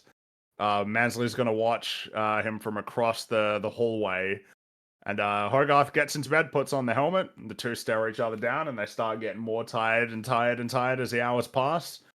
And it looks like Mansley has won. But Hogarth just casually strolls down the hallway the next morning, and Mansley realizes that he got tricked. He used the helmet to sort of be like, oh, look, I'm in bed, and then snuck out. Yeah. Pretty clever. Yep. And either Hogarth went to sleep and then woke up coincidentally and realized the other guy was asleep and then left, or he pretended to be asleep. And then my assumption is he pretended falling asleep. Yeah. Yeah, to coax him into going to sleep. That's entirely possible, yeah. Yeah, and the army's there in the front yard. They're going to the scrapyard, and Dean has a great expression. It's really a very entertaining expression that he has as he's watching them roll up to the yard.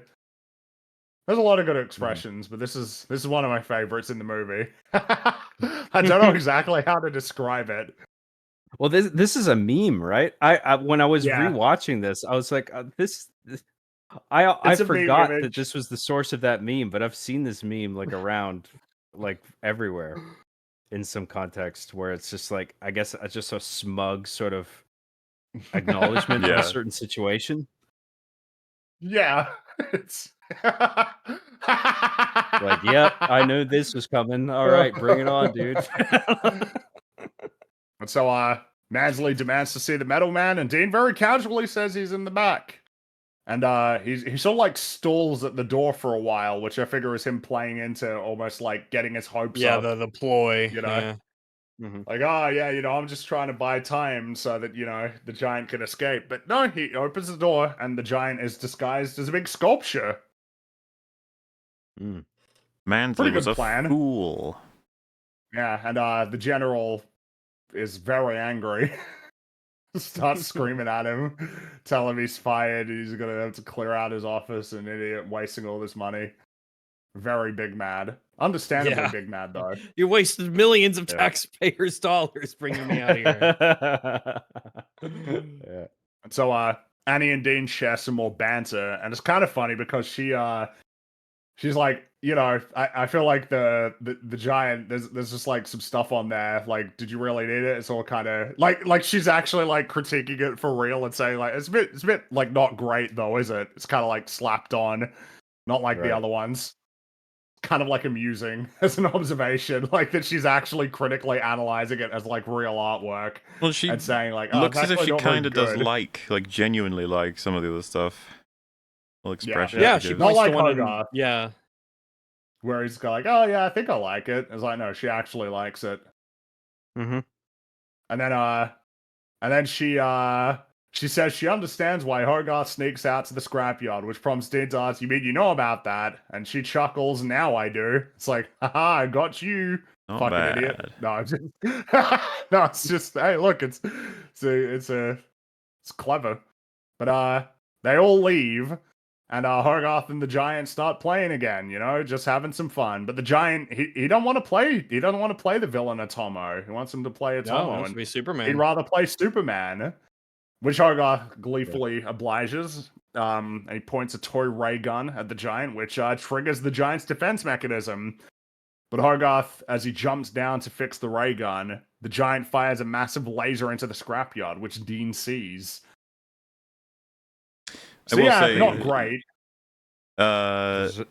This is probably there's a few stretches in this movie a couple of times. I wish this wasn't like if that gun just functioned normally as a toy, Hogarth would be dead. Yeah.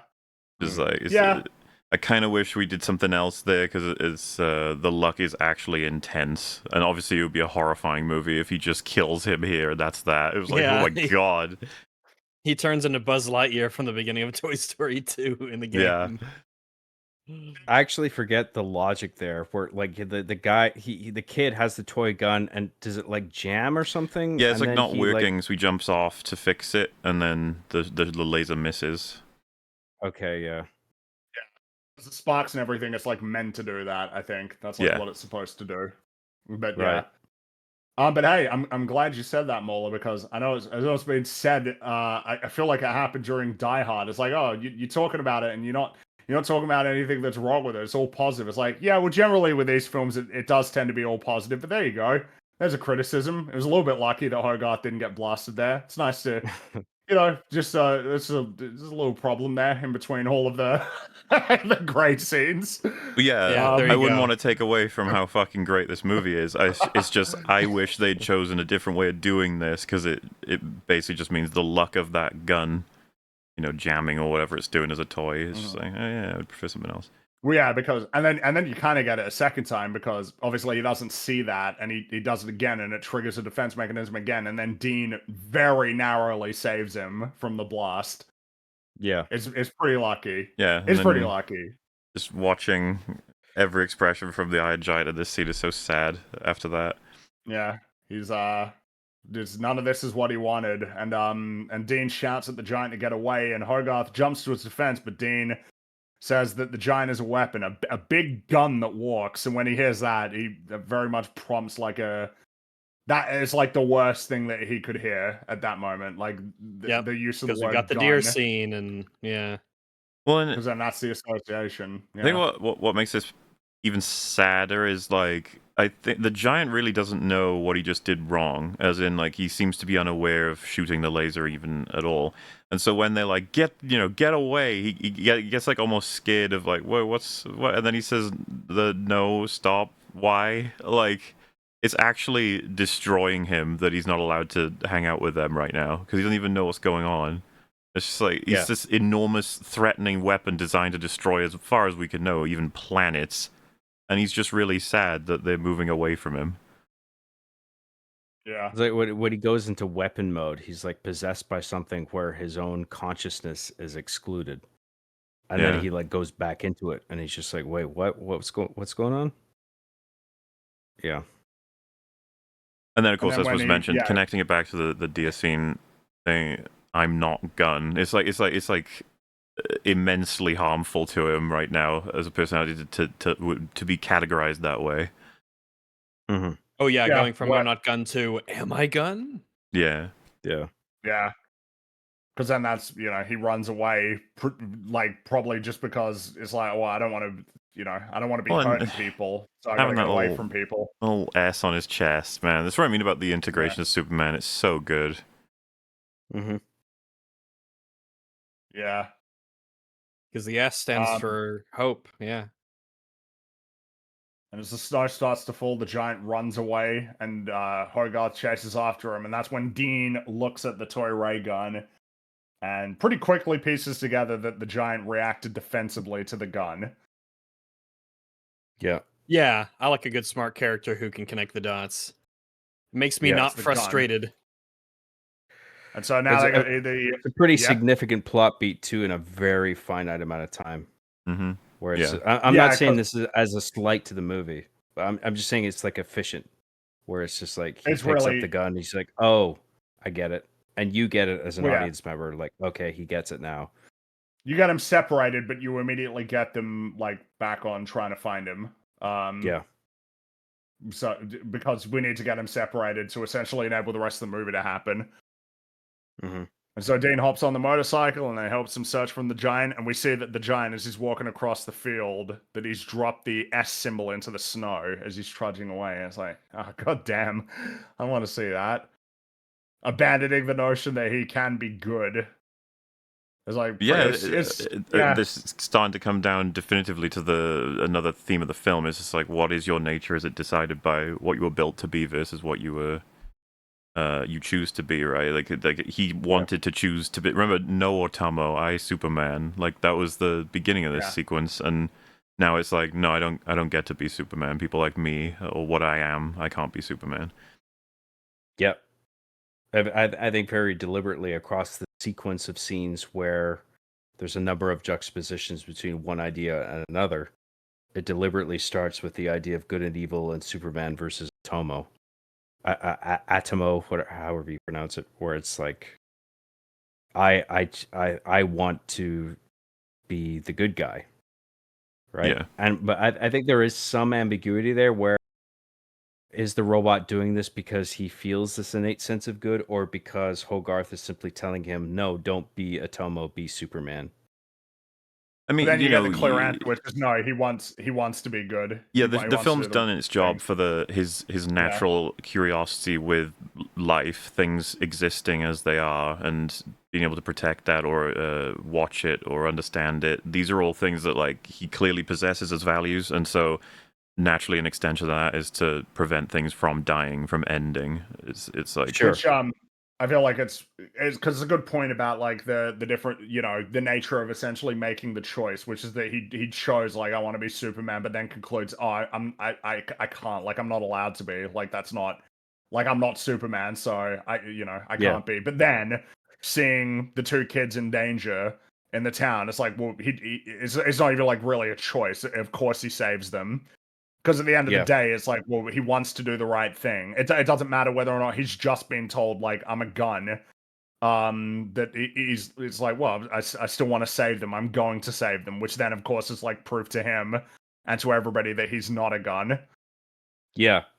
Well, I think, to be clear, I think, like, as the movie progresses, like, by the time he decides whether or not he wants to be Superman or the opposite, like, he's decided, like I want to be a force of good. Whereas when he first is introduced to the concept of the dichotomy of one and the other, he's just like, well, what one do I want to be? Like he's not. I don't think he's sure at first, but then Hogarth is telling him like, you want to be Superman. Superman is cool, and he's just like, Superman. And he's like, yeah, like he sort of latches on to the idea of being a good force in the world in a good way. And then later on, he realizes what Hogarth was saying. Like, oh, yeah, that is the way to be. You know? I think it's another borderline connection to T2 as well, right? No fate but what we make. Very much an emphasis on You gotta choose to make the future happen. Don't just let it happen just because you think it's like what's written. Nothing's written. Mm-hmm. Right. Even though this is a written story. But you know what I mean? Yeah. He does save the two kids. I'm pretty sure he does like kind of move his hand to like catch them because of course he's a big metal man. But it looks like he does kind of move his hand a bit to like make sure that it's not, that they're just gonna soften it.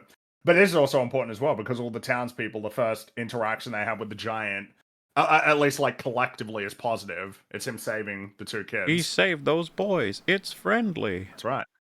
Yeah, he's a good lad. Wow, things that people would see and be like, "Oh, he did that thing. We just saw him do the thing." And so we're not gonna have to be frustrated about why everyone doesn't just recognize what has just clearly happened. But then, of course, there's a bit, because Dean and Hogarth are racing past a convoy of army vehicles, and Mansley look back and sees the giant looming over the town, and he frantically screams that the giant is attacking. Yeah. Which I believe at this point is him. That's what he thinks is actually happening. Because I mean, even the general thinks that's what's happening when he sees it. I mean, it looks pretty ominous from the distance. It doesn't look right, from a distance you can understand. It's kind of funny because oh, shit. If you just watch it for a while, it's like he's just standing. He's not doing anything. It's like, yeah, well, he's standing there menacingly. But, he is standing there menacingly. I guess that's not his fault. He just has that. He's got that kind of face. He's big, and it's just he's a big robot. Yeah, can't see the big smile, but Hogarth jumps off the motorcycle and runs to the giant, who states, "I am not a gun." And the giant lifts up Hogarth and he waves to his mom and all the smiling townspeople. It's like, yeah, it's great. We did it, everybody. Credits. Remember, we're in the third act, all right? So the giant is struck by a missile as the army starts shooting at him. They're trying to kill him, and he runs out of town and he's shielding Hogarth from harm. And Dean is trying to stop the army and explaining to Mansley that the giant is harmless as he only reacts defensively and that they need to stop shooting at him because Hogarth is with him. Mansley says he'll take care of it, and then as soon as Dean leaves, he says to the general that the giant killed a kid. It's like, dude. That's a rough lie, man. Like, there's a kid in his hand versus he killed a kid. Yeah. It's just he doesn't care. It's like he doesn't give a shit. He wants the giant attacked. And of course, the general, based on this information, does escalate the response. Because he's just acting on the information that's available to him. We'll see this when the planes take off, but the tanks, they're the real tanks. They're I think they're M41 US Army tank. So they didn't just make one up, but they actually chose like a tank from the time period to again sort of make the setting just feel a bit more real and immersive. I wonder, I mean, that's like cool as a detail. I wonder how much of that is because again, all the vehicles are, they're like 3D animated. Yeah, I think that the people who did the animation in particular for the vehicles in this really liked it because like when we see later the jets, they're like quite well detailed.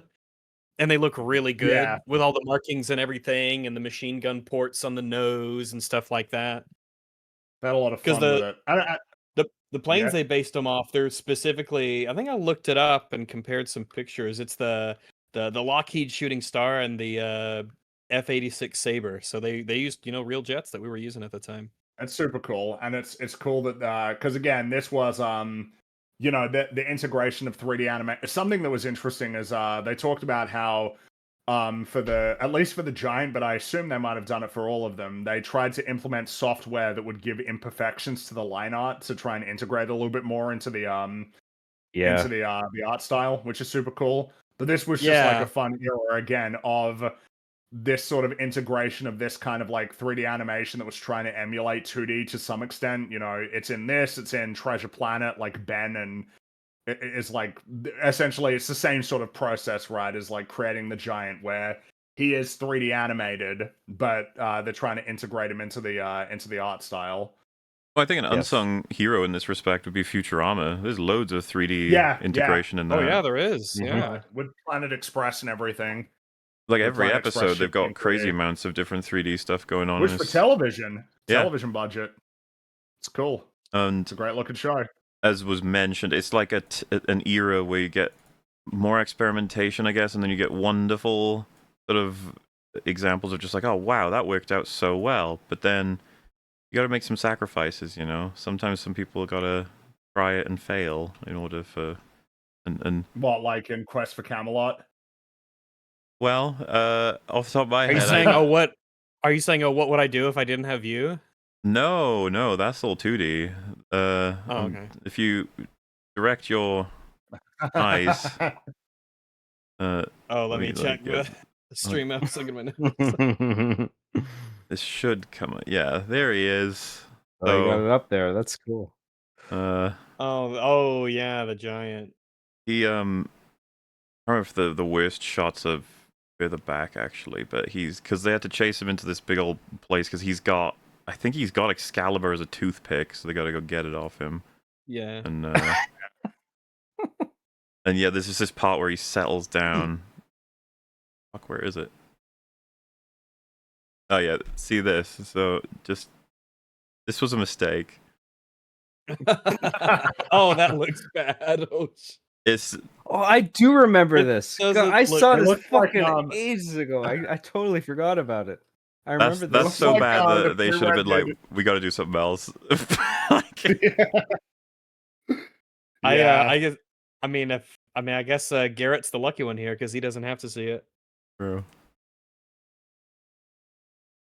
So yeah, So you know, bad, it's I guess they opted. They were like, the 3D's the way to go, and it was like it wasn't. But that's, you know, Yeah. You crawled so that something else could something else could do something. Yeah. Yeah. Like Brad Bird and them, they integrated that technology in a really smart way where they applied it to the robot, which makes total sense. Well, he looks great, the Iron Giant, throughout this film. Obviously, he's not 3D exclusively throughout, but whenever he is 3D, he fits very well. Yes. Good stuff. And regarding the beat where the missile collides with him, it's very well considered plot beat because like from the robot's perspective, right? He has the thing with the ray gun. He locks onto that and then feels bad because he almost hurt the kid. It's like he was possessed by something else that wasn't him, and then all of a sudden he realizes like, oh, I almost killed that kid. Am I evil? And then he's like desperate to do a good deed, and he saves the two children. He finds that bit of a coincidence, but he finds it and he does a good thing, and it's fine. And then, you know, the audience is totally on board with him, and then the people, the townsfolk are all like, oh, this is a cool guy, this guy's awesome. And then the missile just streaks in and fucking collides with him, and it's just like, oh no, now they're all shooting him. Oh no. When you even get his scream, it's kind of a distorted Vin Diesel yell. He gets hit, and you're like, "Oh no!" Because it does seem like it's done more damage than we've ever seen in the film. Yeah, the initial missile, it comes in at a very specific time where it's just like, yes, this is the time to do that. As painful as it is, it's just like, yes, this is appropriate. Yeah, this is the time to do this. So yeah, as they're running away, and now there are jets coming after them. The giant, to avoid a bus, he tumbles off a cliff. Where he runs, in avoiding it, he tumbles off a cliff, which activates rockets on his feet, which Hogarth is very excited about, obviously. Not just because he's now alive, but because it's very cool that the giant can fly. And as they're shooting up and they fly past Annie, who'd been chasing them, Hogarth tells him to hold his arms straight like Superman. And as he's flying around, the giant, he makes kind of like a funny sound where he's like, oh, like he's like he's like almost sort of stunned and in awe of the fact that this is something that he can do. It's like he didn't realize that this was one of his capabilities. Yeah.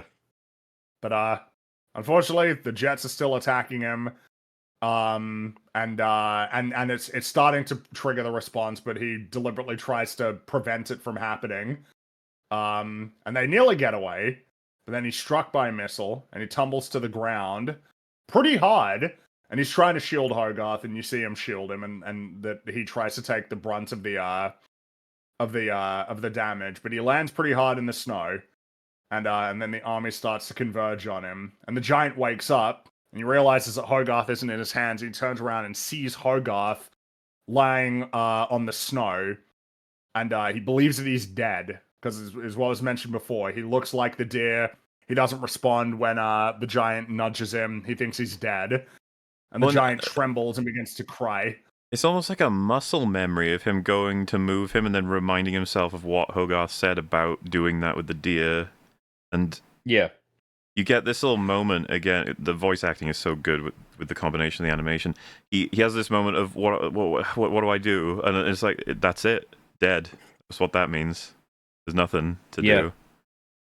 Because I don't think at this point he has a firm knowledge of what exactly death is. He's just looking for certain signatures. And it's just like a body that is idle, and if you try to move it, it's like not responding. And it's like, that's what the deer did, that's what Hogarth's doing, even though he's just unconscious, and he's just like, he must be dead.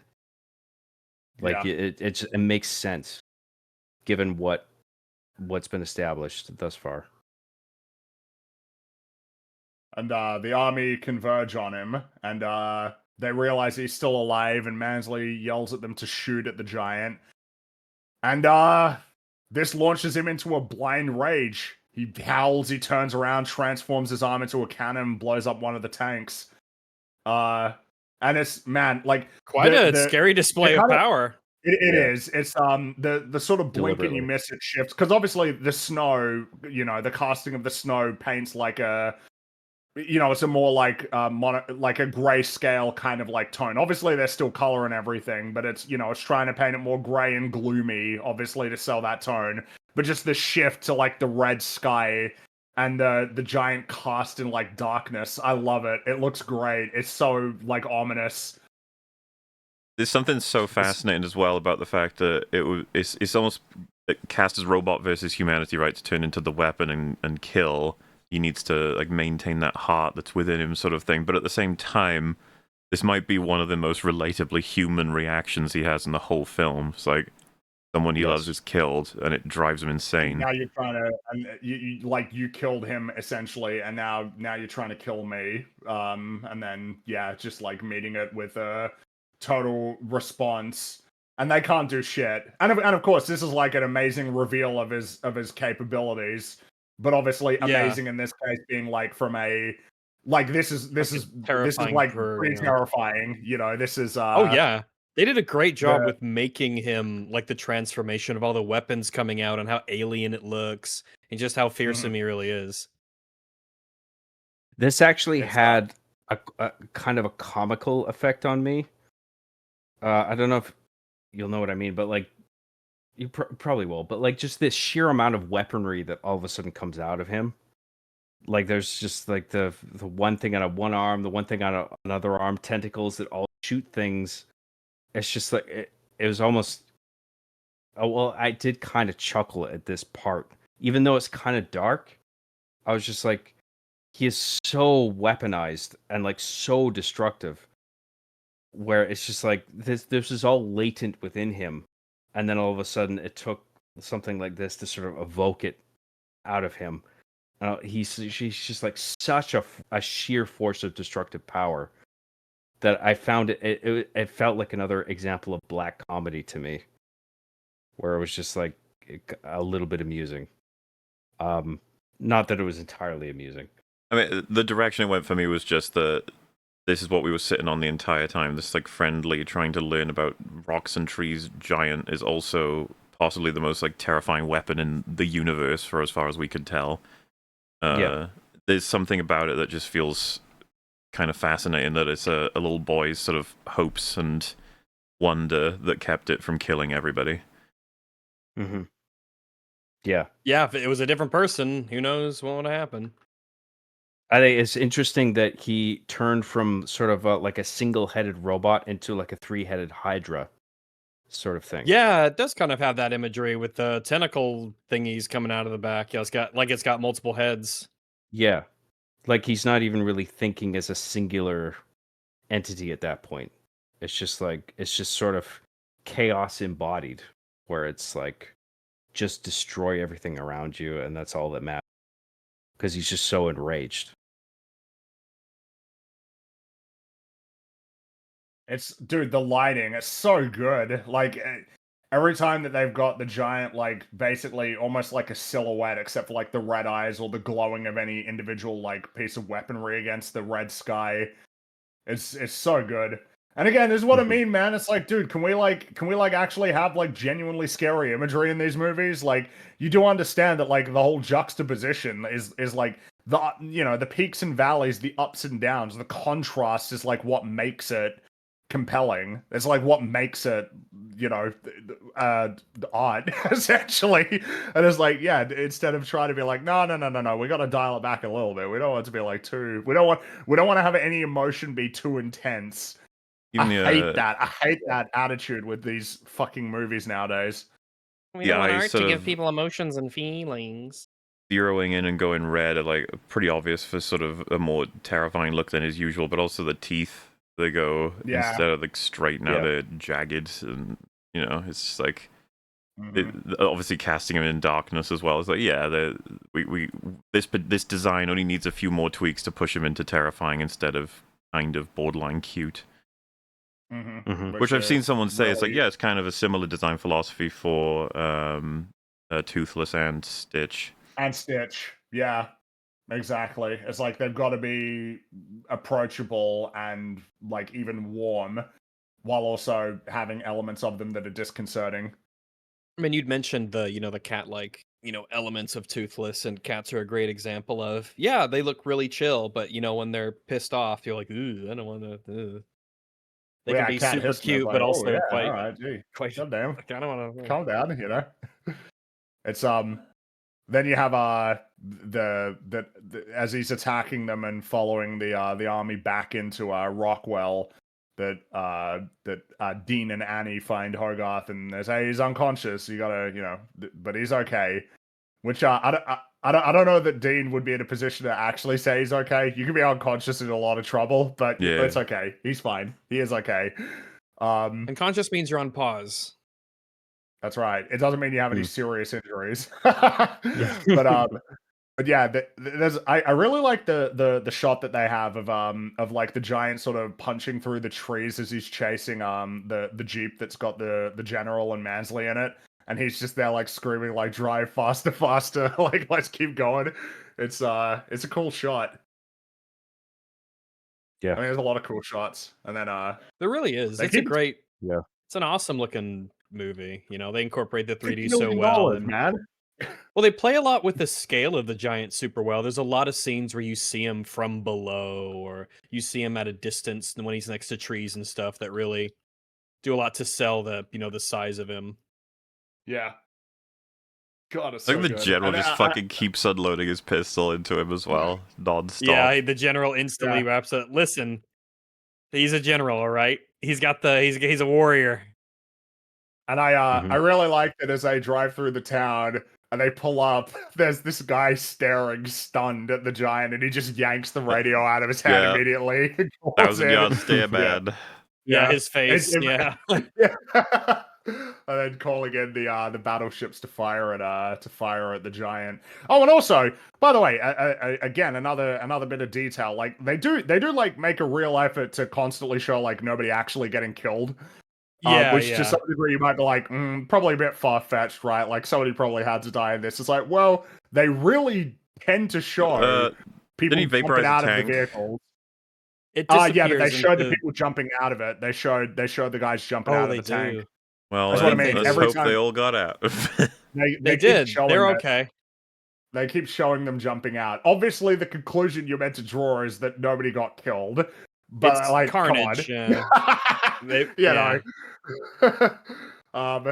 Like it's probably there were probably some casualties. But anyway, he calls in the battleships to engage the giant. And they hit him, but nothing seems to work. And then Mansley suggests that they use the bomb.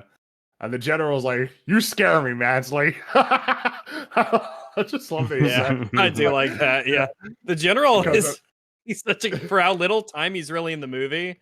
He's very funny. But it's just because, of course, it's like, what you want, you want us to bomb ourselves in order to kill it, but that's not the plan. Is you got to lure the giant away. He seems to follow, so lure it away from the town and then bomb it. And the general agrees and orders them to target the giant and await his command. Yeah, I think in that moment he's sort of representative of the extreme end of fear collectively, where it's like we're so afraid of the threat that we're facing that. I mean, maybe I the think answer is to destroy ourselves, and it's just like, what? It's a very What? valid point of view, certainly from the general right now. I would say, I wouldn't have any problem with trying to set this up. Best we get rid of it as soon as possible, and if that was to mean some collateral damage at this point, that might be acceptable because of how catastrophically damaging this thing is. But they're still trying to try and maneuver it into a place where they can blow it up safely. Yeah. So while they're in the car, I think regarding sorry, one more thing. The guy's the role that he plays in, I think, being representative of like a collective fear, phobia, whatever. Like he takes that to the extreme end where people can no longer accept it, right? By the end of the film, where like nobody Mansley. respects him because he tries to like get into the car and just Yeah. I forget exactly what he does, but like Oh, nobody well, we're getting people there. lose respect for him. Yeah. I'm sorry. Yeah. I don't want to jump, but like that's like the role he plays. I think it's just like he goes way too far with the role that he. It's just like, oh yeah, that's not the way to go, with what he's representing. So Hogarth tells them that they got to head back to help the giant, but they're halted by a blockade because they were heading to the town to get him to a hospital. But Hogarth sneaks through, and the giant's there, and he's preparing to fire at the battleships, and Hogarth draws the giant's attention, which saves the vessels from destruction. And it looks like it would have been basically complete destruction. Whatever this weapon is in his chest is like a massive It's the super plasma weapon, explosion. Yeah. Crazy destructive It's capability. like Godzilla. It's like shooting this laser beam, kind of. Coffeezilla. But Oh, yeah, so that's right. Yeah. the giant aims one like of his caffeine. cannons at, look, you gotta be careful with that caffeine consumption, all right? Otherwise you might turn into a crazy giant robot. So the giant aims one of his cannons at Hogarth, who pleads with him, it's bad to kill, guns kill, and you don't have to be a gun. You are who you choose to be. You choose. This is his gambit, and it works, because the giant recognizes him, and he snaps out of it and returns to normal. And Hogarth tells the giant that they have to show everybody that he's good. That's what they have to do. And while that's happening, and it, again, I guess what's interesting here is that you mentioned before, Mauler, the idea that if Dean and the general represent the more like moderated sort of realistic positions of both sides, you have Dean and Mansley arguing there with each other to the general. They're both fighting for their respective beliefs, with Dean basically saying the giant only reacts defensively. You have to stop fighting, otherwise it all starts all over again. Whereas Mansley's like, no, our future's at stake. We have to stop it now. You have to attack it now. You got to kill it now. But once they see that Hogarth is alive, the general is absolutely not going to continue with this. Yeah, the boy's alive. Like he knows he was told otherwise. It's fair. I really do feel the film takes efforts to make the general reasonable. He's not crazy. Agreed. Yeah. No, the general. You meant to like the general. I like it. Yeah, we like the general. This is a pro-general household. All right. Like he has responded about as well as anybody could with all of the information that is available to him. The only reason that anything escalated in the first place was because he was fed false information by Mansley. Mansley is the one who is ultimately at fault for all of this. And then it's just like, when he receives the new information, he makes the correct calls. And he orders him to stand down. Oh, yeah? I think earlier in the movie, I think the audience is meant to look at Mansley's actions and be like, well, I don't agree with everything he's doing, but I kind of see where he's coming from.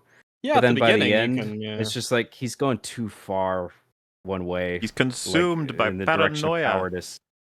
Cowardice and paranoia, yeah, for sure. And then the general is sort of like the reasonable sort of position where it's just like, no, you're going, you're going too far that way, and we shouldn't do that, you know. And so, yeah, he's about to order the Nautilus to stand down, but he snatches the radio. Mansley snatches the radio from the general's hand and screams, "Launch the missile now!" And the Nautilus just initiates the launch, and we see the missile soaring into the sky. And the general grabs Mansley and shouts, "That missile is targeted to the giant's current position! Where's the giant, Mansley?" Where's the giant, Mansley? Current position! Where's the giant, Mansley? Where's the giant, Mansley? I get it's like very Perfect. he's pointing out a very stupid thing, but it's a stupid decision that's manifest out of cowardice, right? And like when people are scared, they do stupid things, right? And that's like, this is what that is manifest from.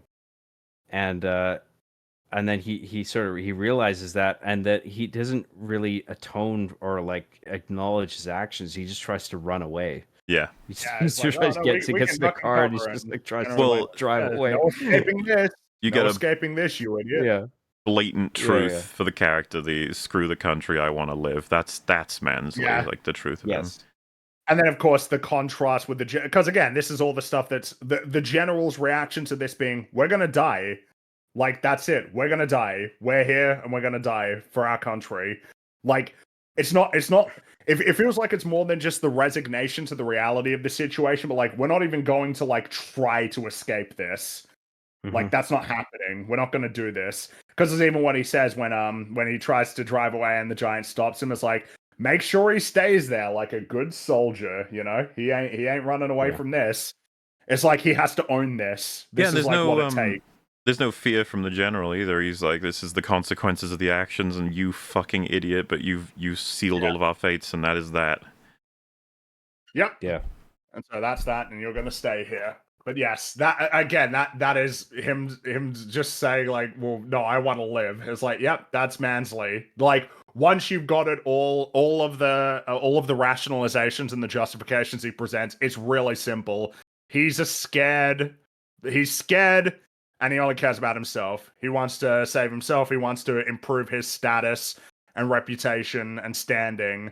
And on the flip side, when things are going to shit, it's like, well, I'm getting the fuck out of here. I want to live. Like, I ain't, you know, like, and that's it.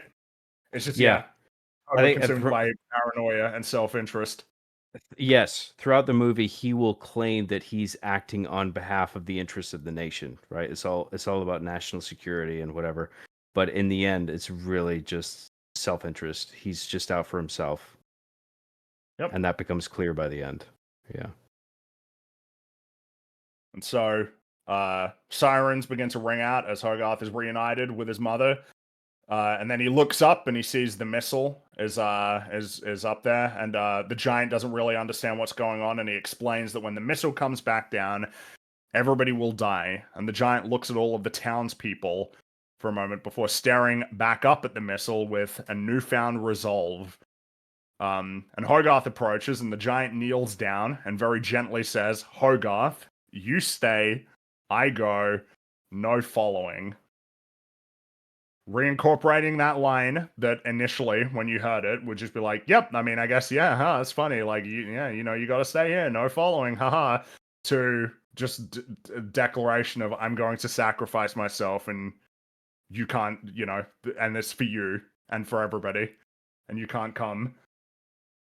I think it's a quite interesting line, too, because it's like, he knows, I think the robot is smart enough to know that Hogarth can't follow him into space, right? But there's like an embedded knowledge there where it's like, the idea here is that I'm going away and I'm not coming back. I even like... Well, the thing is...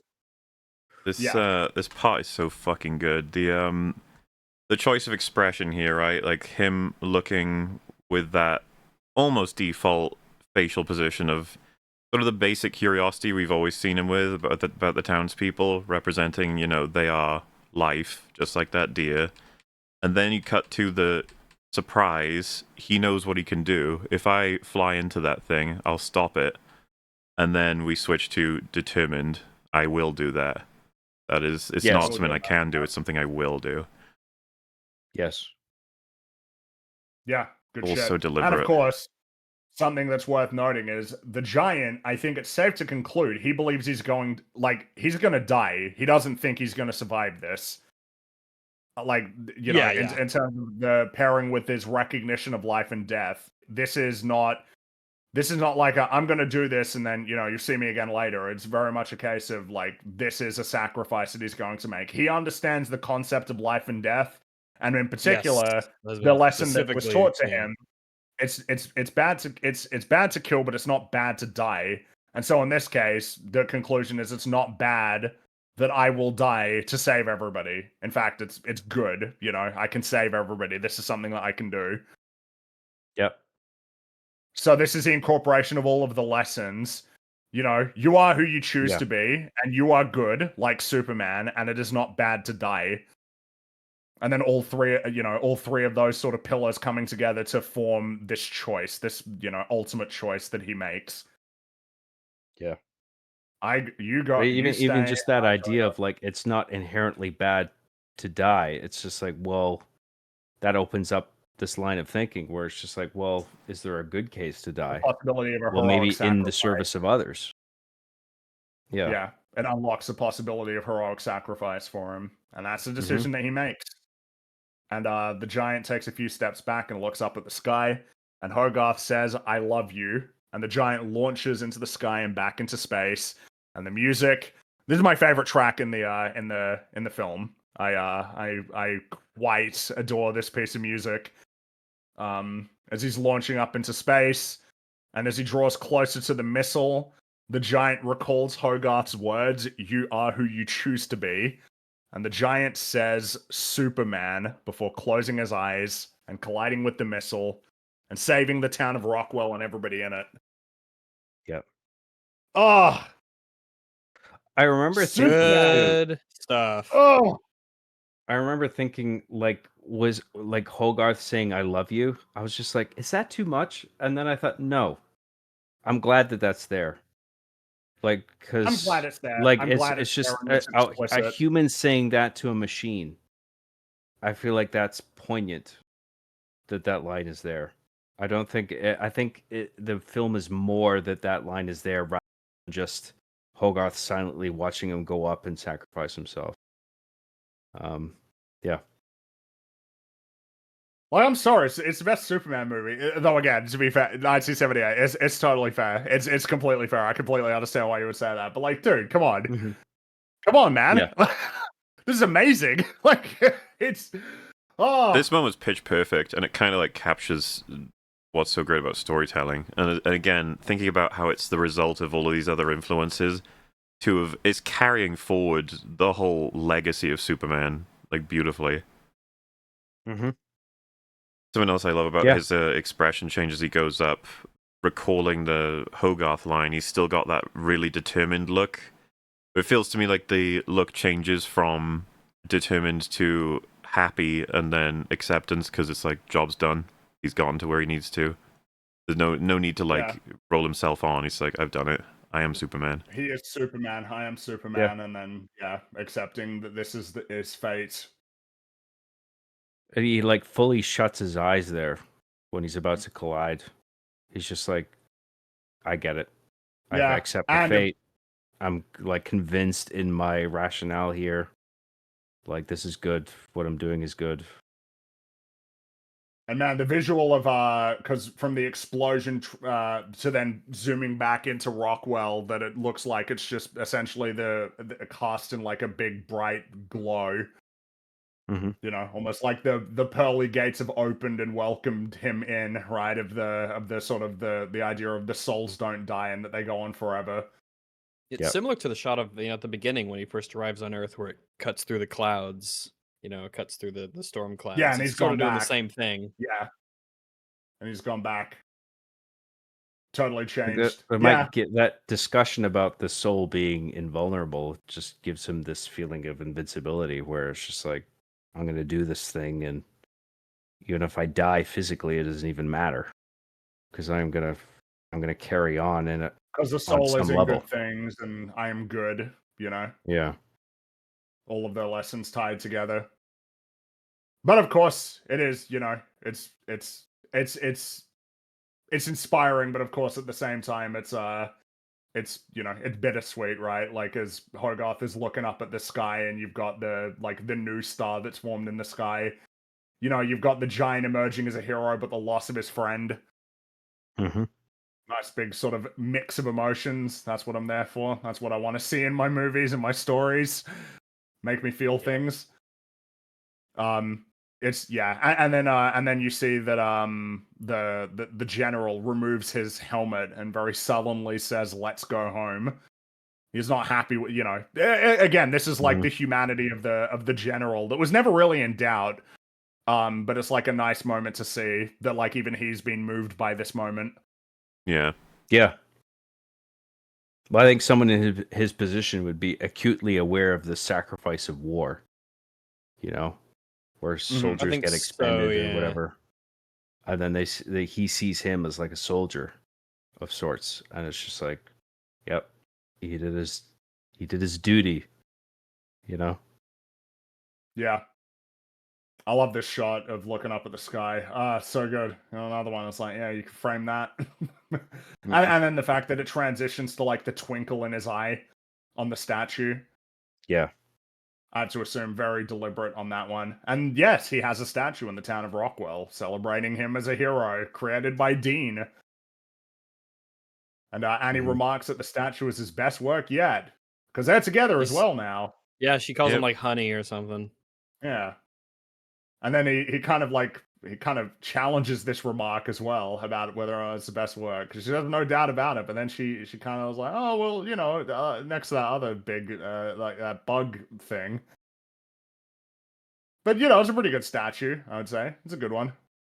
Yep. But I don't know what that bug one was. I don't know if we saw that one. I assume we did.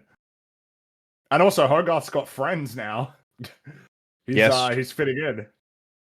He's got friends with his community. And those two people are a couple now, and I think that was executed in a subtle enough way, not being too obvious about it. Yeah, because he showed interest, and she kind of reciprocated it earlier. There wasn't too much of it, but you could see. I think that was actually a deleted scene. Actually, that was introduced only in the signature. I don't think that was in the theatrical, but in the signature, they had that scene together in the diner, where I mean, they had. I can't remember in the beginning if they had any interaction, the waitress and the Dean character. But there's a scene I think that was on the cutting room floor before the theatrical release where they had a bit of an interaction. And in the signature release of the film, they fully animated that and they put it in the film where they had a bit of interaction with each other, and they expressed some interest in each other, you know. And you were meant to think like, oh, maybe there'll be like a so I guess they figured when they were initially editing the theatrical cut, they were like, well, I don't think we really need this. It would be nice if we had it, but you know, it's not absolutely necessary to appreciate what's happening. Yeah. You know, like the whole you mentioned it earlier, Frank, the like with Die Hard, is not enough criticisms are mentioned. You clearly like a bias. First of all, it's not our fault Die Hard's near perfect. I didn't make it. I could only wish that I did. But secondly, there's just some criticisms I'm not aware of. Like, I've never heard of them before. So one of the ones I'm picking up from chat is he should have used his lasers to destroy the rocket. It's like, guys, the whole movie is about how he fucking hates engaging in his weapon mode, which is where he gets all the lasers and rockets and all that crazy shit from. Like that is like losing control. Might not even be the same person at that point. Yeah. Well, I thought didn't we talk about that? It's so weird to see as a criticism that like, idiot, should use your lasers. Like, I don't. That's like a whole different. It's like a Tomo mode. He hates engaging in it, doesn't want to, and who knows what control level he has when he does it. And we see him actively avoid using it, even though it could be helped to defend himself in the film. I don't think there's a single citation in the film where you have him using it like deliberately to help himself in full control. I'm pretty sure the film's point is that that is the bad choice. He doesn't become that. Takes away from his own humanity. I was about to say for a lack of a better word, but I think it's appropriate to say humanity. And then another one I spotted is like, it's pretty stupid. The whole third act is essentially resting on Dean freaking out at the scrapyard. Like, he should have freaked out. That is the correct decision when you see the appropriate response. Yeah. You just saw lasers get fired at Hogarth. But I don't really. This is what I mean about like how it's like, just pure glazing. It's like, hey, but if there are criticisms I've missed, I'm sure all of us are on board with discussing them. I just sometimes it's some things are glaze worthy, you know. I mean, yeah, it happens. Yeah, just like how there are some movies where every single thing about it is dog shit, like Superman 2025. Like it's just that's what happens. It can't be helped. We're just telling it like it is, damn it. And in this case, we're telling it's great like it is, because it is. The criticism regarding the scene in the junkyard, I don't understand, because it's pretty clear, like, Dean didn't understand that the reason that the robot was shooting lasers was in response to seeing a gun, specifically. He thought he was just shooting lasers at the kid. And it's terrifying. He was trying to protect the kid, and then he realized, like, oh, he was acting in self-defense. In the case of being in space, if the lasers would neutralize the weapon in space and it would preserve his own life, I can see an argument there why he wouldn't just do that. I mean, it would sort of shatter what the movie ended up doing, which I understand. I don't think we were shown a time where he can engage with it in control. That never happens. Every single time it appears to be involuntary. And then even putting that to one side, it's like, what kind of fucking ending is that? He flies up into space and shoots the laser and comes back down. What the fuck? Like, what are we doing? Like, what is this? Like, why are we even entertaining the idea that this is what you want to do? You know, it's like, this is a horrible idea. It's like, where's the heroic sacrifice in that? Just like, oh yeah, he just flies up and shoots the laser and comes back down. If it were a valid criticism, the point would be that the heroic sacrifice is undermined by a smarter decision. Yes, but they wrote the film right, so like I said, if there were a time where he used that sort of stuff, you know, consciously and in the sake of defense, he doesn't. The Iron Giant throughout this film is shown to either be completely out of control when that mode engages, or that he considers it to be like anti-humanity to engage in it. Like, it makes him, you know, scared and horrified. It's not in character nor mechanically appropriate according to what we've seen in the movie. Based on the idea of, like, because that was introduced in the junkyard, is that when he sees guns, he involuntarily acts. Doesn't even seem to remember it. Yeah, not really. And then he snaps out of it, and he's just like, "Oh shit, what did I just do?" Yeah. So yeah, no, you swung at the giant and you missed. Better luck next time. As Hogarth waves goodbye to his friends, Dean hands Hogarth a package that the general sent, which contained the only part of the giant they managed to recover, which is one of the screws for his jaw. And Hogarth says that he misses him, looks back at the statue, and leaves. But later that night, he's in bed, and he wakes up, and he sees a recovered part is blinking, and it's rolled over to the window. And Hogarth opens the window and waves goodbye as the part rolls through the field. And then over in Iceland, we got several parts shuffling through the snow and towards the giant, who wakes up and smiles. And that's the end of the movie. He's reassembling. Good stuff. Mm-hmm. I saw a few people saying they thought there'd be a sequel. I would not say. Now, of course, you know, these days there never was one, and maybe these days there would be, but it definitely comes across as like, no, the story's over. You know, like, we don't need to keep going. This is it. I mean, well, you know, it's appropriate to say it's just one of the greatest animated movies of all time, and that is a stacked cast of characters on that shelf. You know, it's tough to get in there, but he's in. It's tough. It is. You're right. It's a tough. I mean, goddamn. Like, basically every single film from Pixar's golden age is occupying a considerable amount of space on that shelf. Several other, Disney animated films are up there. You got some DreamWorks films up there. You got like one Sony film up there. Hey, man. One? Do you think? At least one. How many of them are Aardman?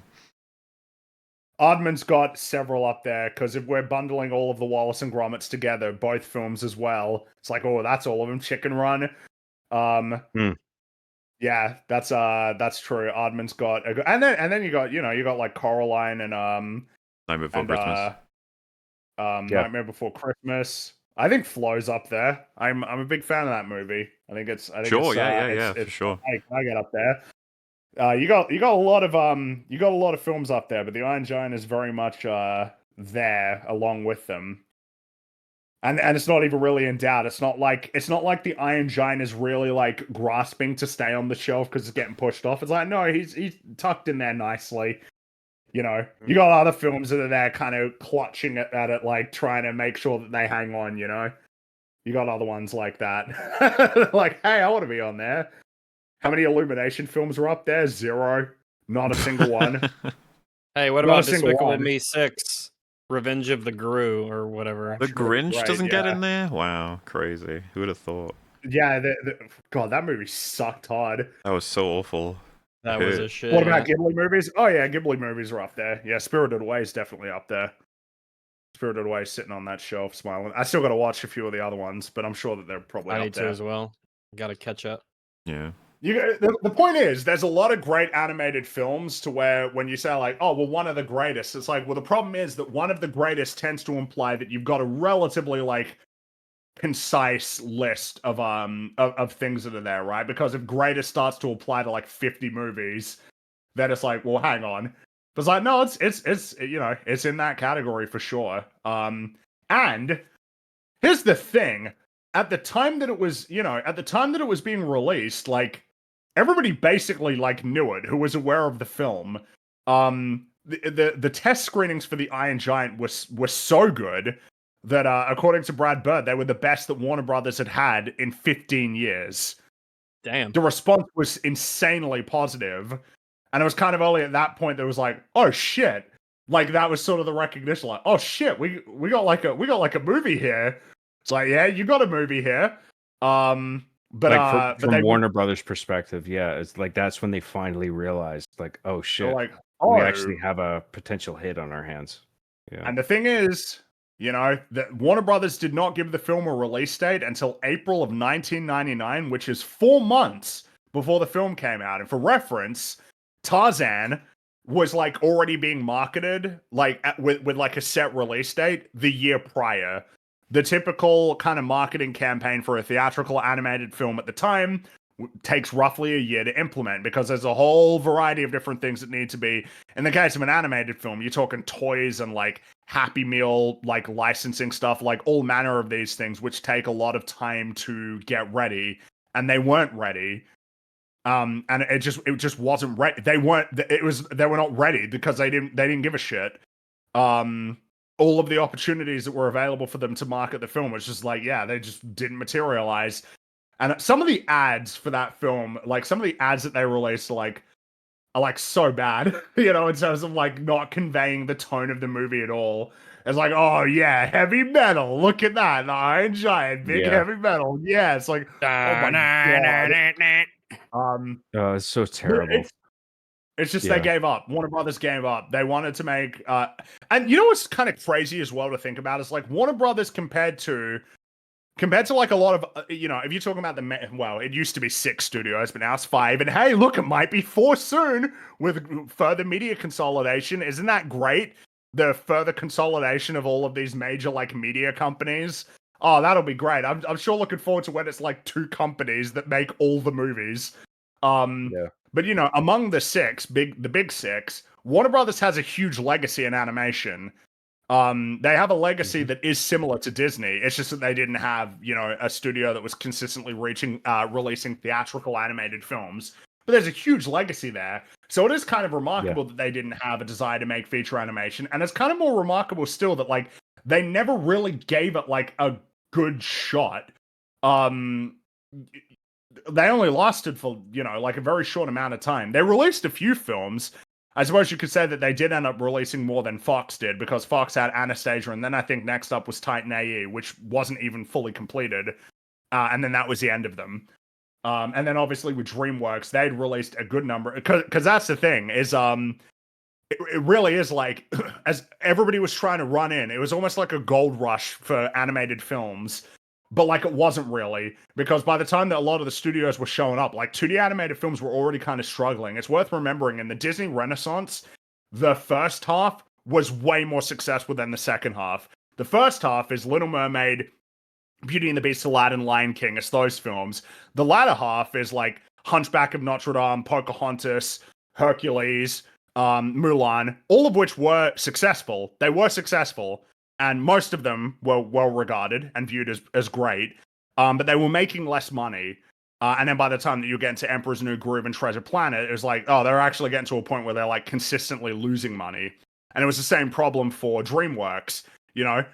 Prince of Egypt was successful, and Shrek was successessul, but The Road to El Dorado failed, and Sinbad like failed big time. Sinbad nearly went out of business. DreamWorks very nearly went out of business because of Sinbad.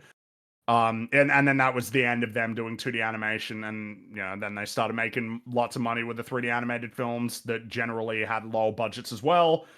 And then of course you have Warner Brothers, where they had Quest for Camelot, which failed. Then they had the Iron Giant, which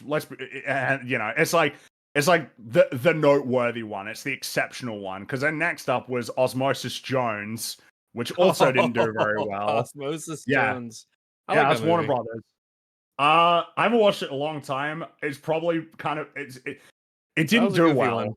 It didn't do well, and then it was Looney Tunes. They made a back show. in action. They had an animated show for Osmosis Jones on TV. Did any of you? Well, yeah, this was the era when a lot of these movies would have spin-offs. Like Emperor's New Groove had a spin-off TV show. Lilo and Stitch had Kronk's a spin-off New TV Groove show and stuff like that. Yeah, and I think it was Emperor's New School. That was the Disney Channel. I guess they had show. multiple. Well, I think that because they tended to, because I think there were like multiple Stitch sequels, and then they had the show where they were like tracking down all the other experiments.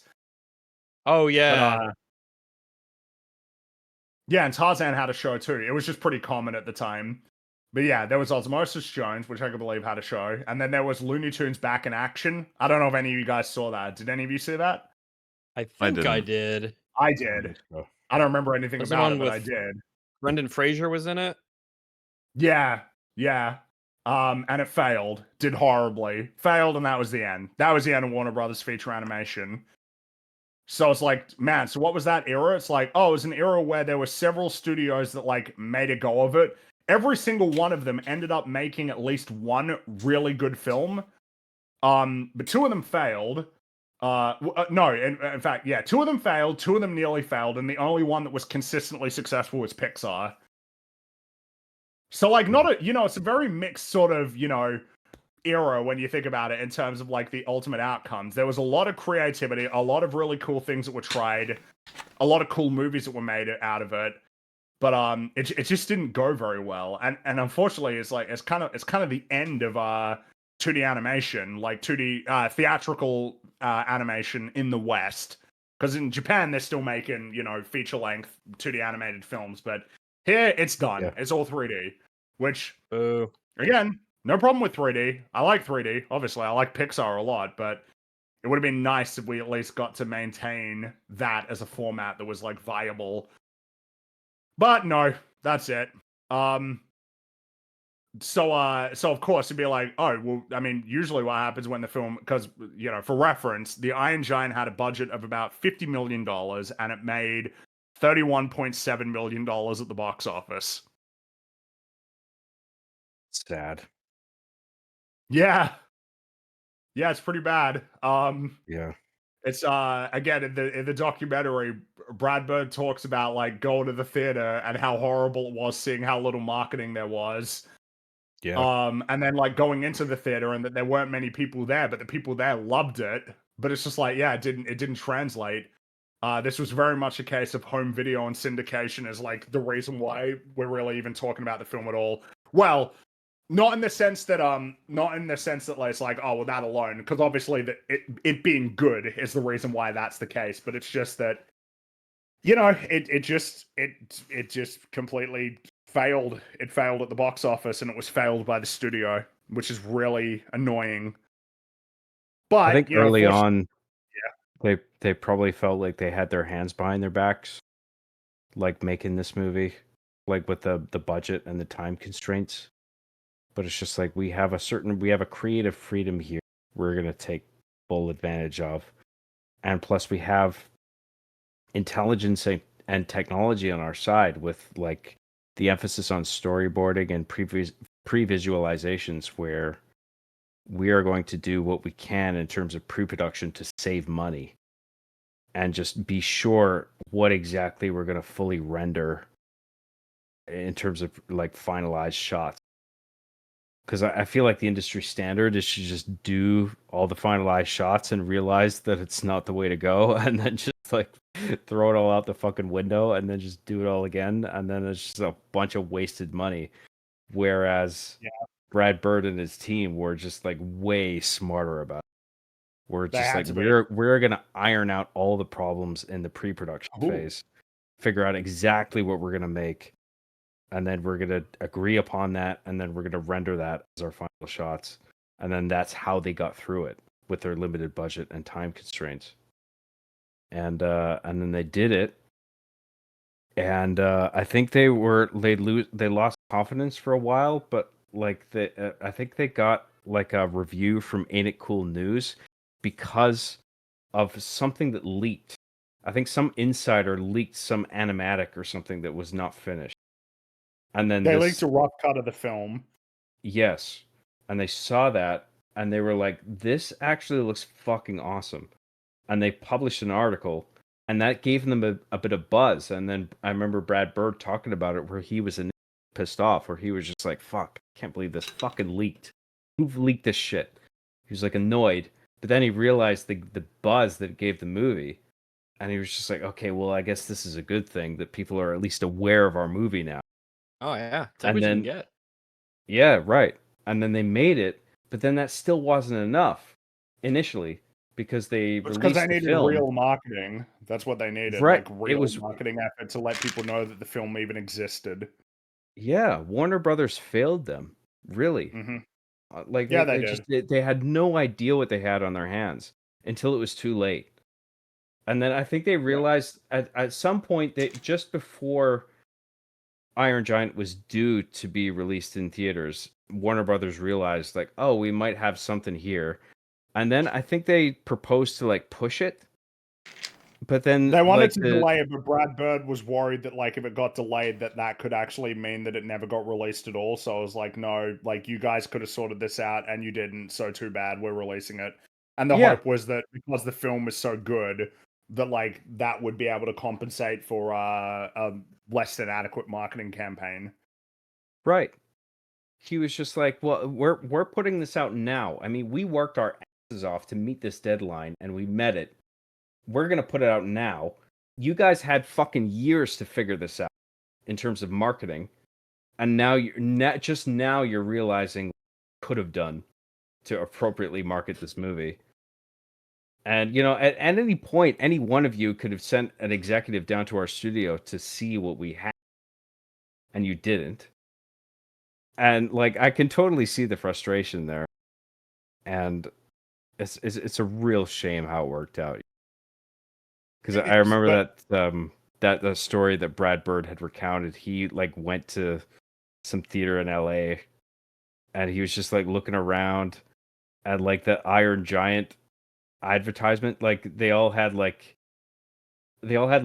designed graphics for like on the marquee, the theater marquee, and then like Iron Giant was like a piece of paper with the Iron Giant like taped onto it, and like that's all people had to be like, oh, do I want to go see that movie? Like it's not very encouraging, but like there's some people who are graceful enough to be like, I'll go see this movie called The Iron Giant, and they'll go see it, and the people who saw it, like, and critics, like the critics and people who saw it were like unanimously like praising the film, but not a lot of people went to go see it at the time that it came out, and it didn't do well in terms of box office revenue, and it's so sad.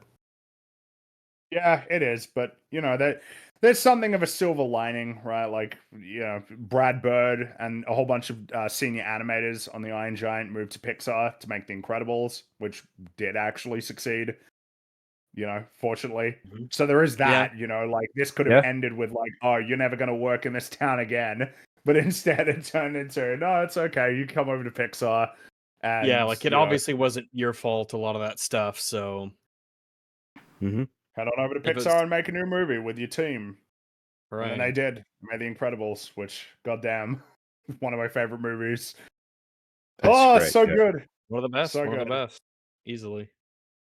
Thing is, like, I sometimes get really angry when I think about how the Iron Giant was failed, but, like, at the very least, the film exists as it does, I mean, it's what I mentioned before. It's on a, people hold it to a pedestal now. Like, it's immortalized with, how much people love it and how much quality it is. And, it's like Treasure Planet and those other movies that, don't do well when they release, but everyone just loves them. And whenever you bring it up, as it will be for a long time, people will go, oh yeah, that was an amazing movie. And we still talk about it. It is not going to, it's not going to be one that just falls into obscurity and is forgotten. Or even worse, is remembered for being bad. But we must mention Ready Player One.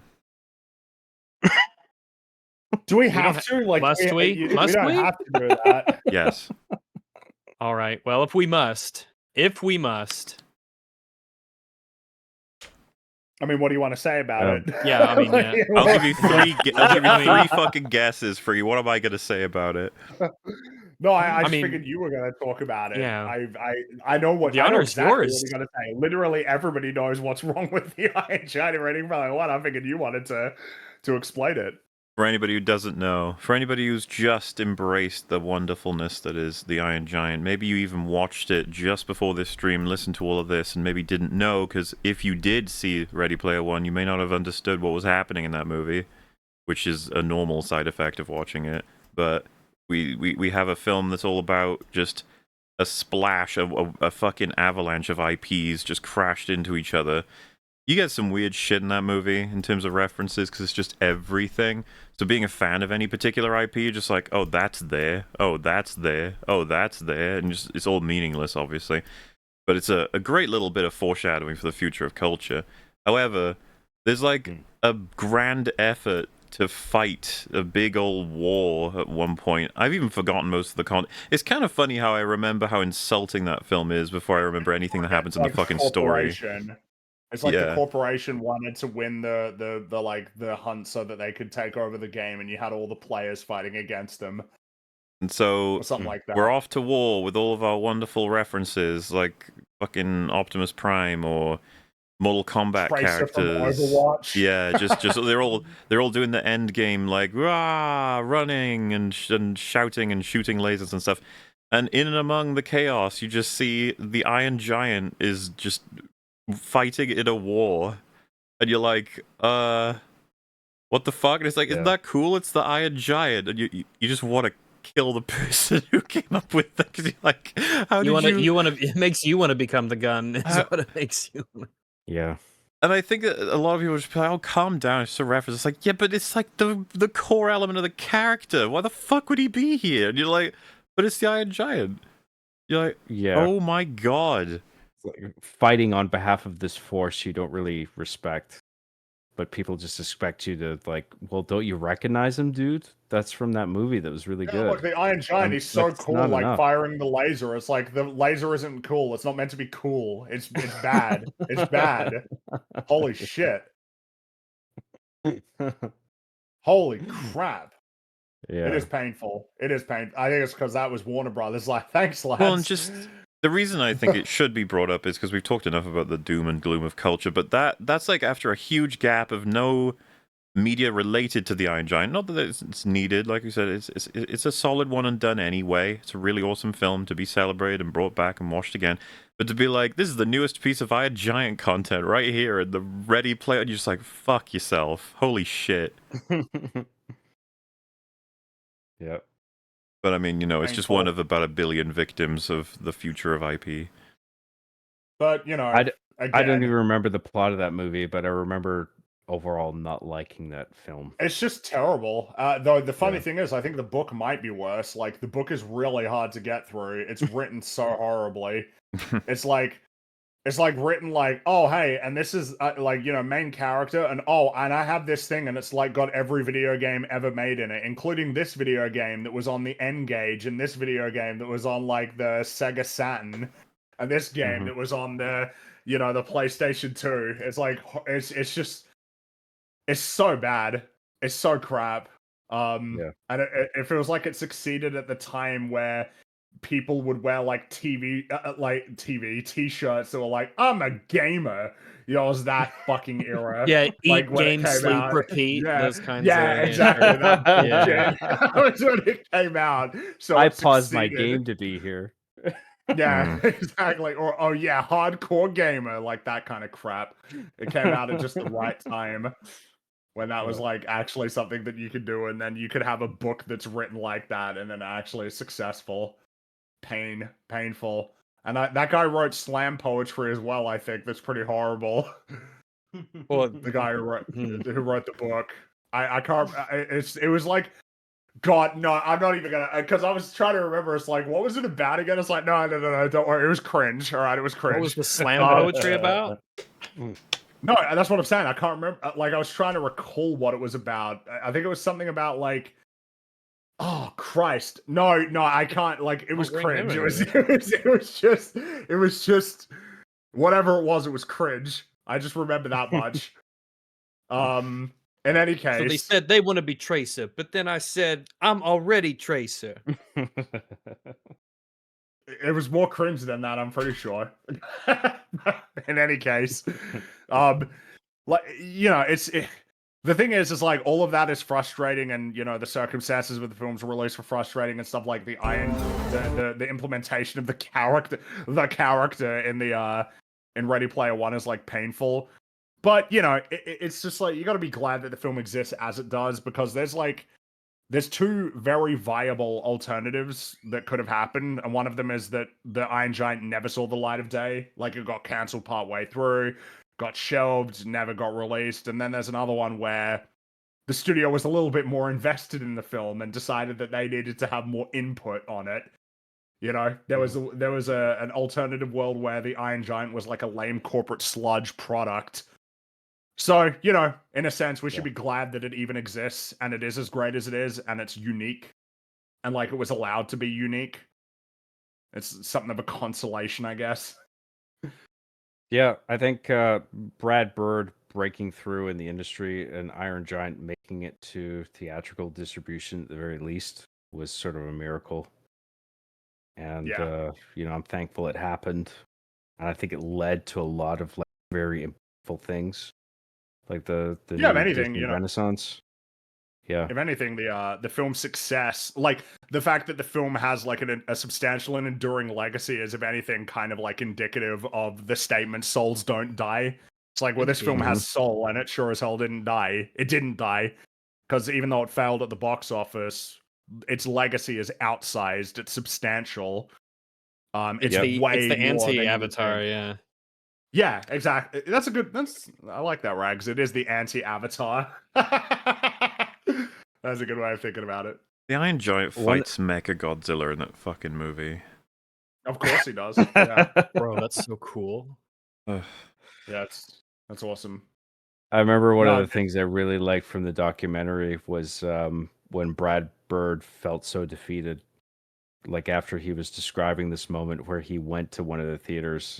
I mean, what I just described with like the marquee, but then he saw like the theater, the auditorium that had the Iron Giant. It was like way at the back, and there was like a statue, but like like maybe a cardboard sort of thing where it was the Iron Giant, but it had one of its legs missing. Like it was just like it's just a half-assed sort of like this is sort of an advertisement thing for the Iron Giant, but it's like damaged and like I mean people coming across that would be just like, oh, that's like a I don't know if that would impair their incentive to actually go and see the film. Because I mean, like if you buy the ticket at the box office, you've made your that. But it's just like an extra thing where Brad Bird saw it and he was just like disheartened. He was just, ah, shit, come on, dude. Like just fucking. I mean, if the theater received it damaged, set it up.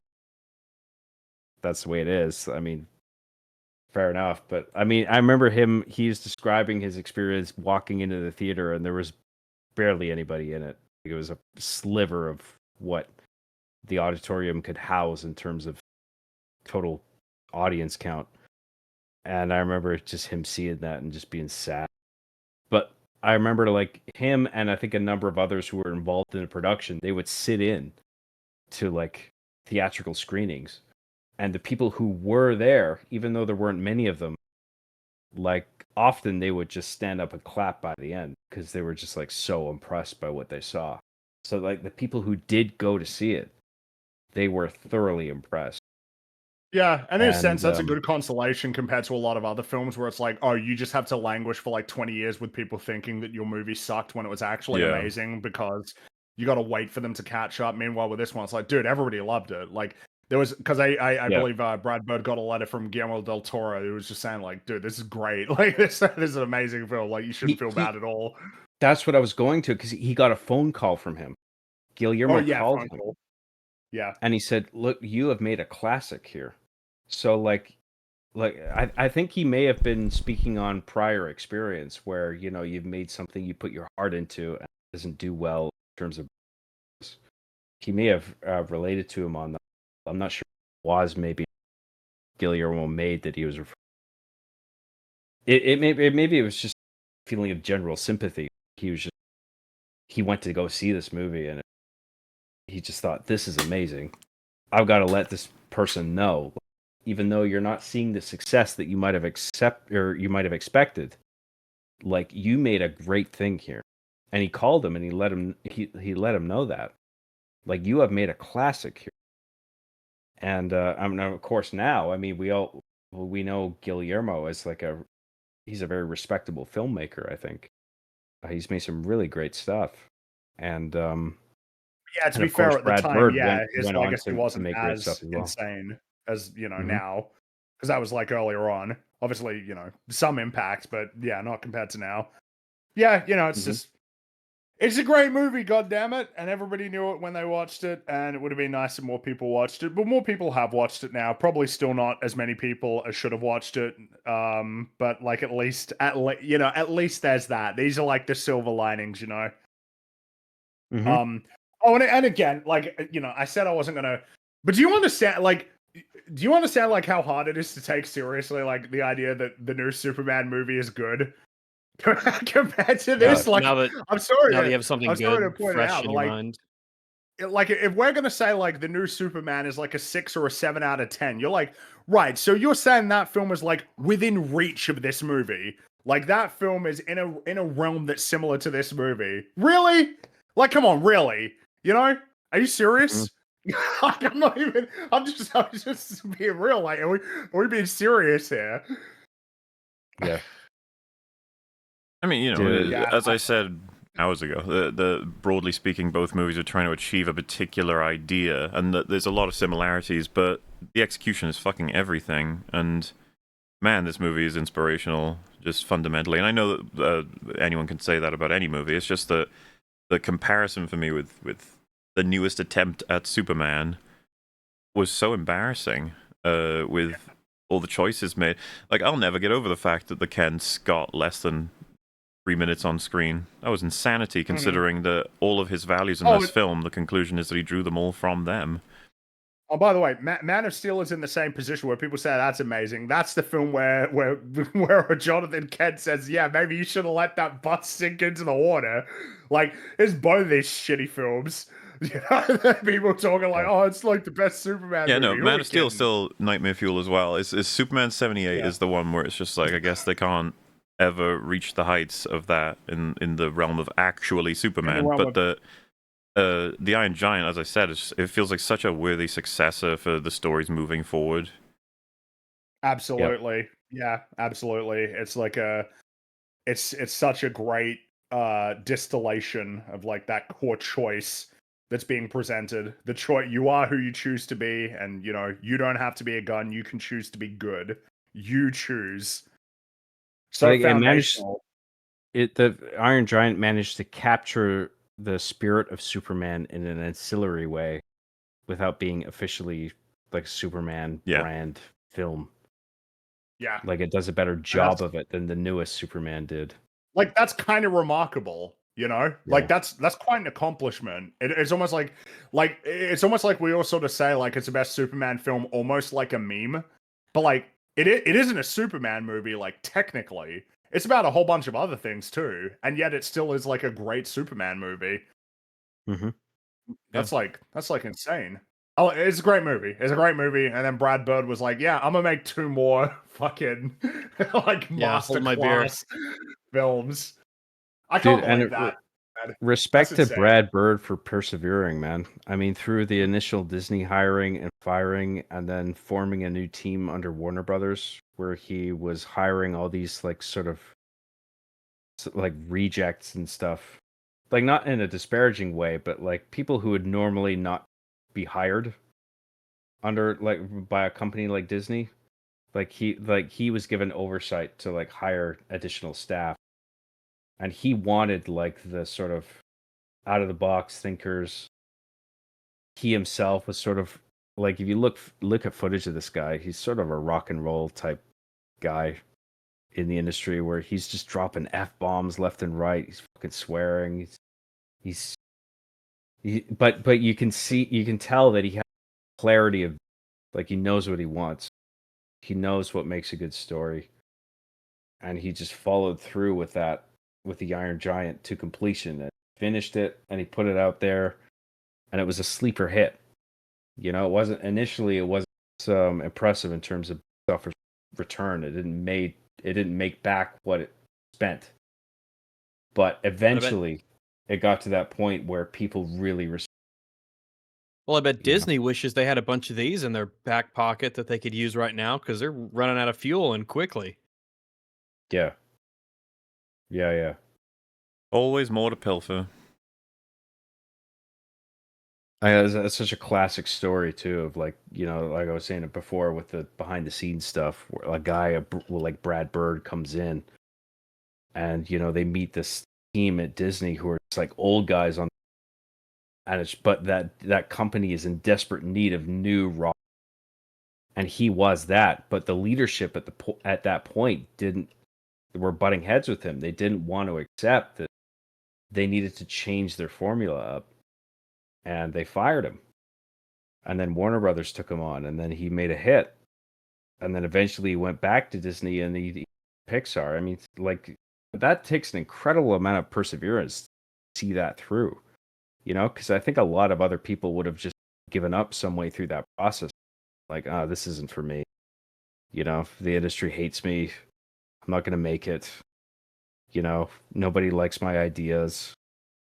Like, you need to sort of have that confidence in yourself sometimes all the way through, and have confidence in the fact that you have a story or stories to tell that are worthwhile, that are worth people's attention. And he had the patience and perseverance to see that through, and it paid off. And then he was the catalyst for an entire wave of new filmmaking in the form of Pixar and all their films. You saying that has reminded me of the Lord of the Rings song, right? The ending with Tolkien saying like, "This is my book, motherfucker. They'll walk if I tell them to." You need to have that kind of confidence to just say like, well, easy "This recommendation is my story, for chat. and this is what it's gonna be." Tom Hardy, Lord of the Rings animated. The song was funny enough on its own, but they made an animated version and it's hilarious. You YouTube that and watch it. RMVFX said as well that Iron Giant was his second and last feature film as a 2D animator. A lot of good memories with this excellent film, and thanks for the breakdown. He's in chat, which pretty fucking cool to be a part of making this film. Just gonna say, good job. Yeah, I think that's gonna feel great. Yeah, yeah. Something I was noticing while we were playing it, I forgot to mention it because it is something I saw when I was rewatching the film. But when Mansley's talking to the general on the phone in the house, and he's trying to explain how he's like not crazy, and the camera pans over and there's that little oven mitten with like the goofy face on it, and he turns it around. Yeah, and he turns it around. Yeah. Like it's judging him or something. Like There's like the little things that they do. Yeah, love it. It's so good. Yeah.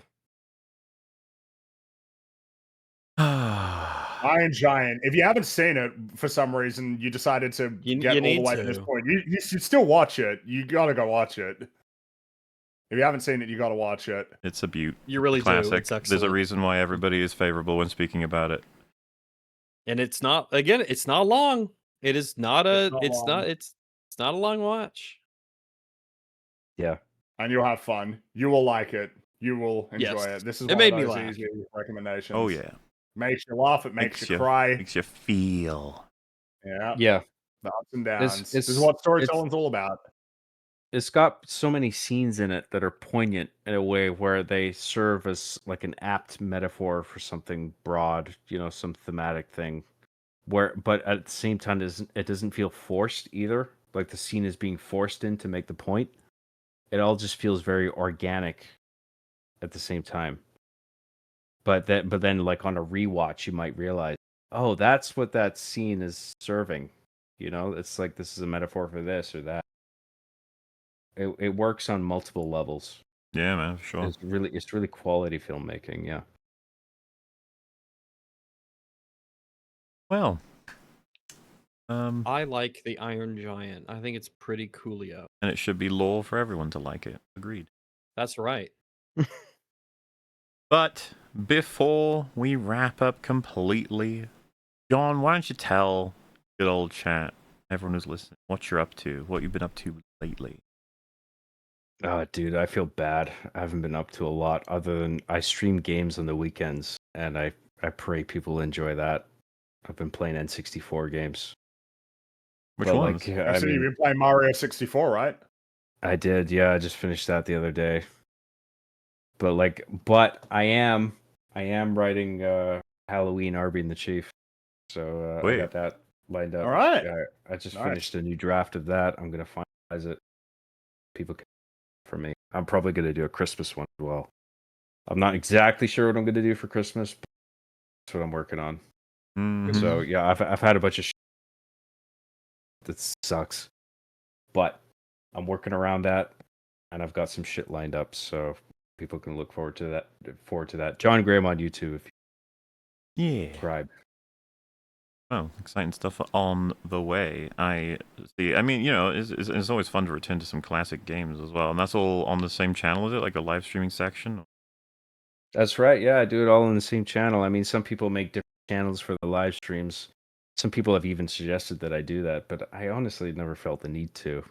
I would just rather just keep everything on the same thing because it's just me, This is the stuff I make, whether it's one thing or another. Well, alrighty then. Fringy, Rags, what about you guys? Nothing to really report at the moment. Hopefully some stuff out soon, but just been busy with things. I'm just working. You know the deal. Just working away.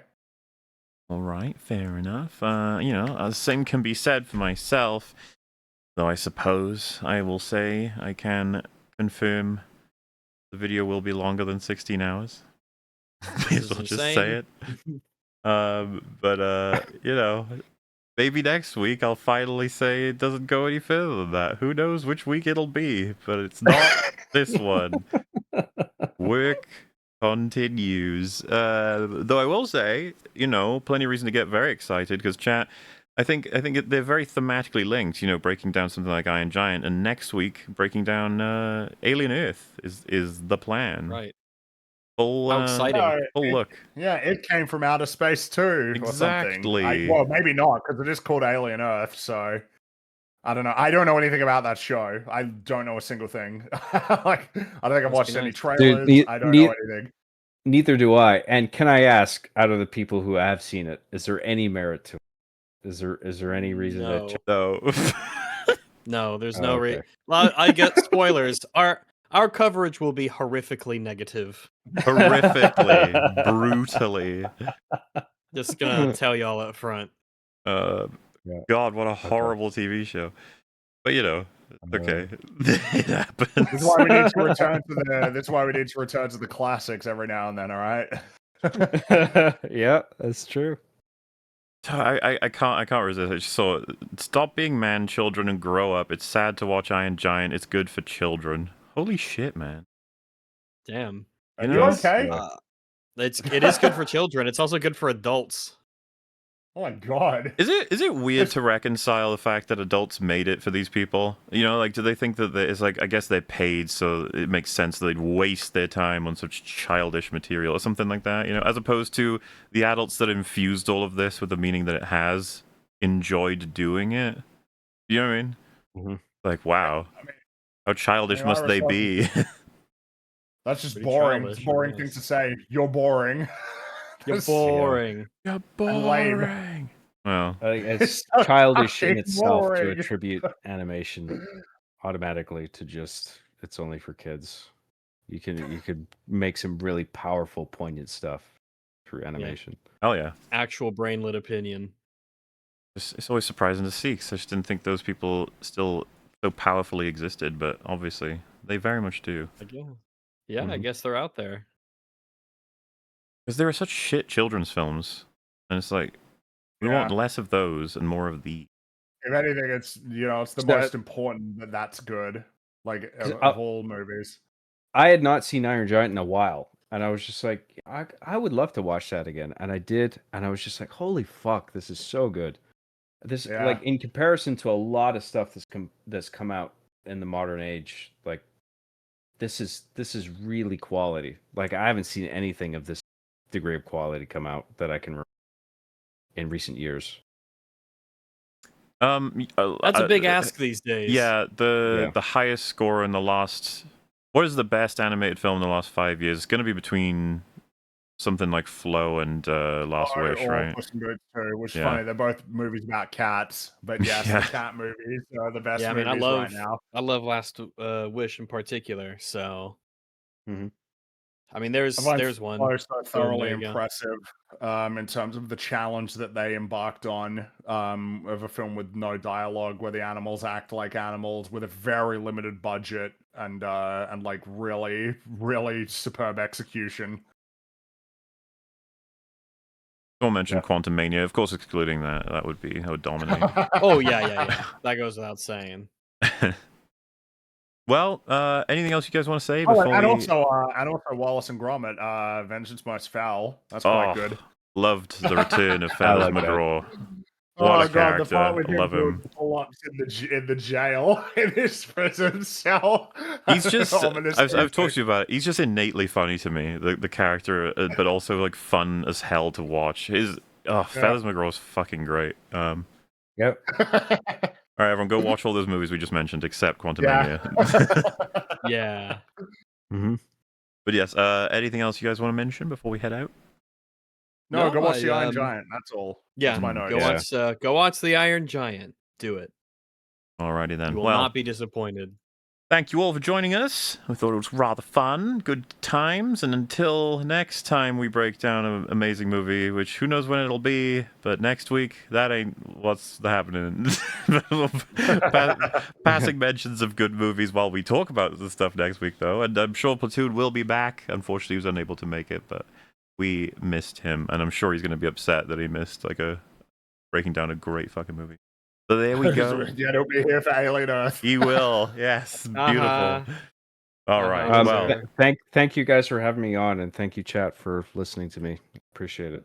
Thank you so much for joining us. Yeah, always a pleasure. And until next time, goodbye, good night, good morning, good afternoon. Yeah, everybody. We'll see you later. Bye. See you later. Bye. Bye. Bye. Bye. Bye.